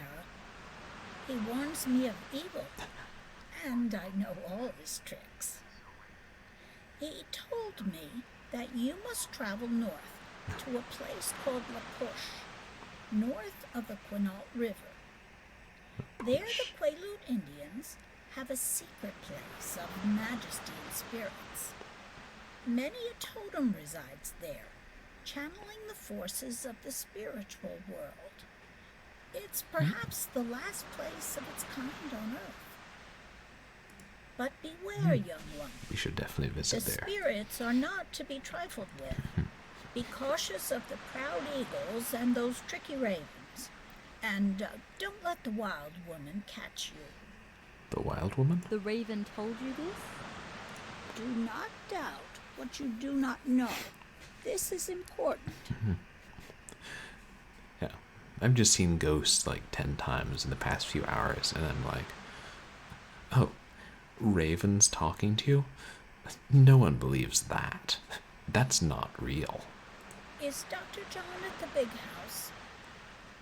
Yes, Dr. John and his wife Elizabeth. Oh, right. Get into his room and look for a bottle of oil. He always has some from the rainforest. Bring it back to me. Yeah, sure, I'll steal oil from the doctor. Why not? I'll see what I can do. Now, is the professor at the big house also? Ah, the delightful professor. Yes, he is. Do not judge too harshly that which you do not understand. That's good words to live Get by. into his room and look for a map. Bring that back to me also. Oh, she's sending me on a double thievery quest. I'll see what I can do. Do you have what we need, Sarah? Oh, Not yet. wait, is she going to tell me why Or is she just going to say, go steal a couple of things? The spirits want you to. Go get a bottle of oil from the doctor. I checked my dipstick this morning and I'm running a little bit low.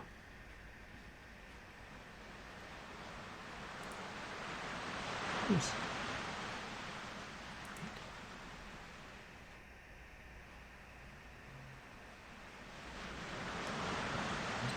Nowhere else to go other than the house, yeah.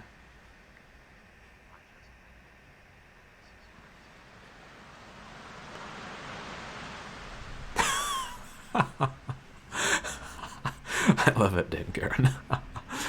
Yeah, pretty much.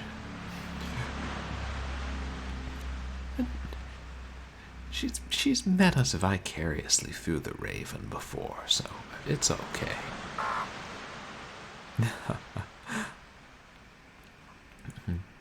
Yeah, Raven is one of my favorite poems. We had to memorize poems back in 6th grade, and I chose the Raven. So like, well, if I'm going to memorize a poem, might as well be something I like. Anything else here?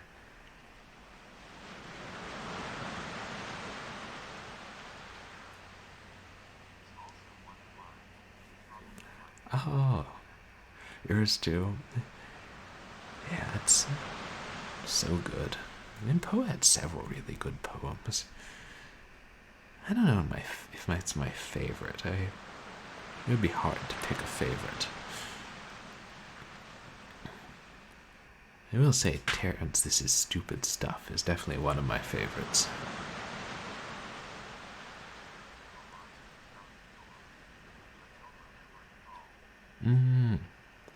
Oh, you had to memorize an Italian one. Yeah, fortunately I've only ever had to memorize poems in English. I have friends who had to memorize the opening to the Canterbury Tales in Middle English. That's always one of those assignments I'm like, why? Heck, why don't I just memorize the invocation from Beowulf while we're at it?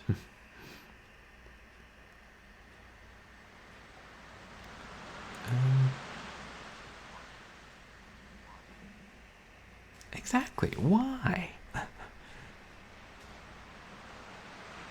Oh, wait.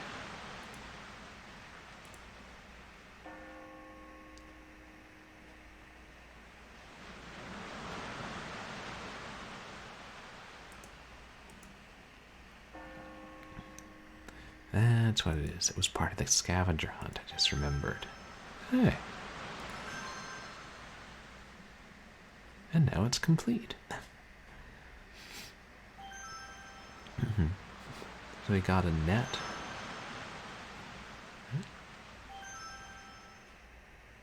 Oh, it's just showing us everything we found?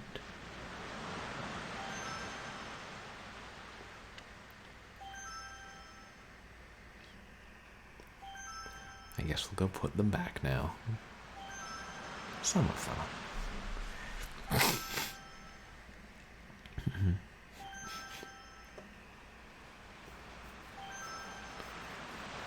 Mask. Did we solve all the puzzles in the ballroom?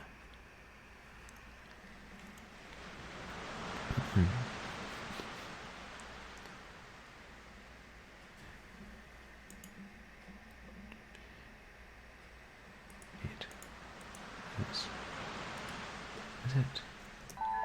Yeah.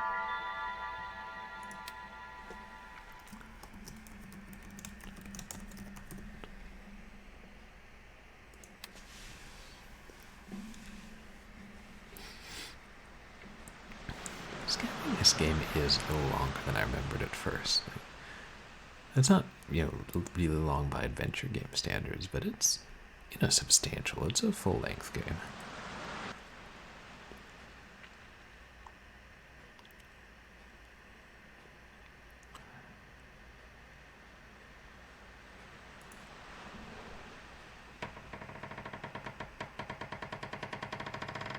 Where did I last see the professor? Might have been in the Great Hall. Oh, you too. Hey, which room you guys staying in? Asking for a friend. Would you like to do an ESP test? No, but I would like to steal tropical oils from your room. No.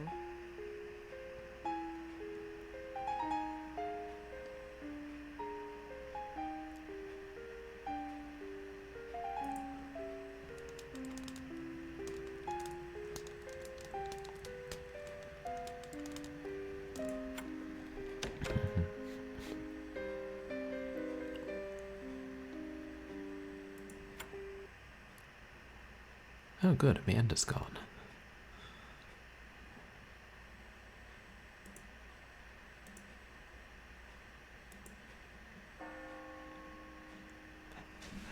Nobody will notice if one or two is missing. I better take only one key at a time. I guess it would be less suspicious. A lot of rocks in the water around this area.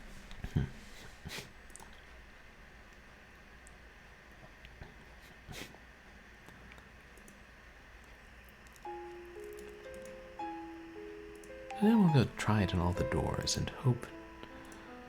Wait, did it tell us whose it is? Oh, yeah, Doc's key. And we know they're not in their room. Yes. Huh. First chance. Hey, maybe I do have a little ESP after all. You don't know me, Doctor. What a lovely room. Seriously, these rooms are nice. The furnishings, I wouldn't mind staying at a bed and breakfast like that. Assuming it didn't cost much more than, you know, a Super 8. A unique looking headboard. Yeah, the rooms really are pretty. Really detailed graphics. One of those neat, old-fashioned round mirrors. I mean, you know, not super detailed, but more detailed than average. Right, this is how the 1% lives. Unfortunately, they kept the original furnishings from the late 1800s. I always love it when they do that in houses. But, what was I thinking? Alright, oil.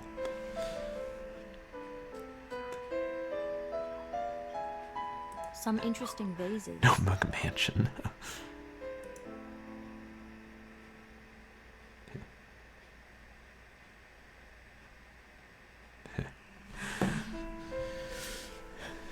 You know which kind of hotel is nicer than a Super 8 hotel? A 16mm hotel. Banned per blind gamer.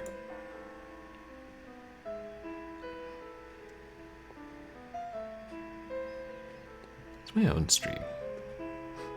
I can say things and not get banned.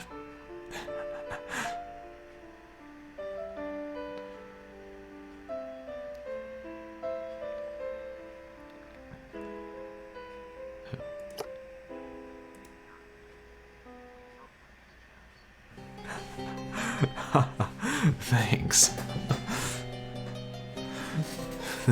Japes. Anagrams.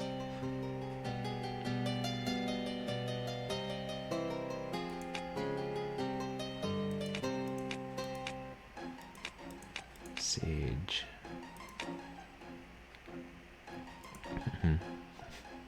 Memory enhancer. Maybe I should drink sage.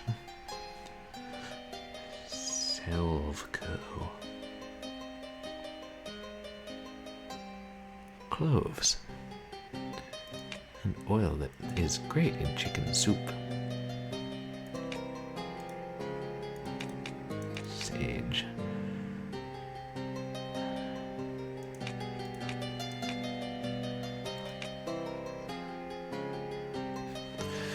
Yeah, clear your insides of malevolent spirits, or at the very least, bad smells. Didn't they use like orange studded or clove studded oranges to like help? I think it was not just keep things smelling fresh, but to drive away miasmas. Like Elizabethan England, I may be making that up. This oil has the combination of anti-inflammatory and antioxidant properties. And peppermint. Oh, thanks. Good catch. I think that was why they had those.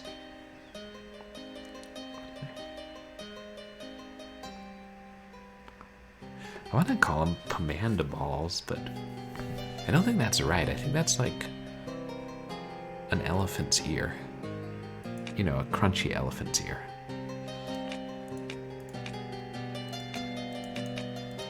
Ugh.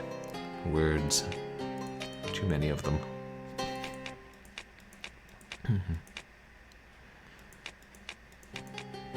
Sage. It reminds me of that.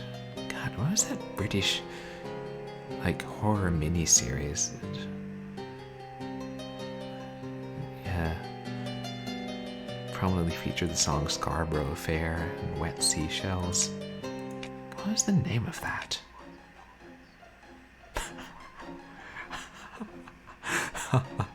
Well, that's the thing. We don't steal their ears. We just make our own. I mean, and then they're delicious. The elephants can keep their ears. Same thing we do with the claws of bears. Damn it. What's that you say, mister? I said the claws of bears, sis. I'm hungry.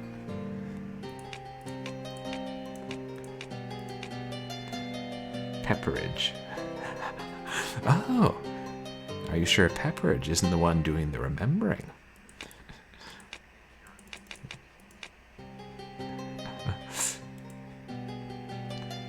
A great oil for massaging into sore muscles.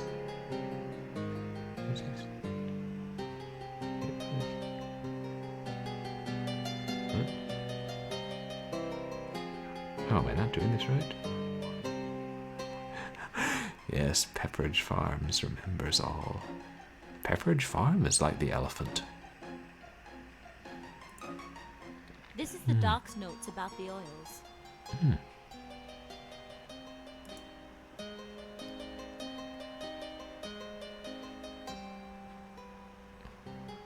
Oh, okay, so it tells us.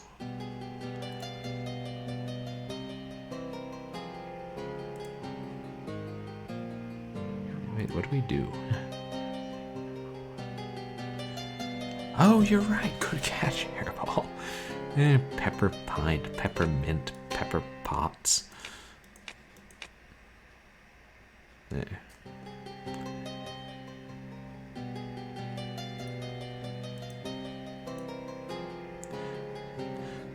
The name of the game is the peppermint twist. Mullane. I know that one. Devil's Club. Yeah. Sounds like a pretty hoppin' place, the Devil's Club. Actually, it sounds like an 80s horror movie.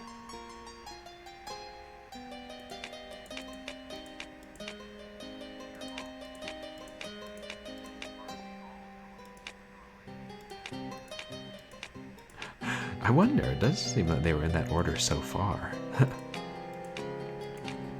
Not that it's that hard once you know the names. If they hadn't told us the names, this would be a difficult puzzle, like Mullane.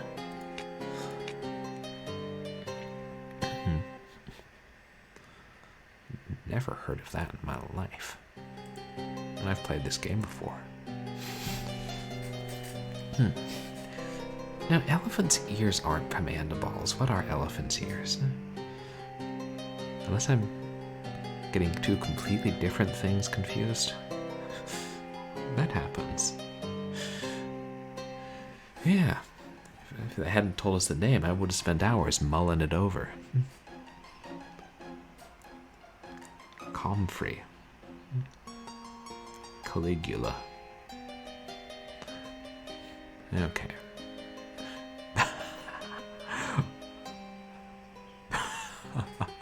Oh, good one.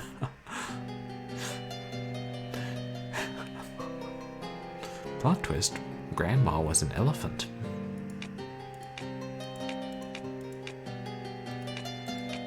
Oops.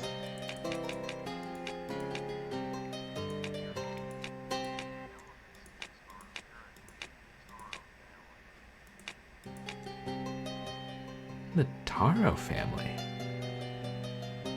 Wait, what is taro? Is that?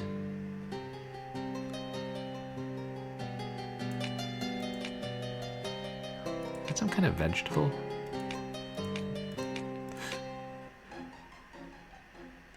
Taro.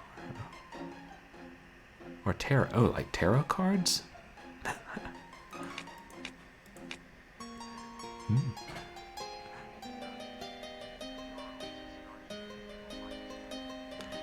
It is. Oh, okay. I thought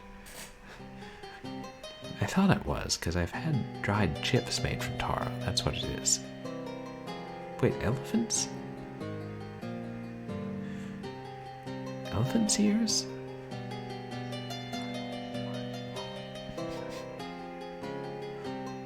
Wait, what is? Oh.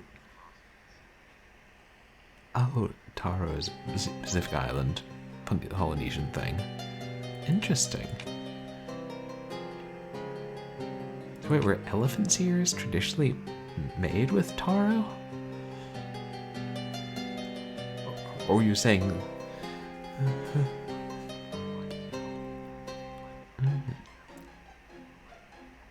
Daquinlaw. Dragon Gem lived in Hawaii for a while. Wow. That's like the fourth person. I don't like one time we had 3 people in my stream who all used to live in Hawaii. Like, what are the odds out of like I think I have 120 people following me and 4 of them used to live in Hawaii. Oh.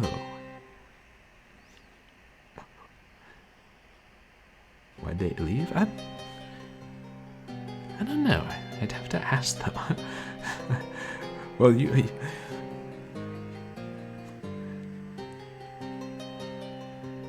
can't remember what people said, but...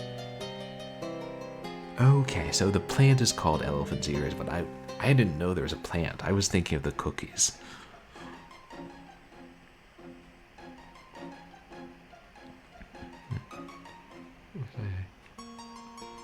Alright, calendula. I was too busy making Roman emperor jokes, I forgot the correct name. Yeah, they're delicious.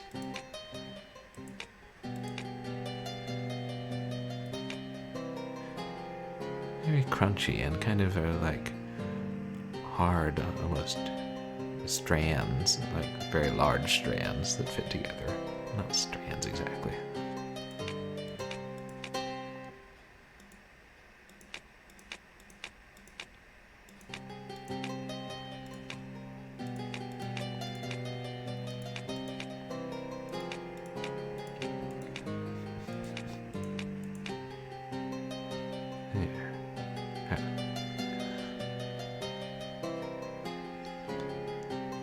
Agerp Otro.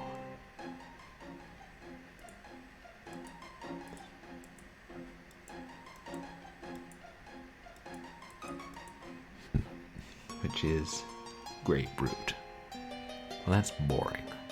I like this name better. I'm naming my firstborn son Agerp Otro. Maybe not.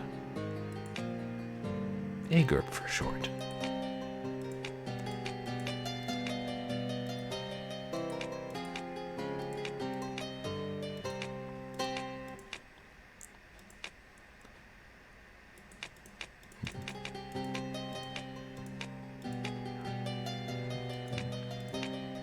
Grapefruit. Yeah. And then I'll take a group Otro to Devil's Club.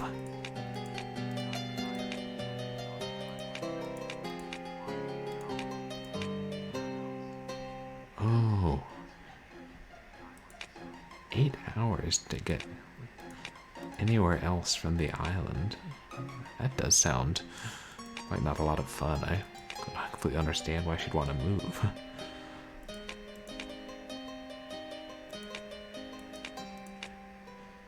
Interesting, her mother decided to move there after taking a vacation.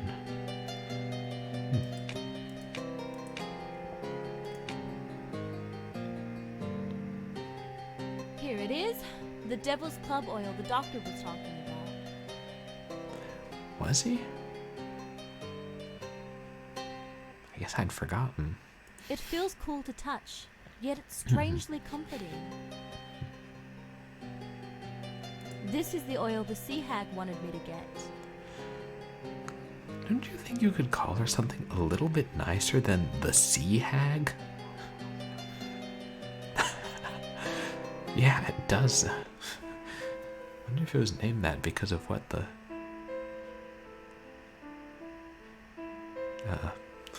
plant looks like. Anything else we can steal while we're in here? Does Doc have some money stashed under the mattress? No? Okay. Now to get the professor's key. Right. Totally not from the devil. Now it's a Paul something. Hold on, I'm gonna look up.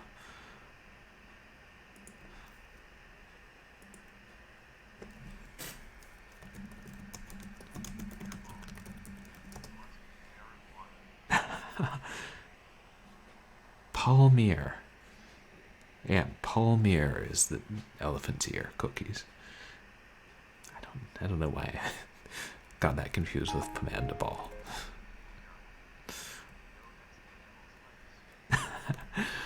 Yeah, the devil's got all sorts of plants.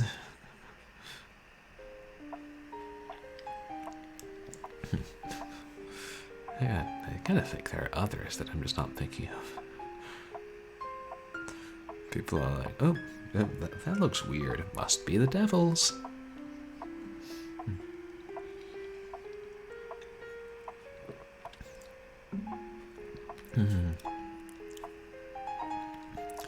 Perhaps onions should be called the devil's tears, because they cause humans to cry and they taste hellishly bad. Yeah, I know, I'm in the minority. Oh wait, I was going to get the professor's key. And hope Amanda didn't come back and notice. Oh yeah, I was just stealing keys and robbing other guests. I mean, you weren't in the room, so I assumed it was okay.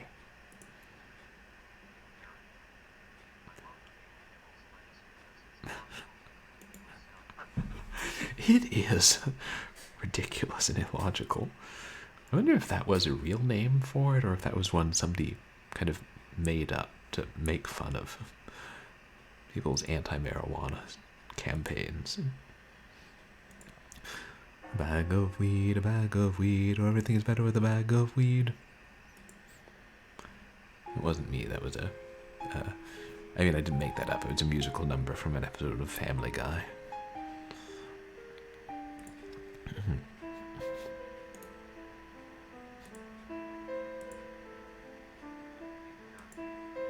Aha, this Oh, key works. there it is. A nice gothic-looking room. Ooh, a gothic room. Jazz Cabbage, I didn't remember that one. And I'm hardly surprised that they would do that. They were, trying to associate it with... Oh. Is that Miranda? I think it was. And I think Miranda was half Native American, wasn't she?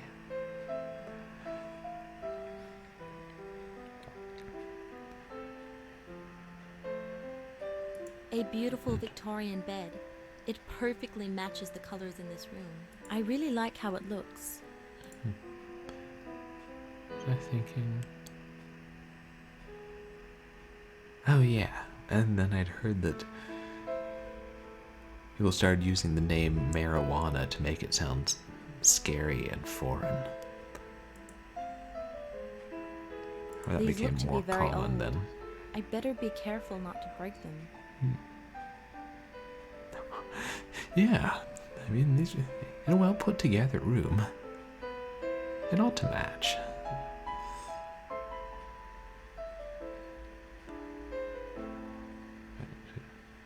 A beautiful horse picture. I love the art in this place. Oh, let's cut it with a knife and see if the map's hidden in there. No? Okay. It was a suggestion. This clock sounds dull and weird.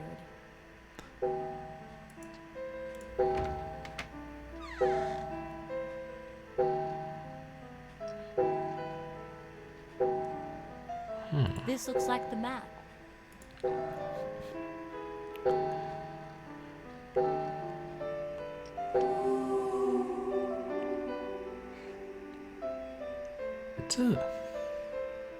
It's a very unusual sort of map, I'll give it that. Not exactly a Mercator projection.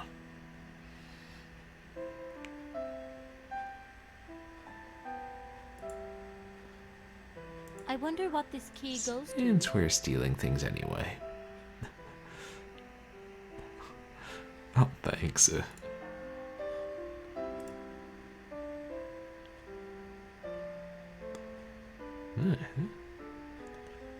Professor has a surprising number of shoes on vacation. And a winter coat. What is this professor up to? Are we sure he teaches just history and not treasure hunting?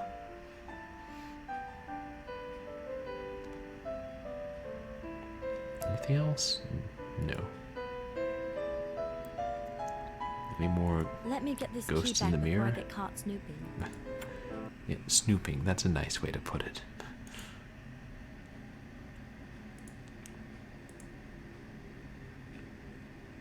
Now I have everything the sea hag asked me to get.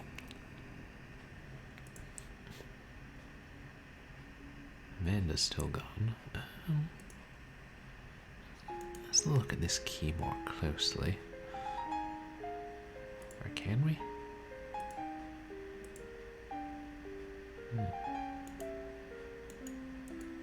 Yeah. Maybe it goes to the music box. Yeah. What a way to address her. Like, is Sarah just going to walk back to her cottage and be like, "Hello, sea hag. I brought the things you asked me to steal. But you probably know that because the raven already told you." "Yes, child. The raven flew into the hotel and watched you. And since the raven was fitted with a GoPro, he has enough to put you away for 20 years. Unless you help me."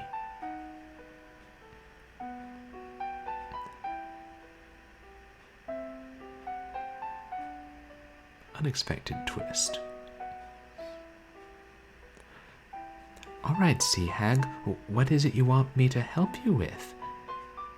"I want you to help me kill Amanda. There are plenty of ghosts here, but not quite enough."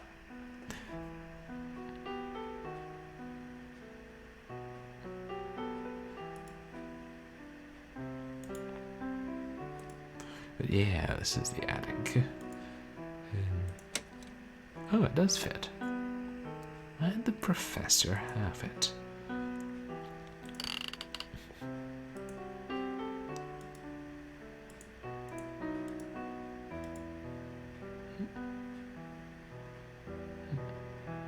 Wait, how do we open it?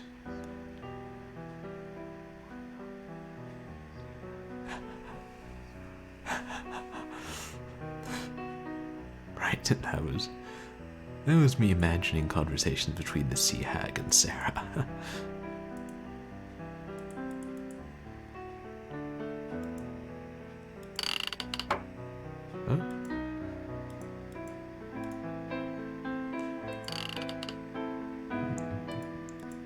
music boxes pop up in a fair number of adventure games. I know there was one in Scratches. Shag. Oh no, that sounds too close to Shaggy from Scooby-Doo.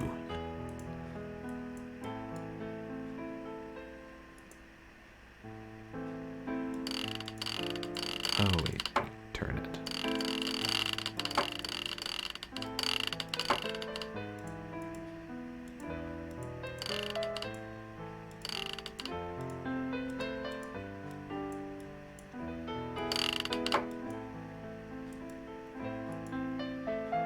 It's making that knocking noise.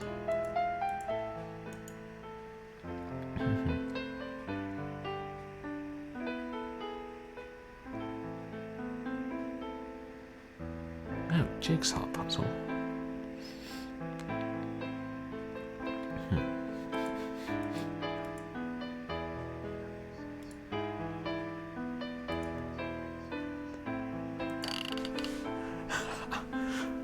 Oh, really? Scooby Natural. And they were sent to the Scooby-Doo universe. I hadn't heard of that, but that sounds immensely fun.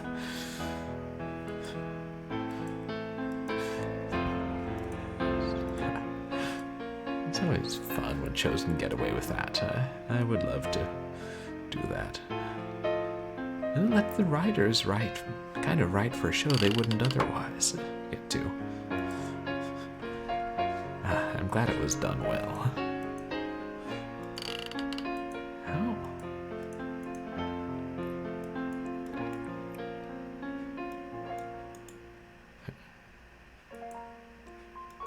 What am I supposed to do with this thing?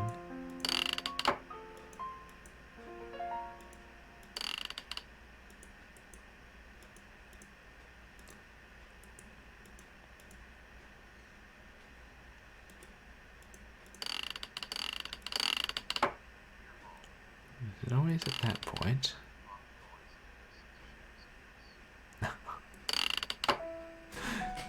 Yeah, it is. It is a really good sound effect.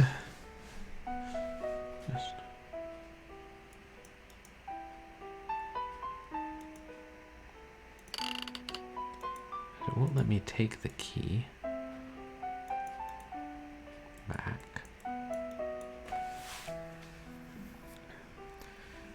Okay, let me try turning it several times, first in one direction and then the other.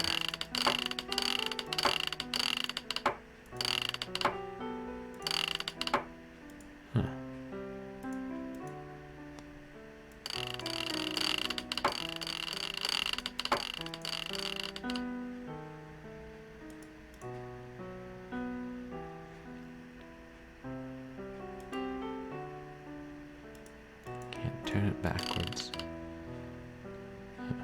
Can turn it backwards. Right, pop goes the weasel.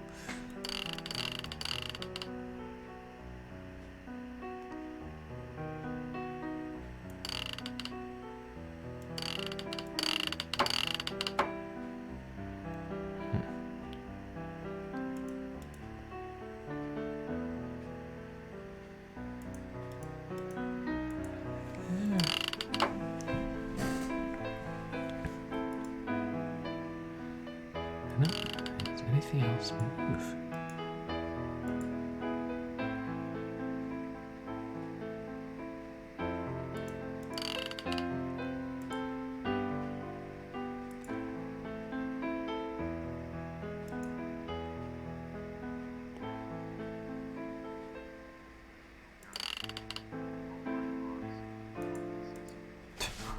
Right.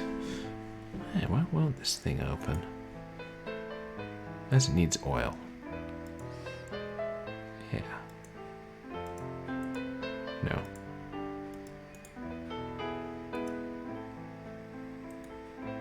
Open with an axe.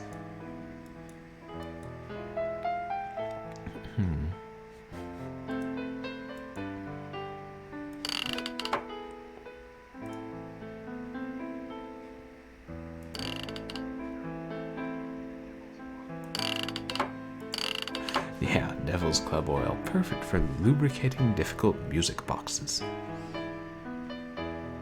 As long as they're satanic music boxes.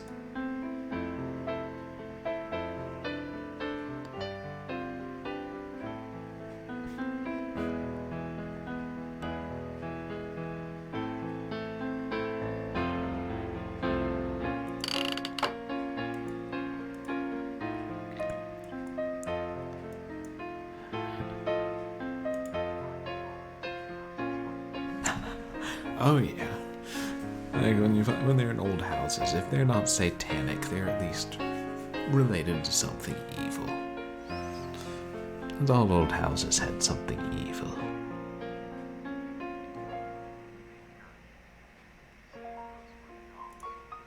Oh yeah, abandoned dolls in old houses. They're like,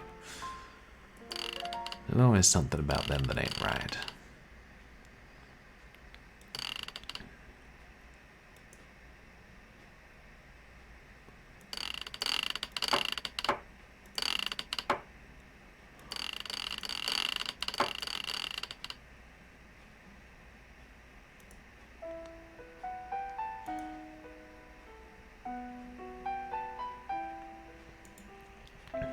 No, there's nothing.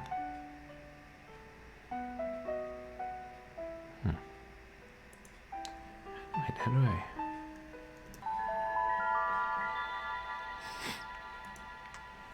I can't remember how to leave the puzzle.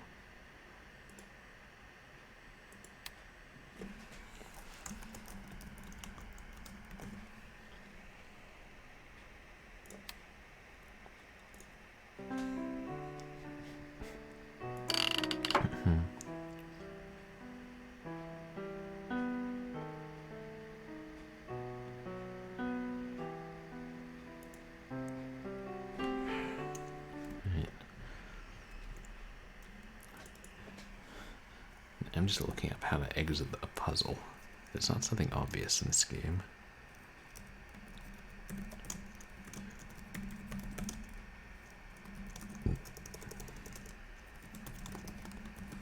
Yes, I know, it says it in the manual insert, but I don't have that with me.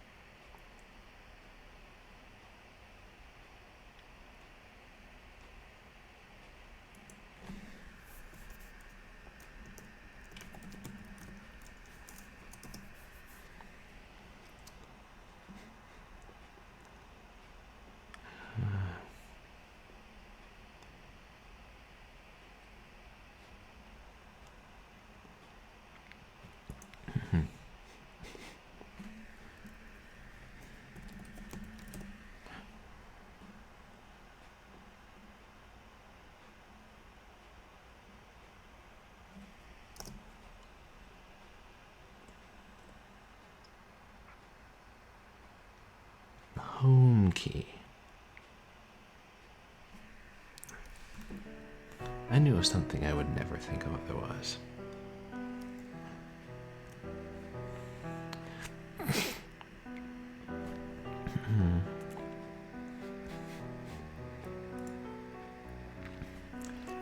Because I'm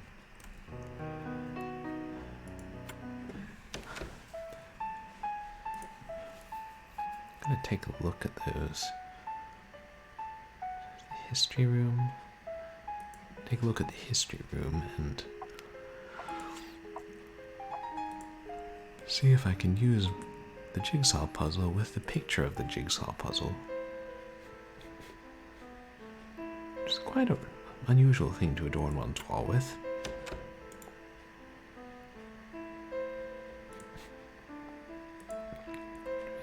I think that was just in my closet when I moved in. It's possible the music box key was just in the professor's closet. Oh, yep.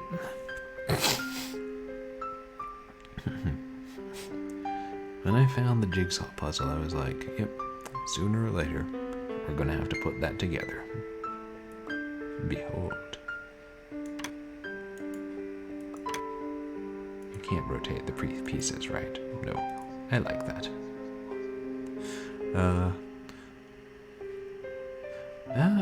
5 pairs of shoes and a winter coat. But you know what's not in the professor's closet? A map. And I think we all know why.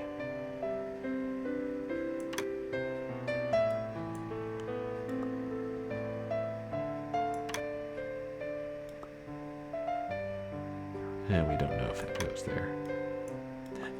Yes, skeletons. Possibly literal ones. All these ghosts wandering around. I don't know what happens at this mysterious old bed and breakfast. Ooh, corner piece.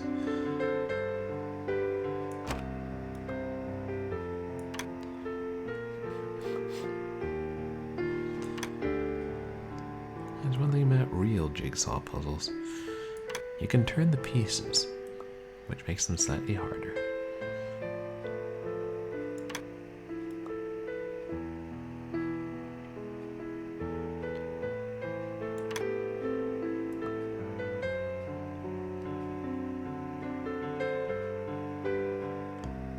Should get all the edge pieces in their respective areas.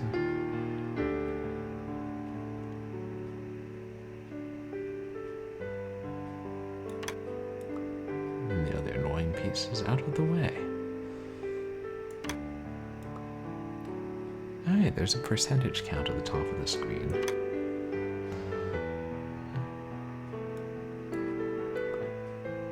Oops.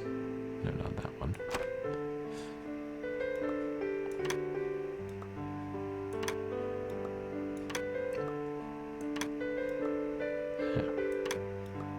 It makes a different noise when you put them in the right place. That's nice.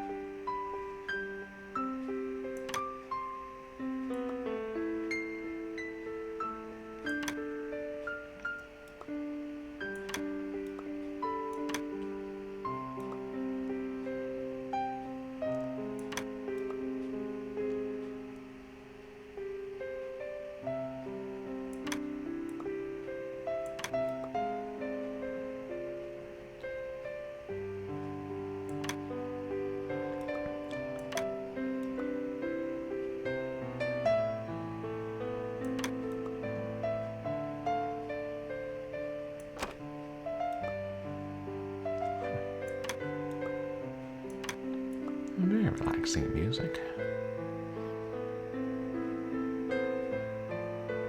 I realize the 2 horror games we played tonight are about as different as you can get from each other.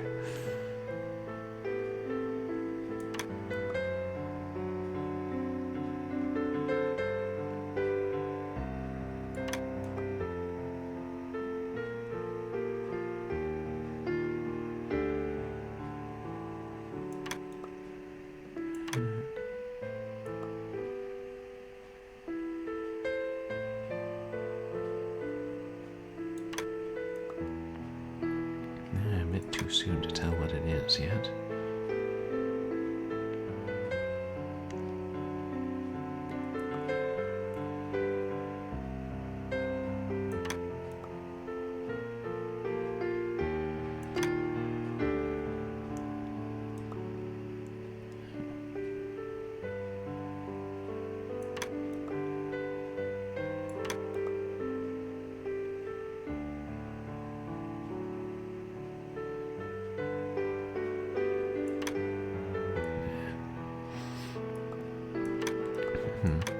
At least we know that it looks like a lot of the light-colored ones go near the top.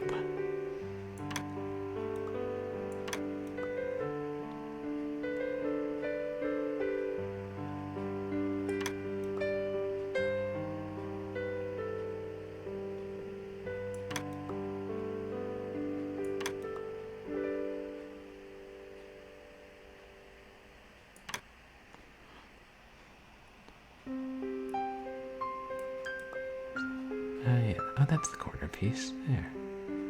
Useful.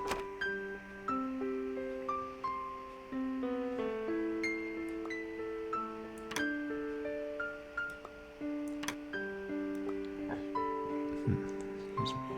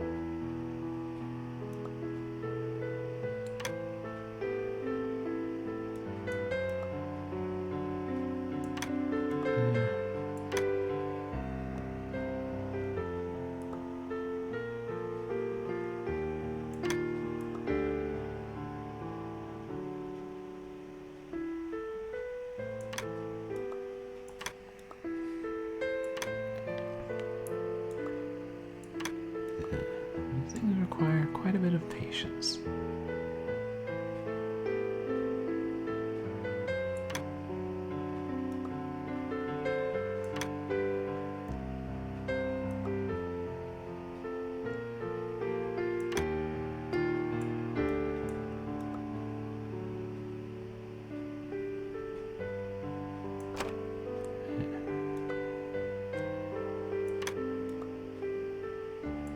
What do you guys think the puzzle is going to be?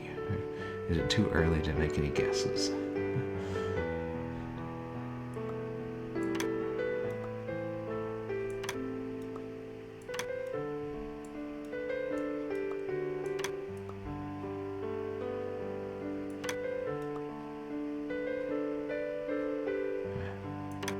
Yeah, the shapes are so similar.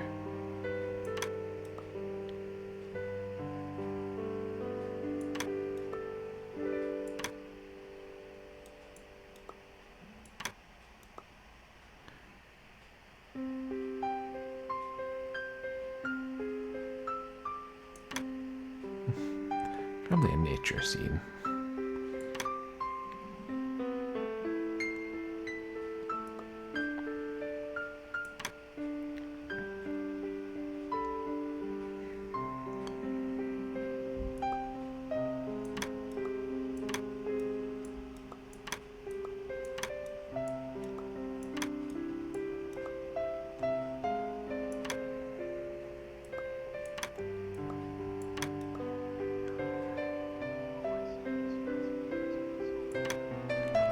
Oh my gosh, really? Stressed baby's face? Oh, that's the corner piece. Wow, watch this actually turn out to be something horrific. Probably not. Probably just Victorian.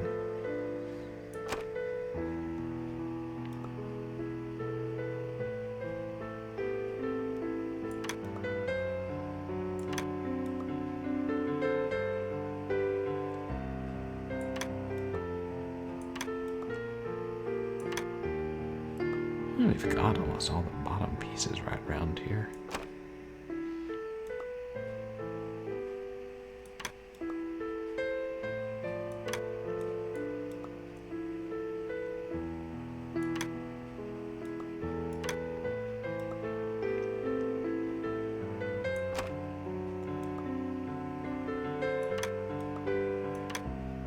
What's it going to be a nature scene with a distressed baby?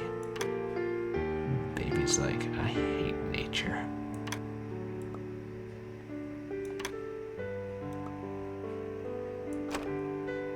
And the mother's like, shut up. We paid good money for this nature. You'll eat your nature and you'll like it.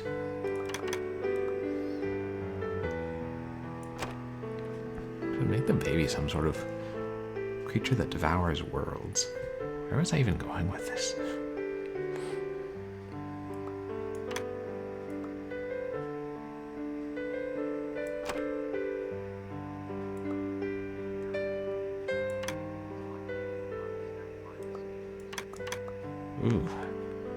Nasty things, mosquitoes. Was this recently you got attacked by mosquitoes?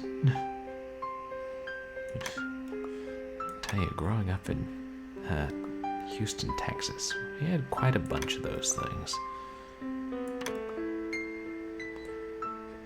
I don't miss them.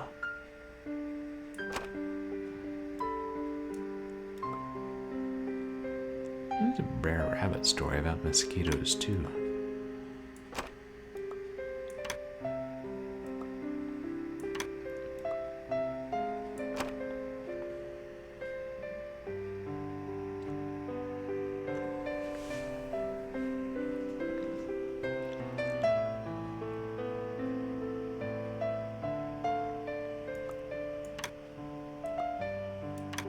Let's get more of these pieces out of the way. Huh. So that we can find ones like that, which we need.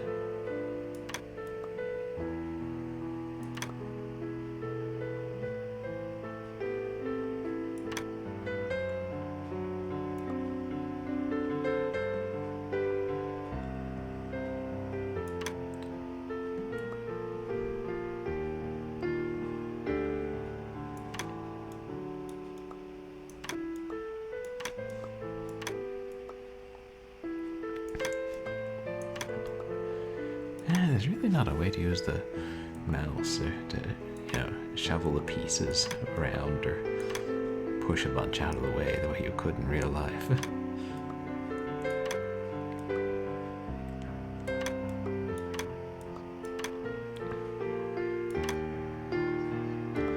Ooh. Sri Lankan mosquitoes. They sound terrifying if they're bigger than Australian ones. And I assume that Australian mosquitoes, like many life forms in Australia, are unusually dangerous. Except wallabies. Wallabies are cute. I mean, I'd imagine it's not so nice when your basement has a wallaby infestation, but the ordinary course of things. That is a top piece.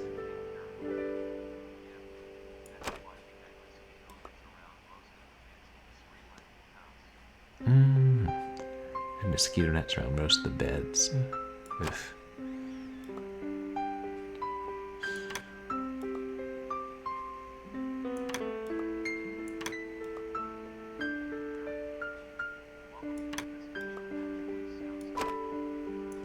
I don't know, it's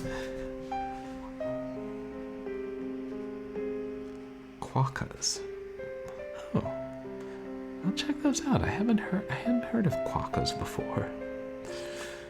There'll be always new strange animals I haven't heard of.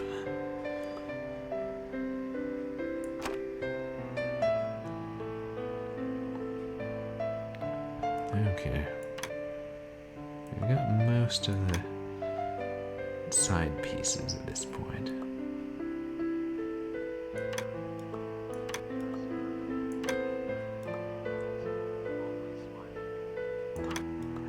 Oh, cute and cuddly looking and always smiling. That does sound kind of adorable, but the always smiling part, I can also see how that could look creepy.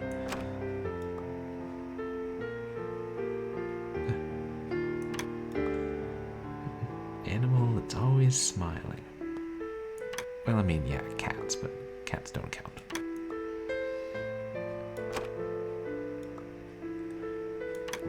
Just because we've seen cats so much, we know they're not creepy.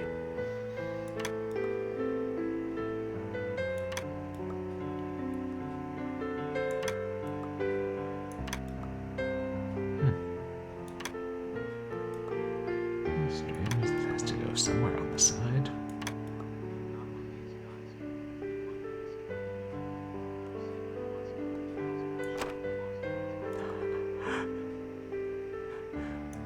Well, that's good that they don't have any ways to attack you.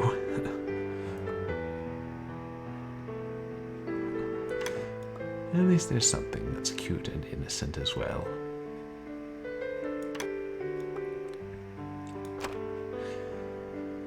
as opposed to something that is cute and can attack you, and has no qualms about attacking you, and wants to take over your streaming career, and push pre-code movies on the children, and is probably at this very minute eating the tuna in your pantry. I assume we're talking about spiders. Yeah.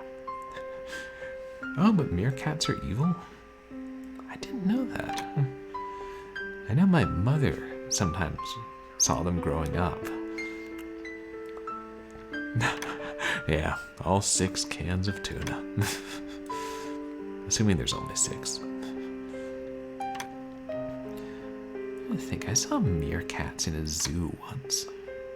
I think it was the Sheldon Wildlife Preserve. No, I don't know. How do meerkats cross the road?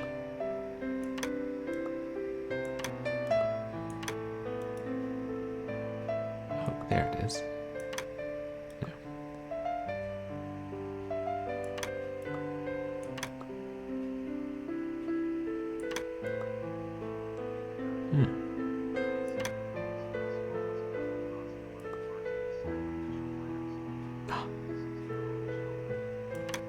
Wow, is it the weakest ones across the road to be sacrificed?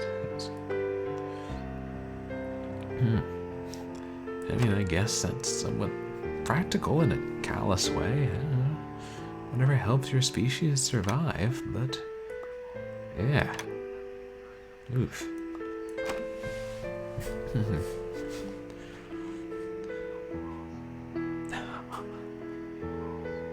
Yeah, that's like a rite of passage, or, trial by fire.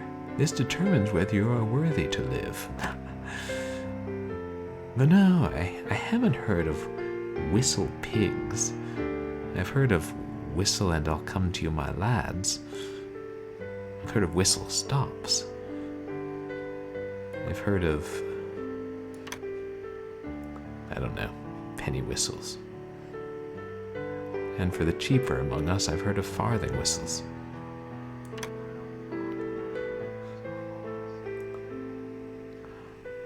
Wait, really?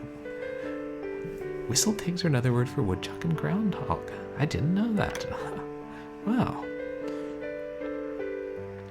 And I'm seeing groundhogs and woodchucks. Yeah, if they did wolf whistles. Hearing that out in nature, that could be creepy if you weren't expecting it and you were thinking that was a sound made by humans and not wolves.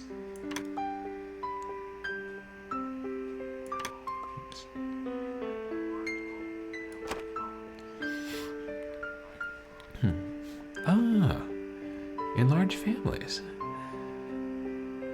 Like, I've mostly seen lone woodchucks, but not that I've seen that many.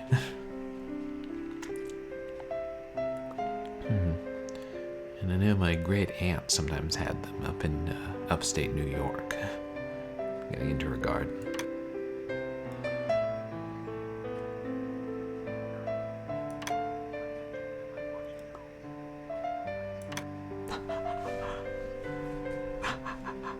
Oh my god, you did, Dame Karen?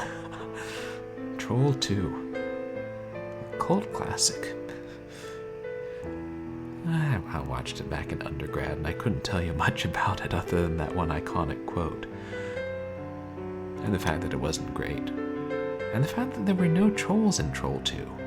Only goblins.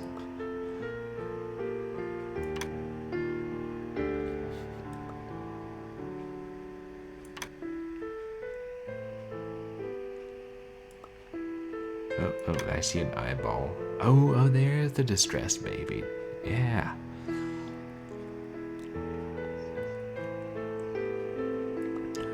Oh.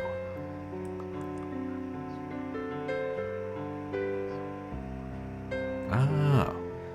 Whistle pig hunting.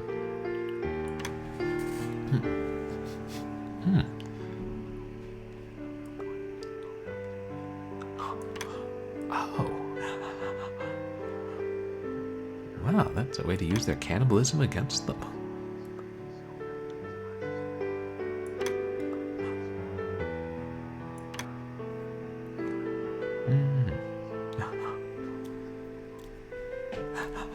All the goblins in Nilbog. Nilbog. I wonder where that name comes from, because I've heard it in various movies. It makes me think of Needhog.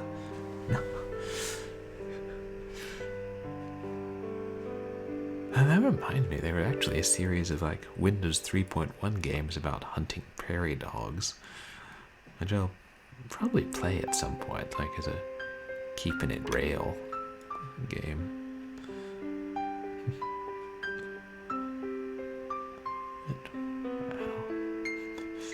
Wow, cannibalism. And did you usually use a pellet gun to pick them off, or like a 22? Yeah. Where that dark thing is, it's...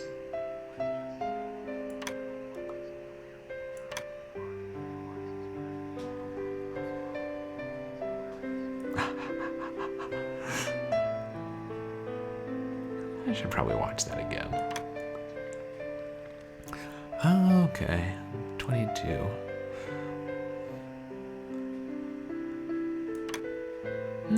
Those are neat rifles. That's what we used to shoot back in Boy Scouts. Trying to get the riflery merit badge.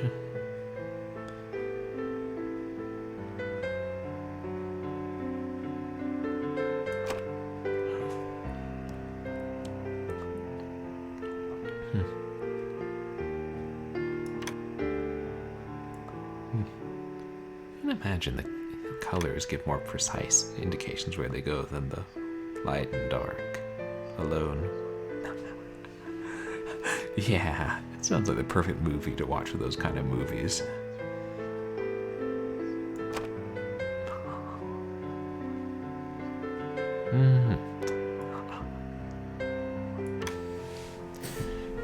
Yeah, I mean, I can understand that if you don't actually collect and use them, but if they are, you know, pests and destroying gardens and there are huge populations, I don't know, I know sometimes you need to thin out populations of those things.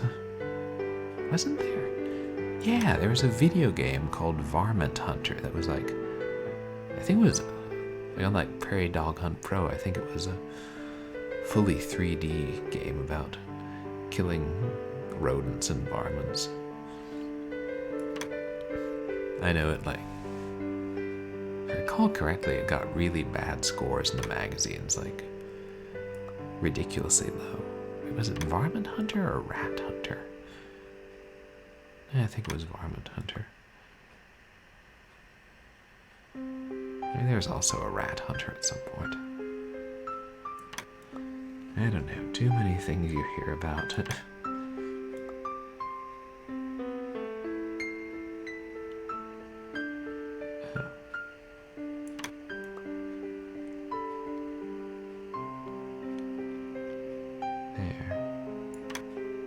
Gotta be somewhere along this column.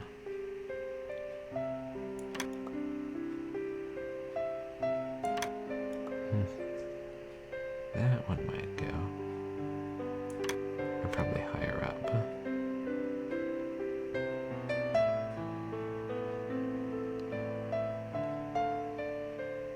Yeah.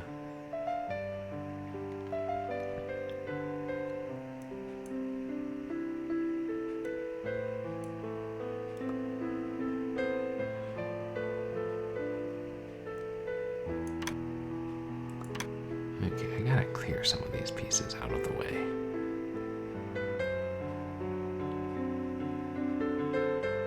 Could that one go? Nah. I don't think.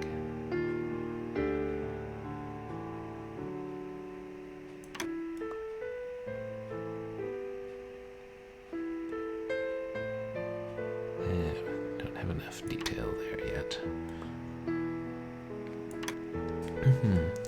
Well, but that's a shame that your friend, or what did you say, a friend of a friend was retiring from streaming?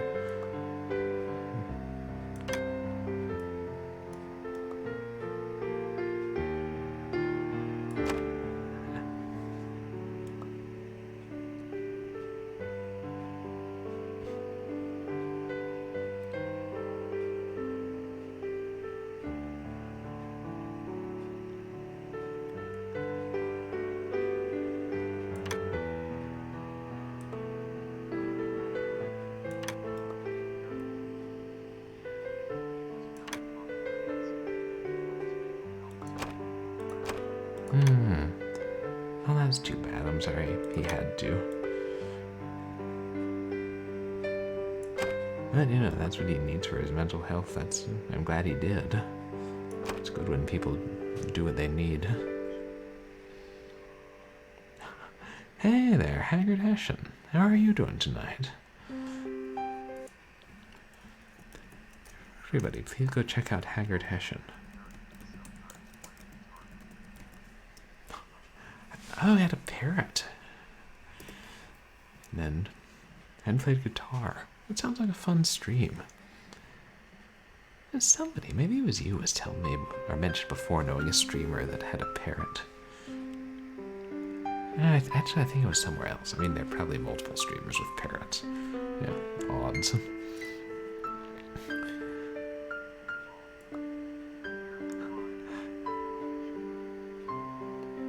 Yeah, and how's your evening going, Hessian? Were you playing?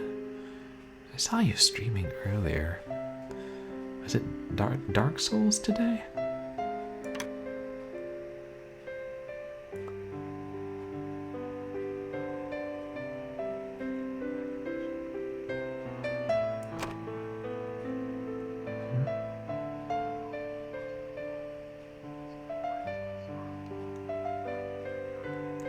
Oh no, I'm sorry, not you, Hessian. I didn't mean you. And oh, it could have been mostly Wolf who was mentioning knowing someone with a parrot.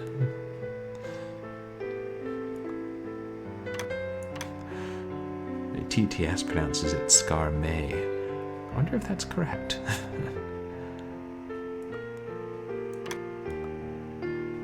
Sometimes TTS takes liberties.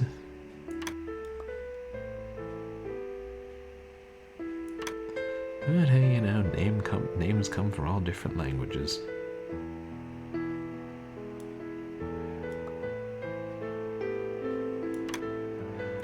Okay.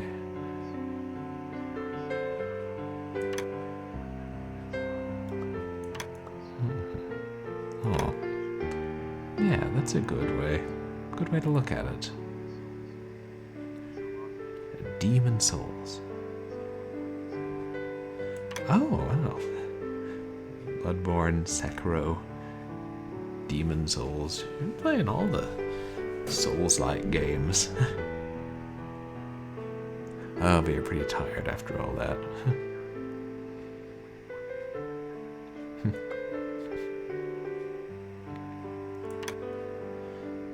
Do you like Sekiro? I know I've heard some people say that, you know, even if they like the Souls games, they don't think they would like Sekiro. Heaven knows why. I mean, just because I don't know much about it.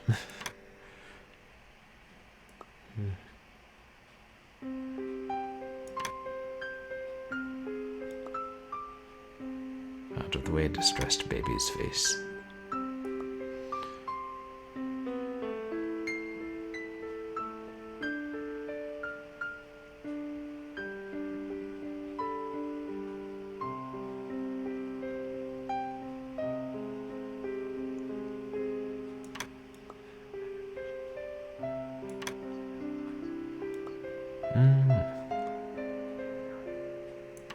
Tightest controls.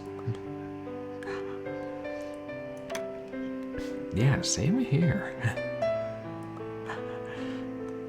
Yeah, I mean that like subgenre is said to be a particularly hard one. But I'm sure you'll beat them eventually, Hessian. Or, you know, use a Game Shark. That's also possible. Oh, you've already beaten them all.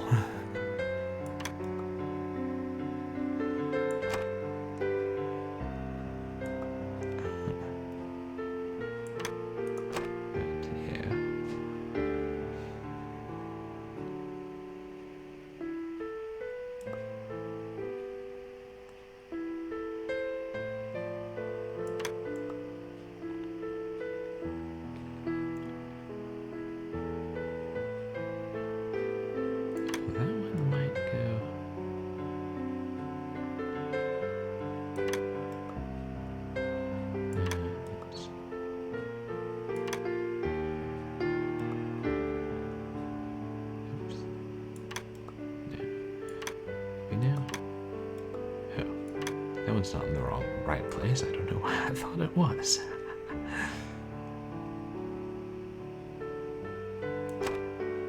Oh, now it's in the right place. Ah.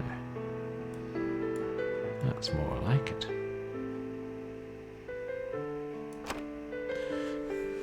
I might try one of those, like Dark Souls or something games eventually. Probably just because I've seen various friends playing it. I know in addition to being pretty hard, they're pretty long.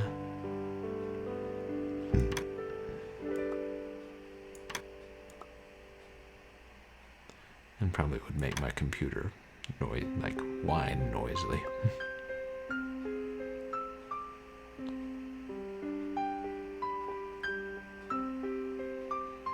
Gotta get this out of the way.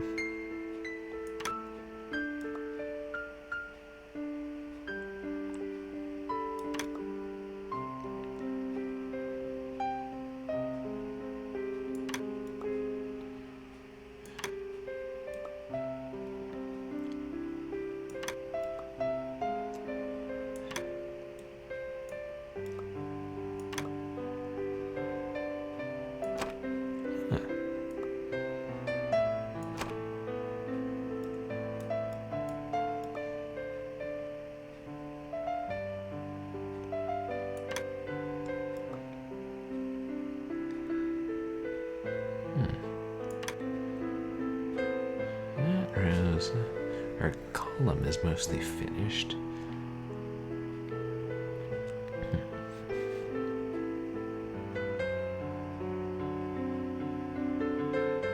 It seems like these ones should be easier because they're just like the very tip will be a medium dark color next to a much darker color.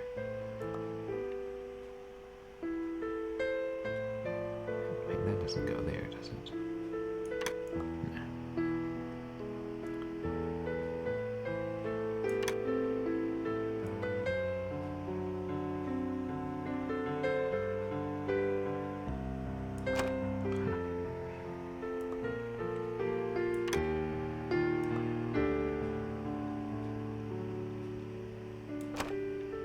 No.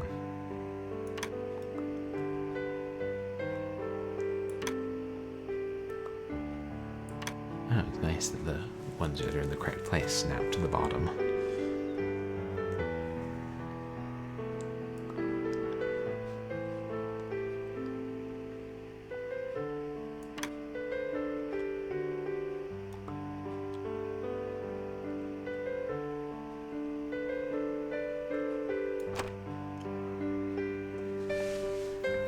Okay, we're starting to get the picture a little bit. There's something in the center here.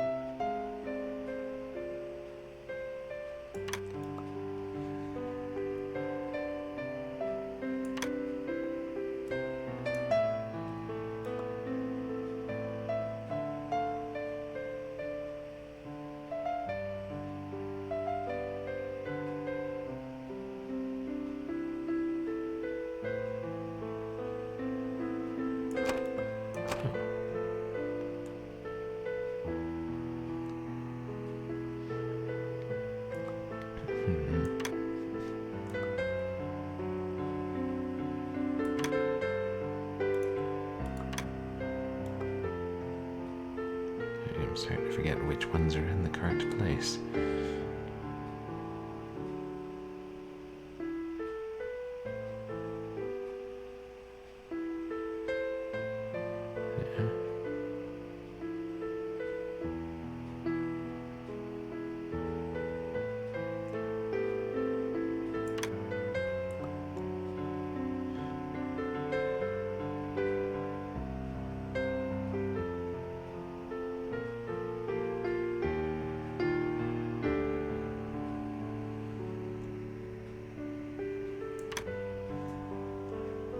There's one that looks like an eyeball.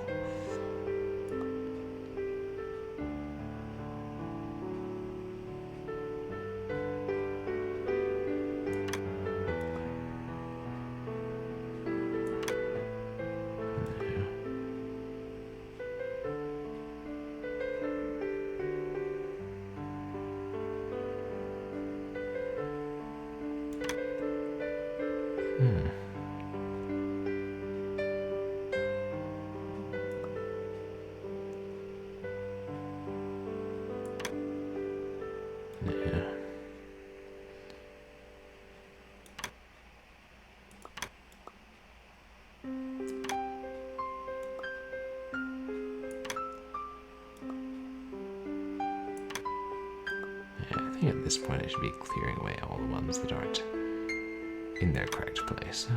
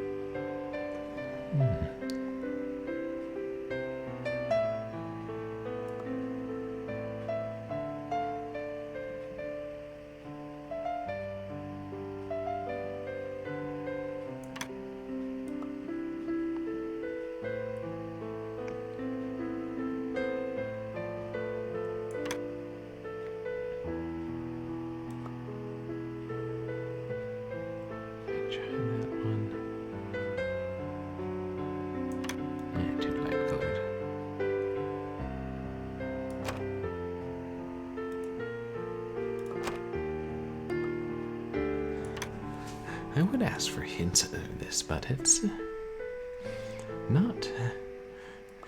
It's not the sort of thing that's easy to give hints on.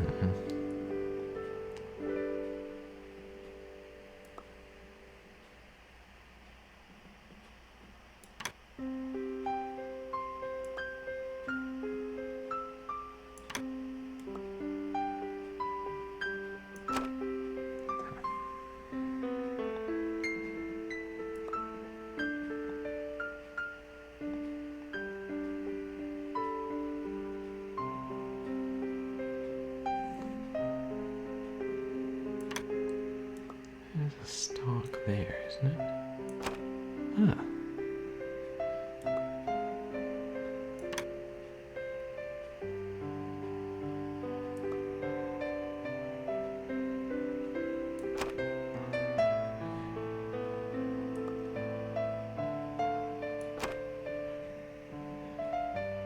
That's definitely a face.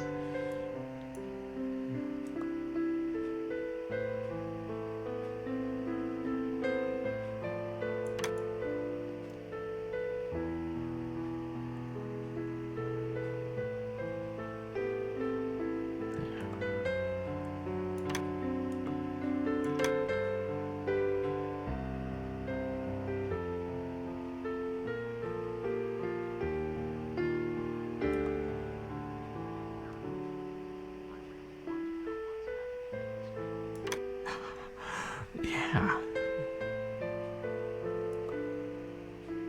Perhaps it's being carried away by the woodland fairy.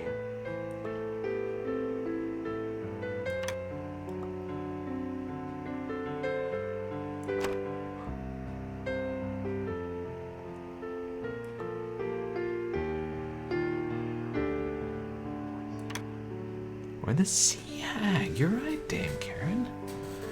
Maybe the sea hag is the real villainess here. They somehow imprisoned the ghosts. And she wants us to help her carry away more children. Probably not what the author is going for. Or developer. Author, developer. Whatever.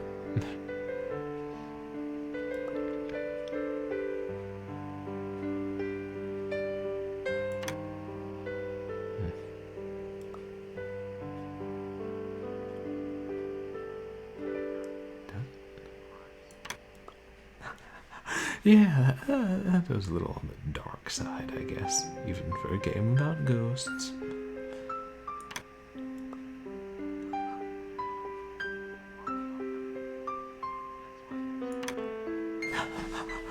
Your ex-wife was the sea hag who carried away children into the forest. Well, I'm glad you're no longer with her then, Havoc. She sounds, not a great influence.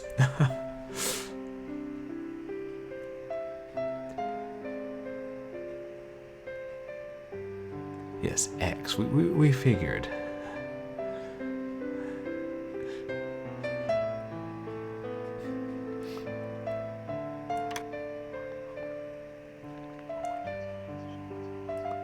Oh, a puzzle.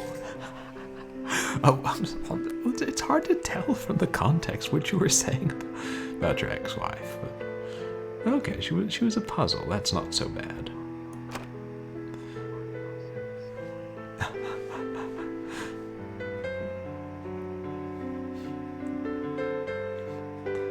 Perhaps not all puzzles can be solved.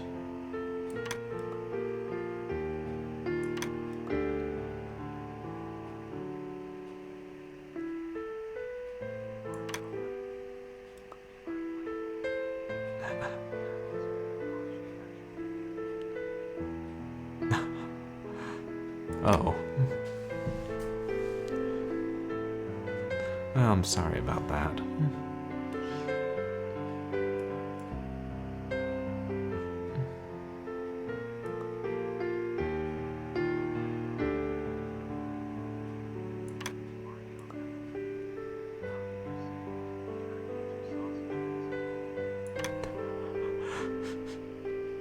Turned into sausage.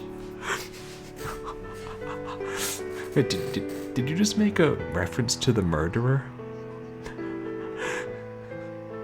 Was that a reference to the murderer? Were you here when we played that, Havoc?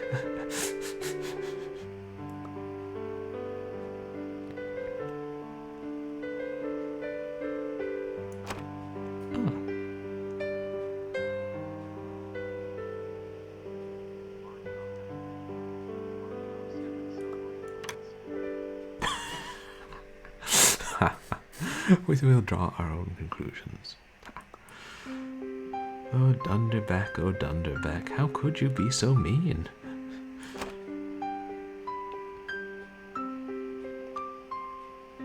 There's a piece of her head missing. That must be around here somewhere. Ah. Right, the Matrix. Yeah, ignorance sometimes is bliss.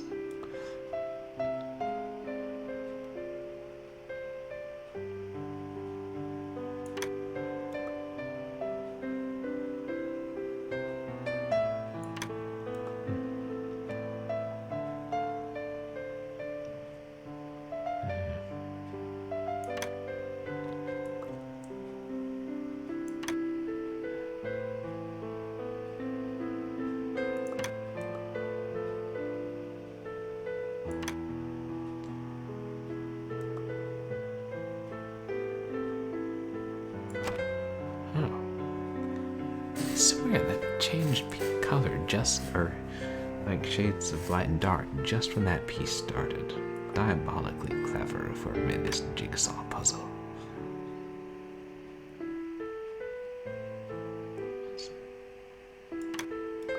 Nah.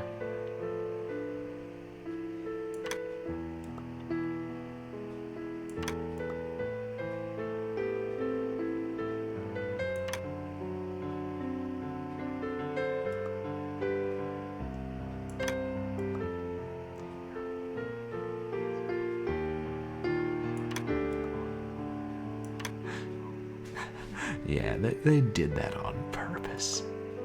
They're trying to make these puzzles harder to solve.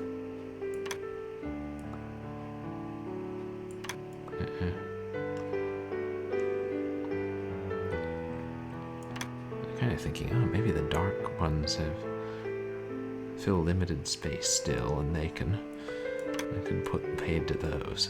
Yeah, rude. They're trying to trick us. Trying to make the puzzles harder. I think that's her hair. Yeah.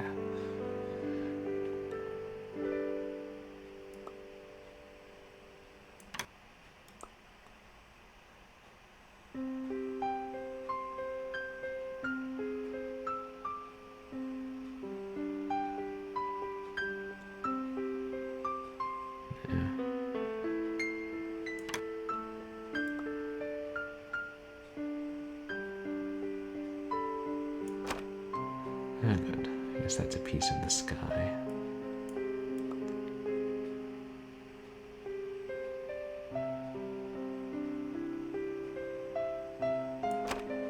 And that is her hair. Doesn't seem to have as much texture as the rest.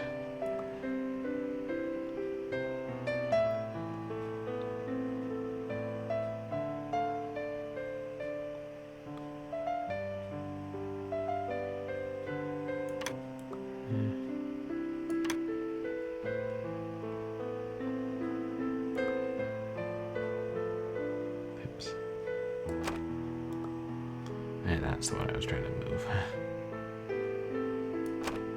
Oh. And once again, drastically lighter than the surrounding pieces. Can't tell what that's supposed to be.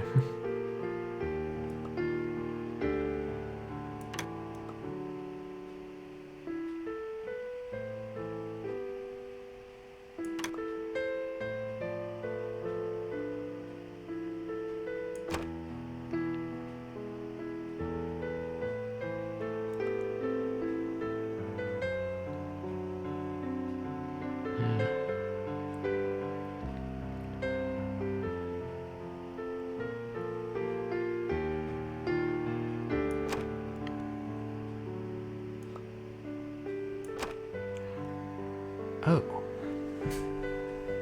Distressed baby is hovering over her. Maybe it's a spirit.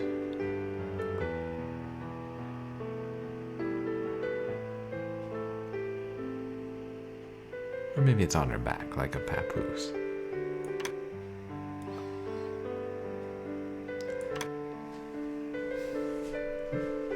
But I think I like my initial idea better. The distressed baby spirit hovering over you as you wander the forest.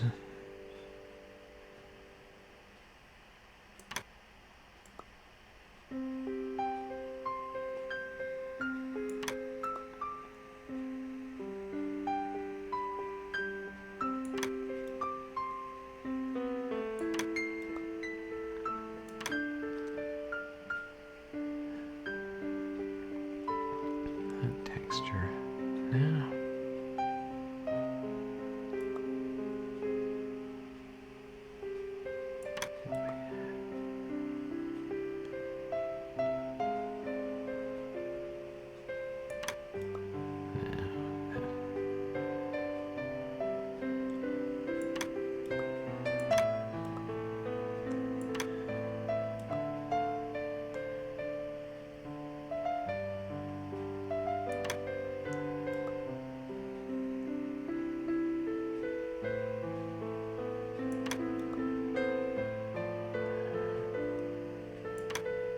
I feel like I'm kind of approaching the try them everywhere phase.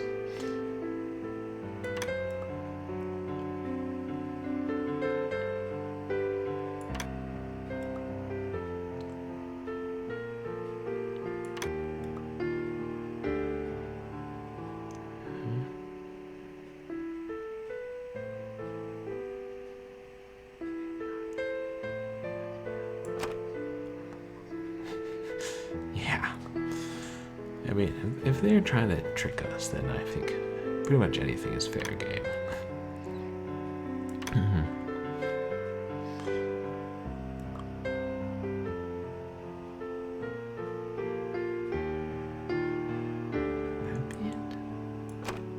It is, huh?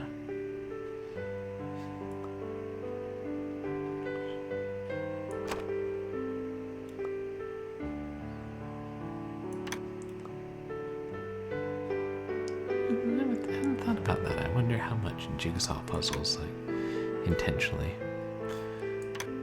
try and make a different color start with a certain piece just so it'll throw you off.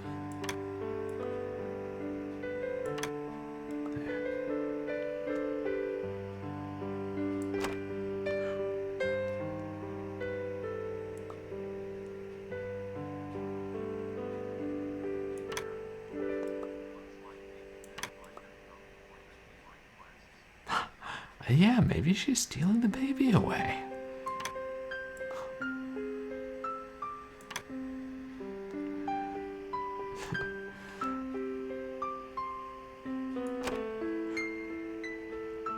There. Okay, now we know what it is.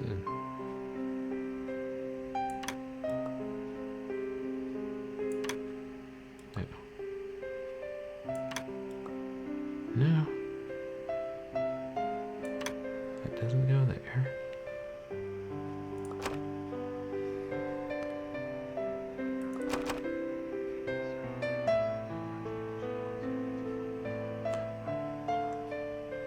Yeah, you know, she does look older. Yeah. Maybe it is baby theft. Get some sun. Oh, am I sunburned? Haven't been outside that much, have I? No, I was riding around a fair bit on Friday, running errands with the boss. Maybe that's it. But it also could just be this less good webcam is making me look more tanned or burned than I am. This is the last piece, right?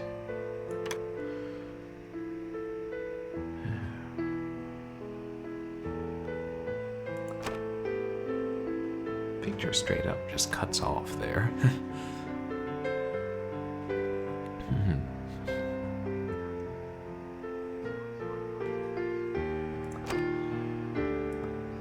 Okay. And something else must be in the wrong place. Here, wait.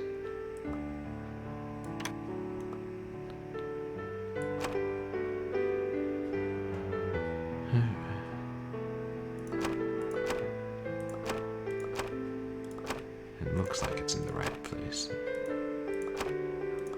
I'm going by sound. Yeah, they're being tricky. Hopefully it's just that and they're not being game breaky. But I kinda doubt it.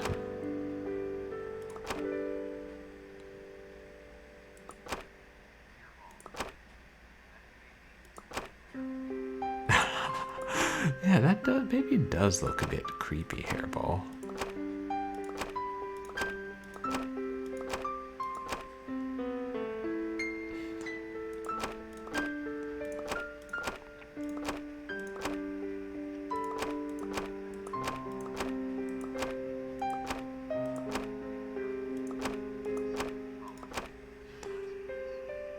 Second column, third to last piece. Oh my gosh, you're right. Wow, good catch, thank you. I never would have found that. I mean, without clicking on every one of them.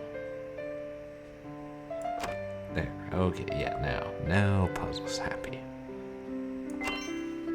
Behold, the sea hag and the baby. Yeah. Ooh. Ghosties. Philip, I am so afraid when you are not here. Sometimes at night, I think I hear the child snatcher coming to take Gerald or Mary Catherine. Yeah. child snatcher.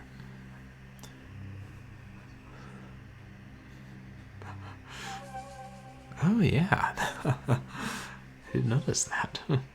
Child snatcher? Now that is such nonsense.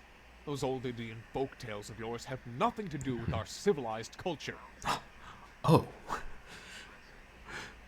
Philip is being kind of a jerk.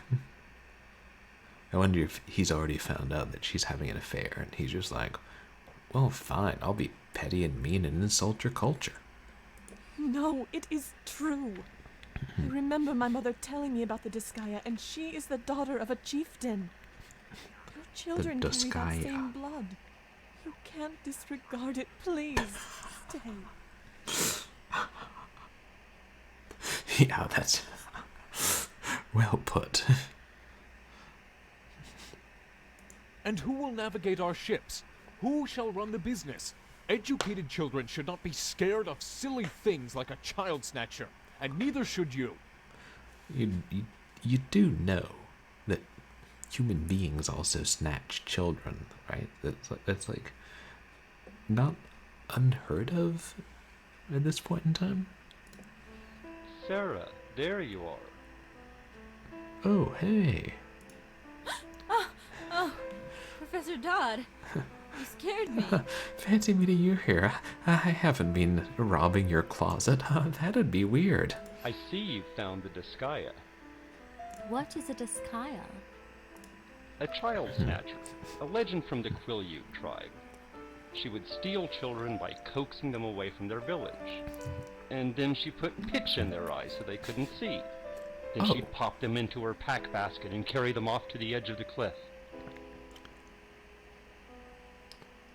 Oh, she sounds delightful. Then the Disgaea would take the terrified children from the basket and would swing them out over the cliff and river. Back and forth, back and forth. She'd continue until she grew tired of her sadistic game, and then she would cook and eat them. Oh, and then she would cook and eat them. I feel like that voice actor was definitely having fun with that line. But yeah, the Lindbergh baby, a good example. I mean, granted that was a little bit later than the... When is this, like 1870s? But, yeah.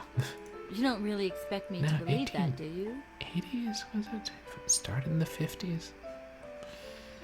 Not all things are black and white, Sarah. Sometimes you must believe in the things you can't see. Right, exactly. It's rich people and, yeah, civilized people as well. Interesting. So does the professor as well as the doctor believe in things that aren't strictly normal? What is this totem pole doing in here? The Van Horn family has Indian blood in it. Samuel Van Horn's son, Philip, married Miranda, whose mother was a Quileute Indian. Miranda's mother, Magina, was the daughter of a chieftain. Magina. There was a missionary doctor by the name of Elijah Stewart, who had settled at Cape Disappointment.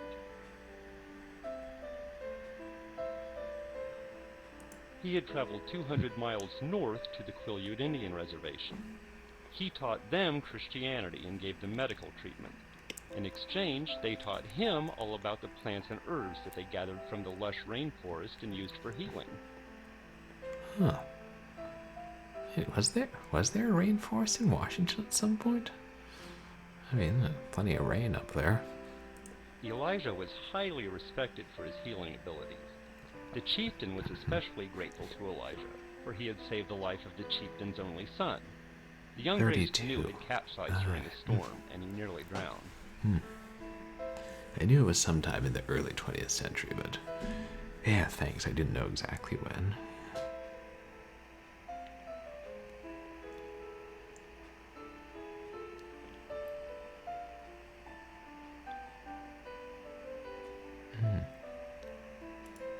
Elijah dove in and pulled the brave out of the water. For his reward, the chieftain gave Elijah his only daughter, Magina, named after the full moon she was born under. Maggie, as she was known, was a lovely young woman, and Elijah was enchanted with her. When they got married, the chieftain gave the young couple a small totem pole filled with gold so they would have a good start to their marriage. He sadly waved goodbye to them as they headed south. When Elijah returned to Cape Disappointment, he claimed his 620 acres and began his medical practice. After 10 years, Aggie gave birth to a daughter. So much Born under land. the evening star, she named the girl Miranda. Elijah was overjoyed at his lovely wife and beautiful daughter. He spoiled them whenever he could. Growing up, Miranda often played with the Van Horn boys, though Philip was a bit too serious and Joshua was often sick. She became closest with Richard, and they became the best of friends. Right.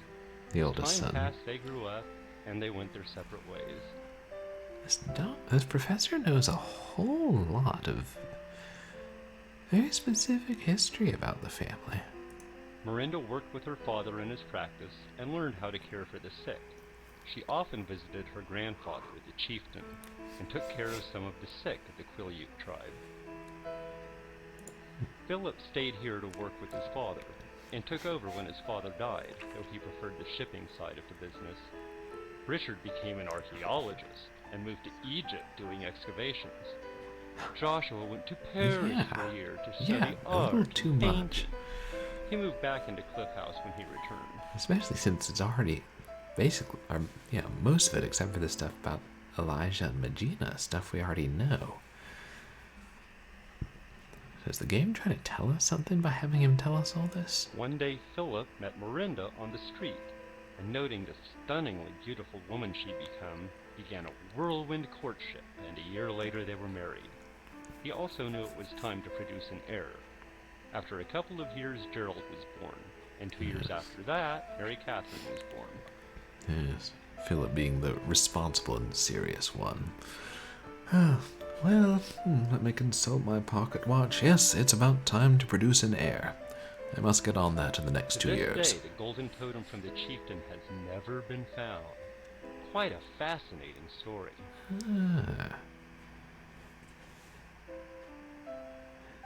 And, what's his name? Obnoxious guy on the stairs was saying if we found anything that was worth a lot of money, we should return it to the family. Time to produce an heir. Yeah, that's not the nicest way to put it. I have to agree with you on that. Well, I am off to take a walk in the garden. I hope to see you soon. Do you, Professor? To Amanda, right. We can only assume that he suspects the totem pole of gold is still around there and wants us to give it to his mother and his family. It must take a bunch of money to run a bed and breakfast this size.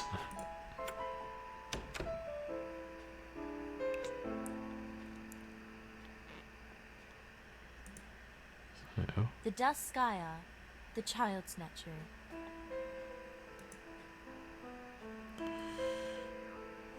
Legends can be creepy.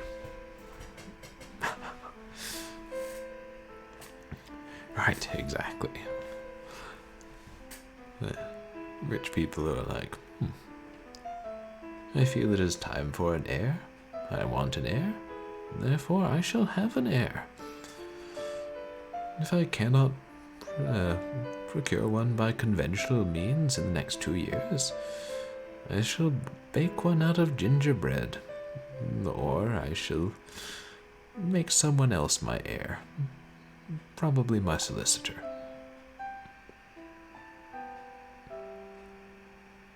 I have no idea what I'm talking about. But what else is new? Oh, now we put that key in the music box.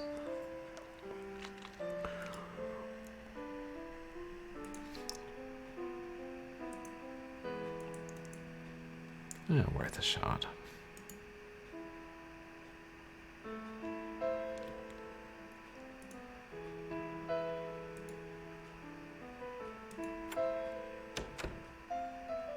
Okay, we've got the map and we've got the axe.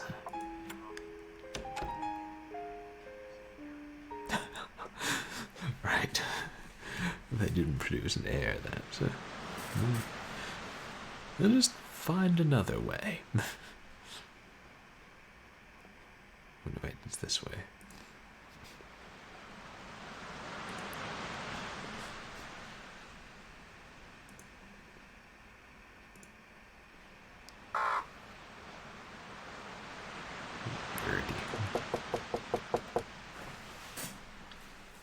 Do you have what we need, Sarah? Yes, and we won't say it by name because that would be incriminating. I have the oil. Or we do say it by name. Well then, let me have it. I mean, if you're thirsty, I also have a bottle of wine. Oh, okay. In the game, we actually have to hand it to her. Here is the oil you wanted. Yeah, I feel like there are questions that should be asked first. Is that raven a child that you snatched and transformed? Ah, the oil. This is for me and my joints. What? I risk getting caught breaking into the doc's room so that you can have oil for your joints? Couldn't you just ask the doctor, or, I don't know, buy a bottle of oil? Yes, you did. Oh.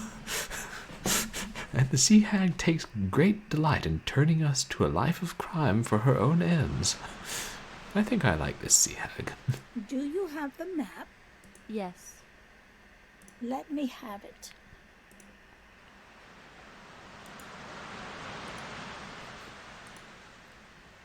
Here is the map you asked for. Yes, this is it. The map is for you, Sarah. What do I need this map for? For when you go to the rainforest. The rainforest? Tomorrow morning, take the boat out, but by yourself. The child snatcher's apprentice. No one is to go with you. Go north. When you see the raven on the beach, you'll know that you are at the right place. It will be a struggle, but one that I know you'll overcome. I appreciate your faith in me. You do realize that now you're basically telling me to steal a boat, right? There's the oil on the map, then the boat. What? Do you also want the fairy statue from the entryway? Because I could probably lug that down here. And why am I doing this? Oh, thank you, Havoc. I appreciate it. And, you know, I'm probably going to end really soon. Like, maybe even just after this conversation. Because I'm getting tired, and I don't think we can finish it. So, oh, wow. It's almost 1 a.m. It is tired. But I really appreciate you coming in.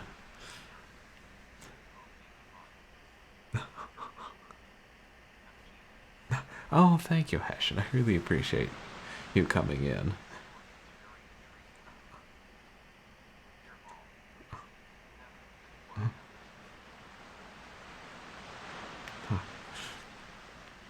Yeah, the child snatcher's apprentice. Like the sorcerer, but for child snatchers. You will understand after you find the sacred place. When you are done there, head to the lighthouse. It is south of CLIFFHOUSE, right off the mainland. When this is done, peace will return to CLIFFHOUSE.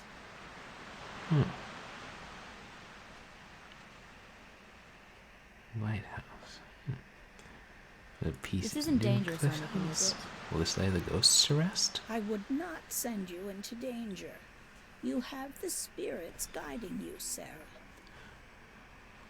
Oh, so did the Raven also tell you that the professor wasn't packing heat and wouldn't shoot me dead if he caught me breaking into his room?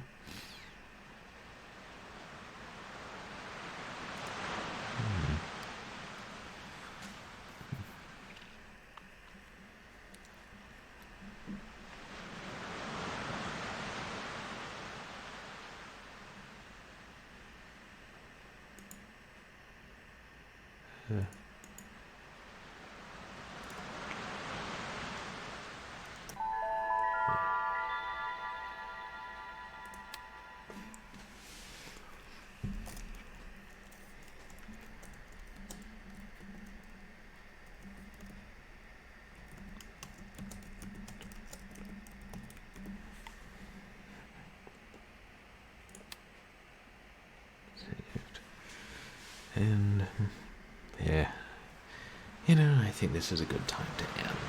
It's late, and how long have we gone? Like 5.5 hours. I don't know, we might... I don't know exactly how much we have left in the game, but not that much, but more than an hour. So, it's... yeah, we'll resume the life of crime next time. Ooh, then maybe we'll play that game Thief. Or Postal 2. Yeah, that's crime of a different caliber. But I didn't think Stories Untold would take so long, and... oh, let me switch.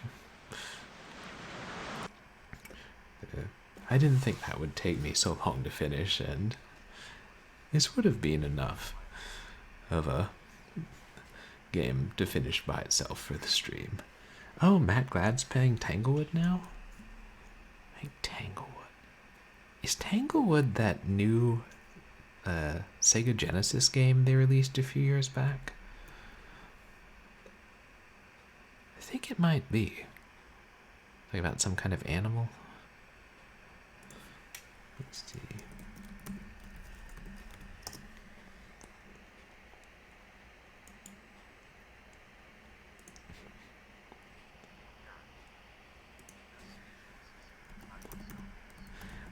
Yeah, I have heard of that one, and I haven't seen it played, and I think I was considering buying it, but then I'm like, I probably should be spending my money on other things. That'll be fun to see, and I think I had intended to raid Matt Glad maybe last week or the week before, and then ended up raiding someone else. So maybe it was a fox. Yeah, let's go ahead and raid him. That sounds fun. Thanks for the suggestion. Yeah.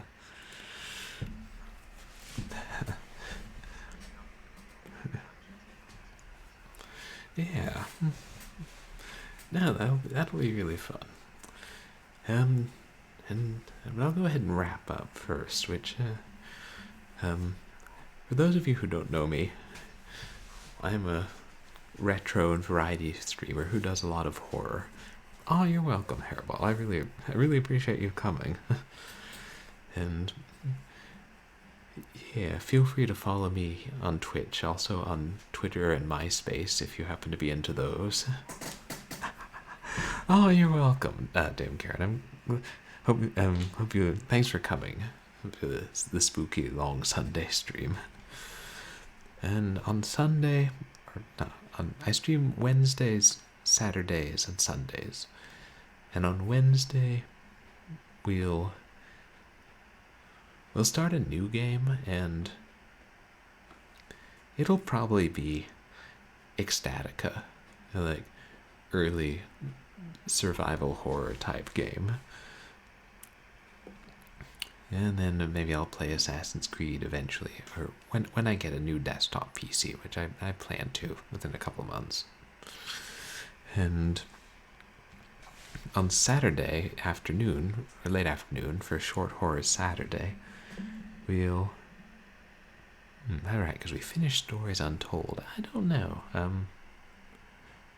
might do that horror visual novel I downloaded. We'll figure it out.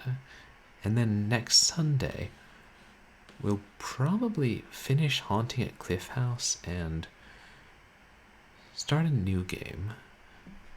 I'm not sure which one. I've got a few I know I want to play coming up soon. I might start the Hardy Boys game. But I'll decide on that and let you guys know. We'll go ahead and raid. And sorry for the technical issue as well last Sunday, and then the bad audio in the Jurassic Park stream, and then me missing Short Horror Saturday. And good, it did raid. And oh yeah, and I did promise I would do a bonus stream to make up for missing a couple a while back, so maybe either this week or next week I'll do that at some point, and it'll probably be the Madness of Roland. Just, among other things, I gotta make sure my Windows 3.1 setup works before, like, it doesn't have any bugs before I do that. Thank you all again for coming here and hanging out and getting scared and not getting too angry at the slow gameplay sometimes, or the red text on a black background sometimes. Yeah, such a great design choice. Well, I hope you guys have a good week, and I'll see you all soon. And please hang out for the raid and say hi to Matt Glad. What a tangled wood we weave when first we practice to raid. Oh boy, you should see the virtual boy.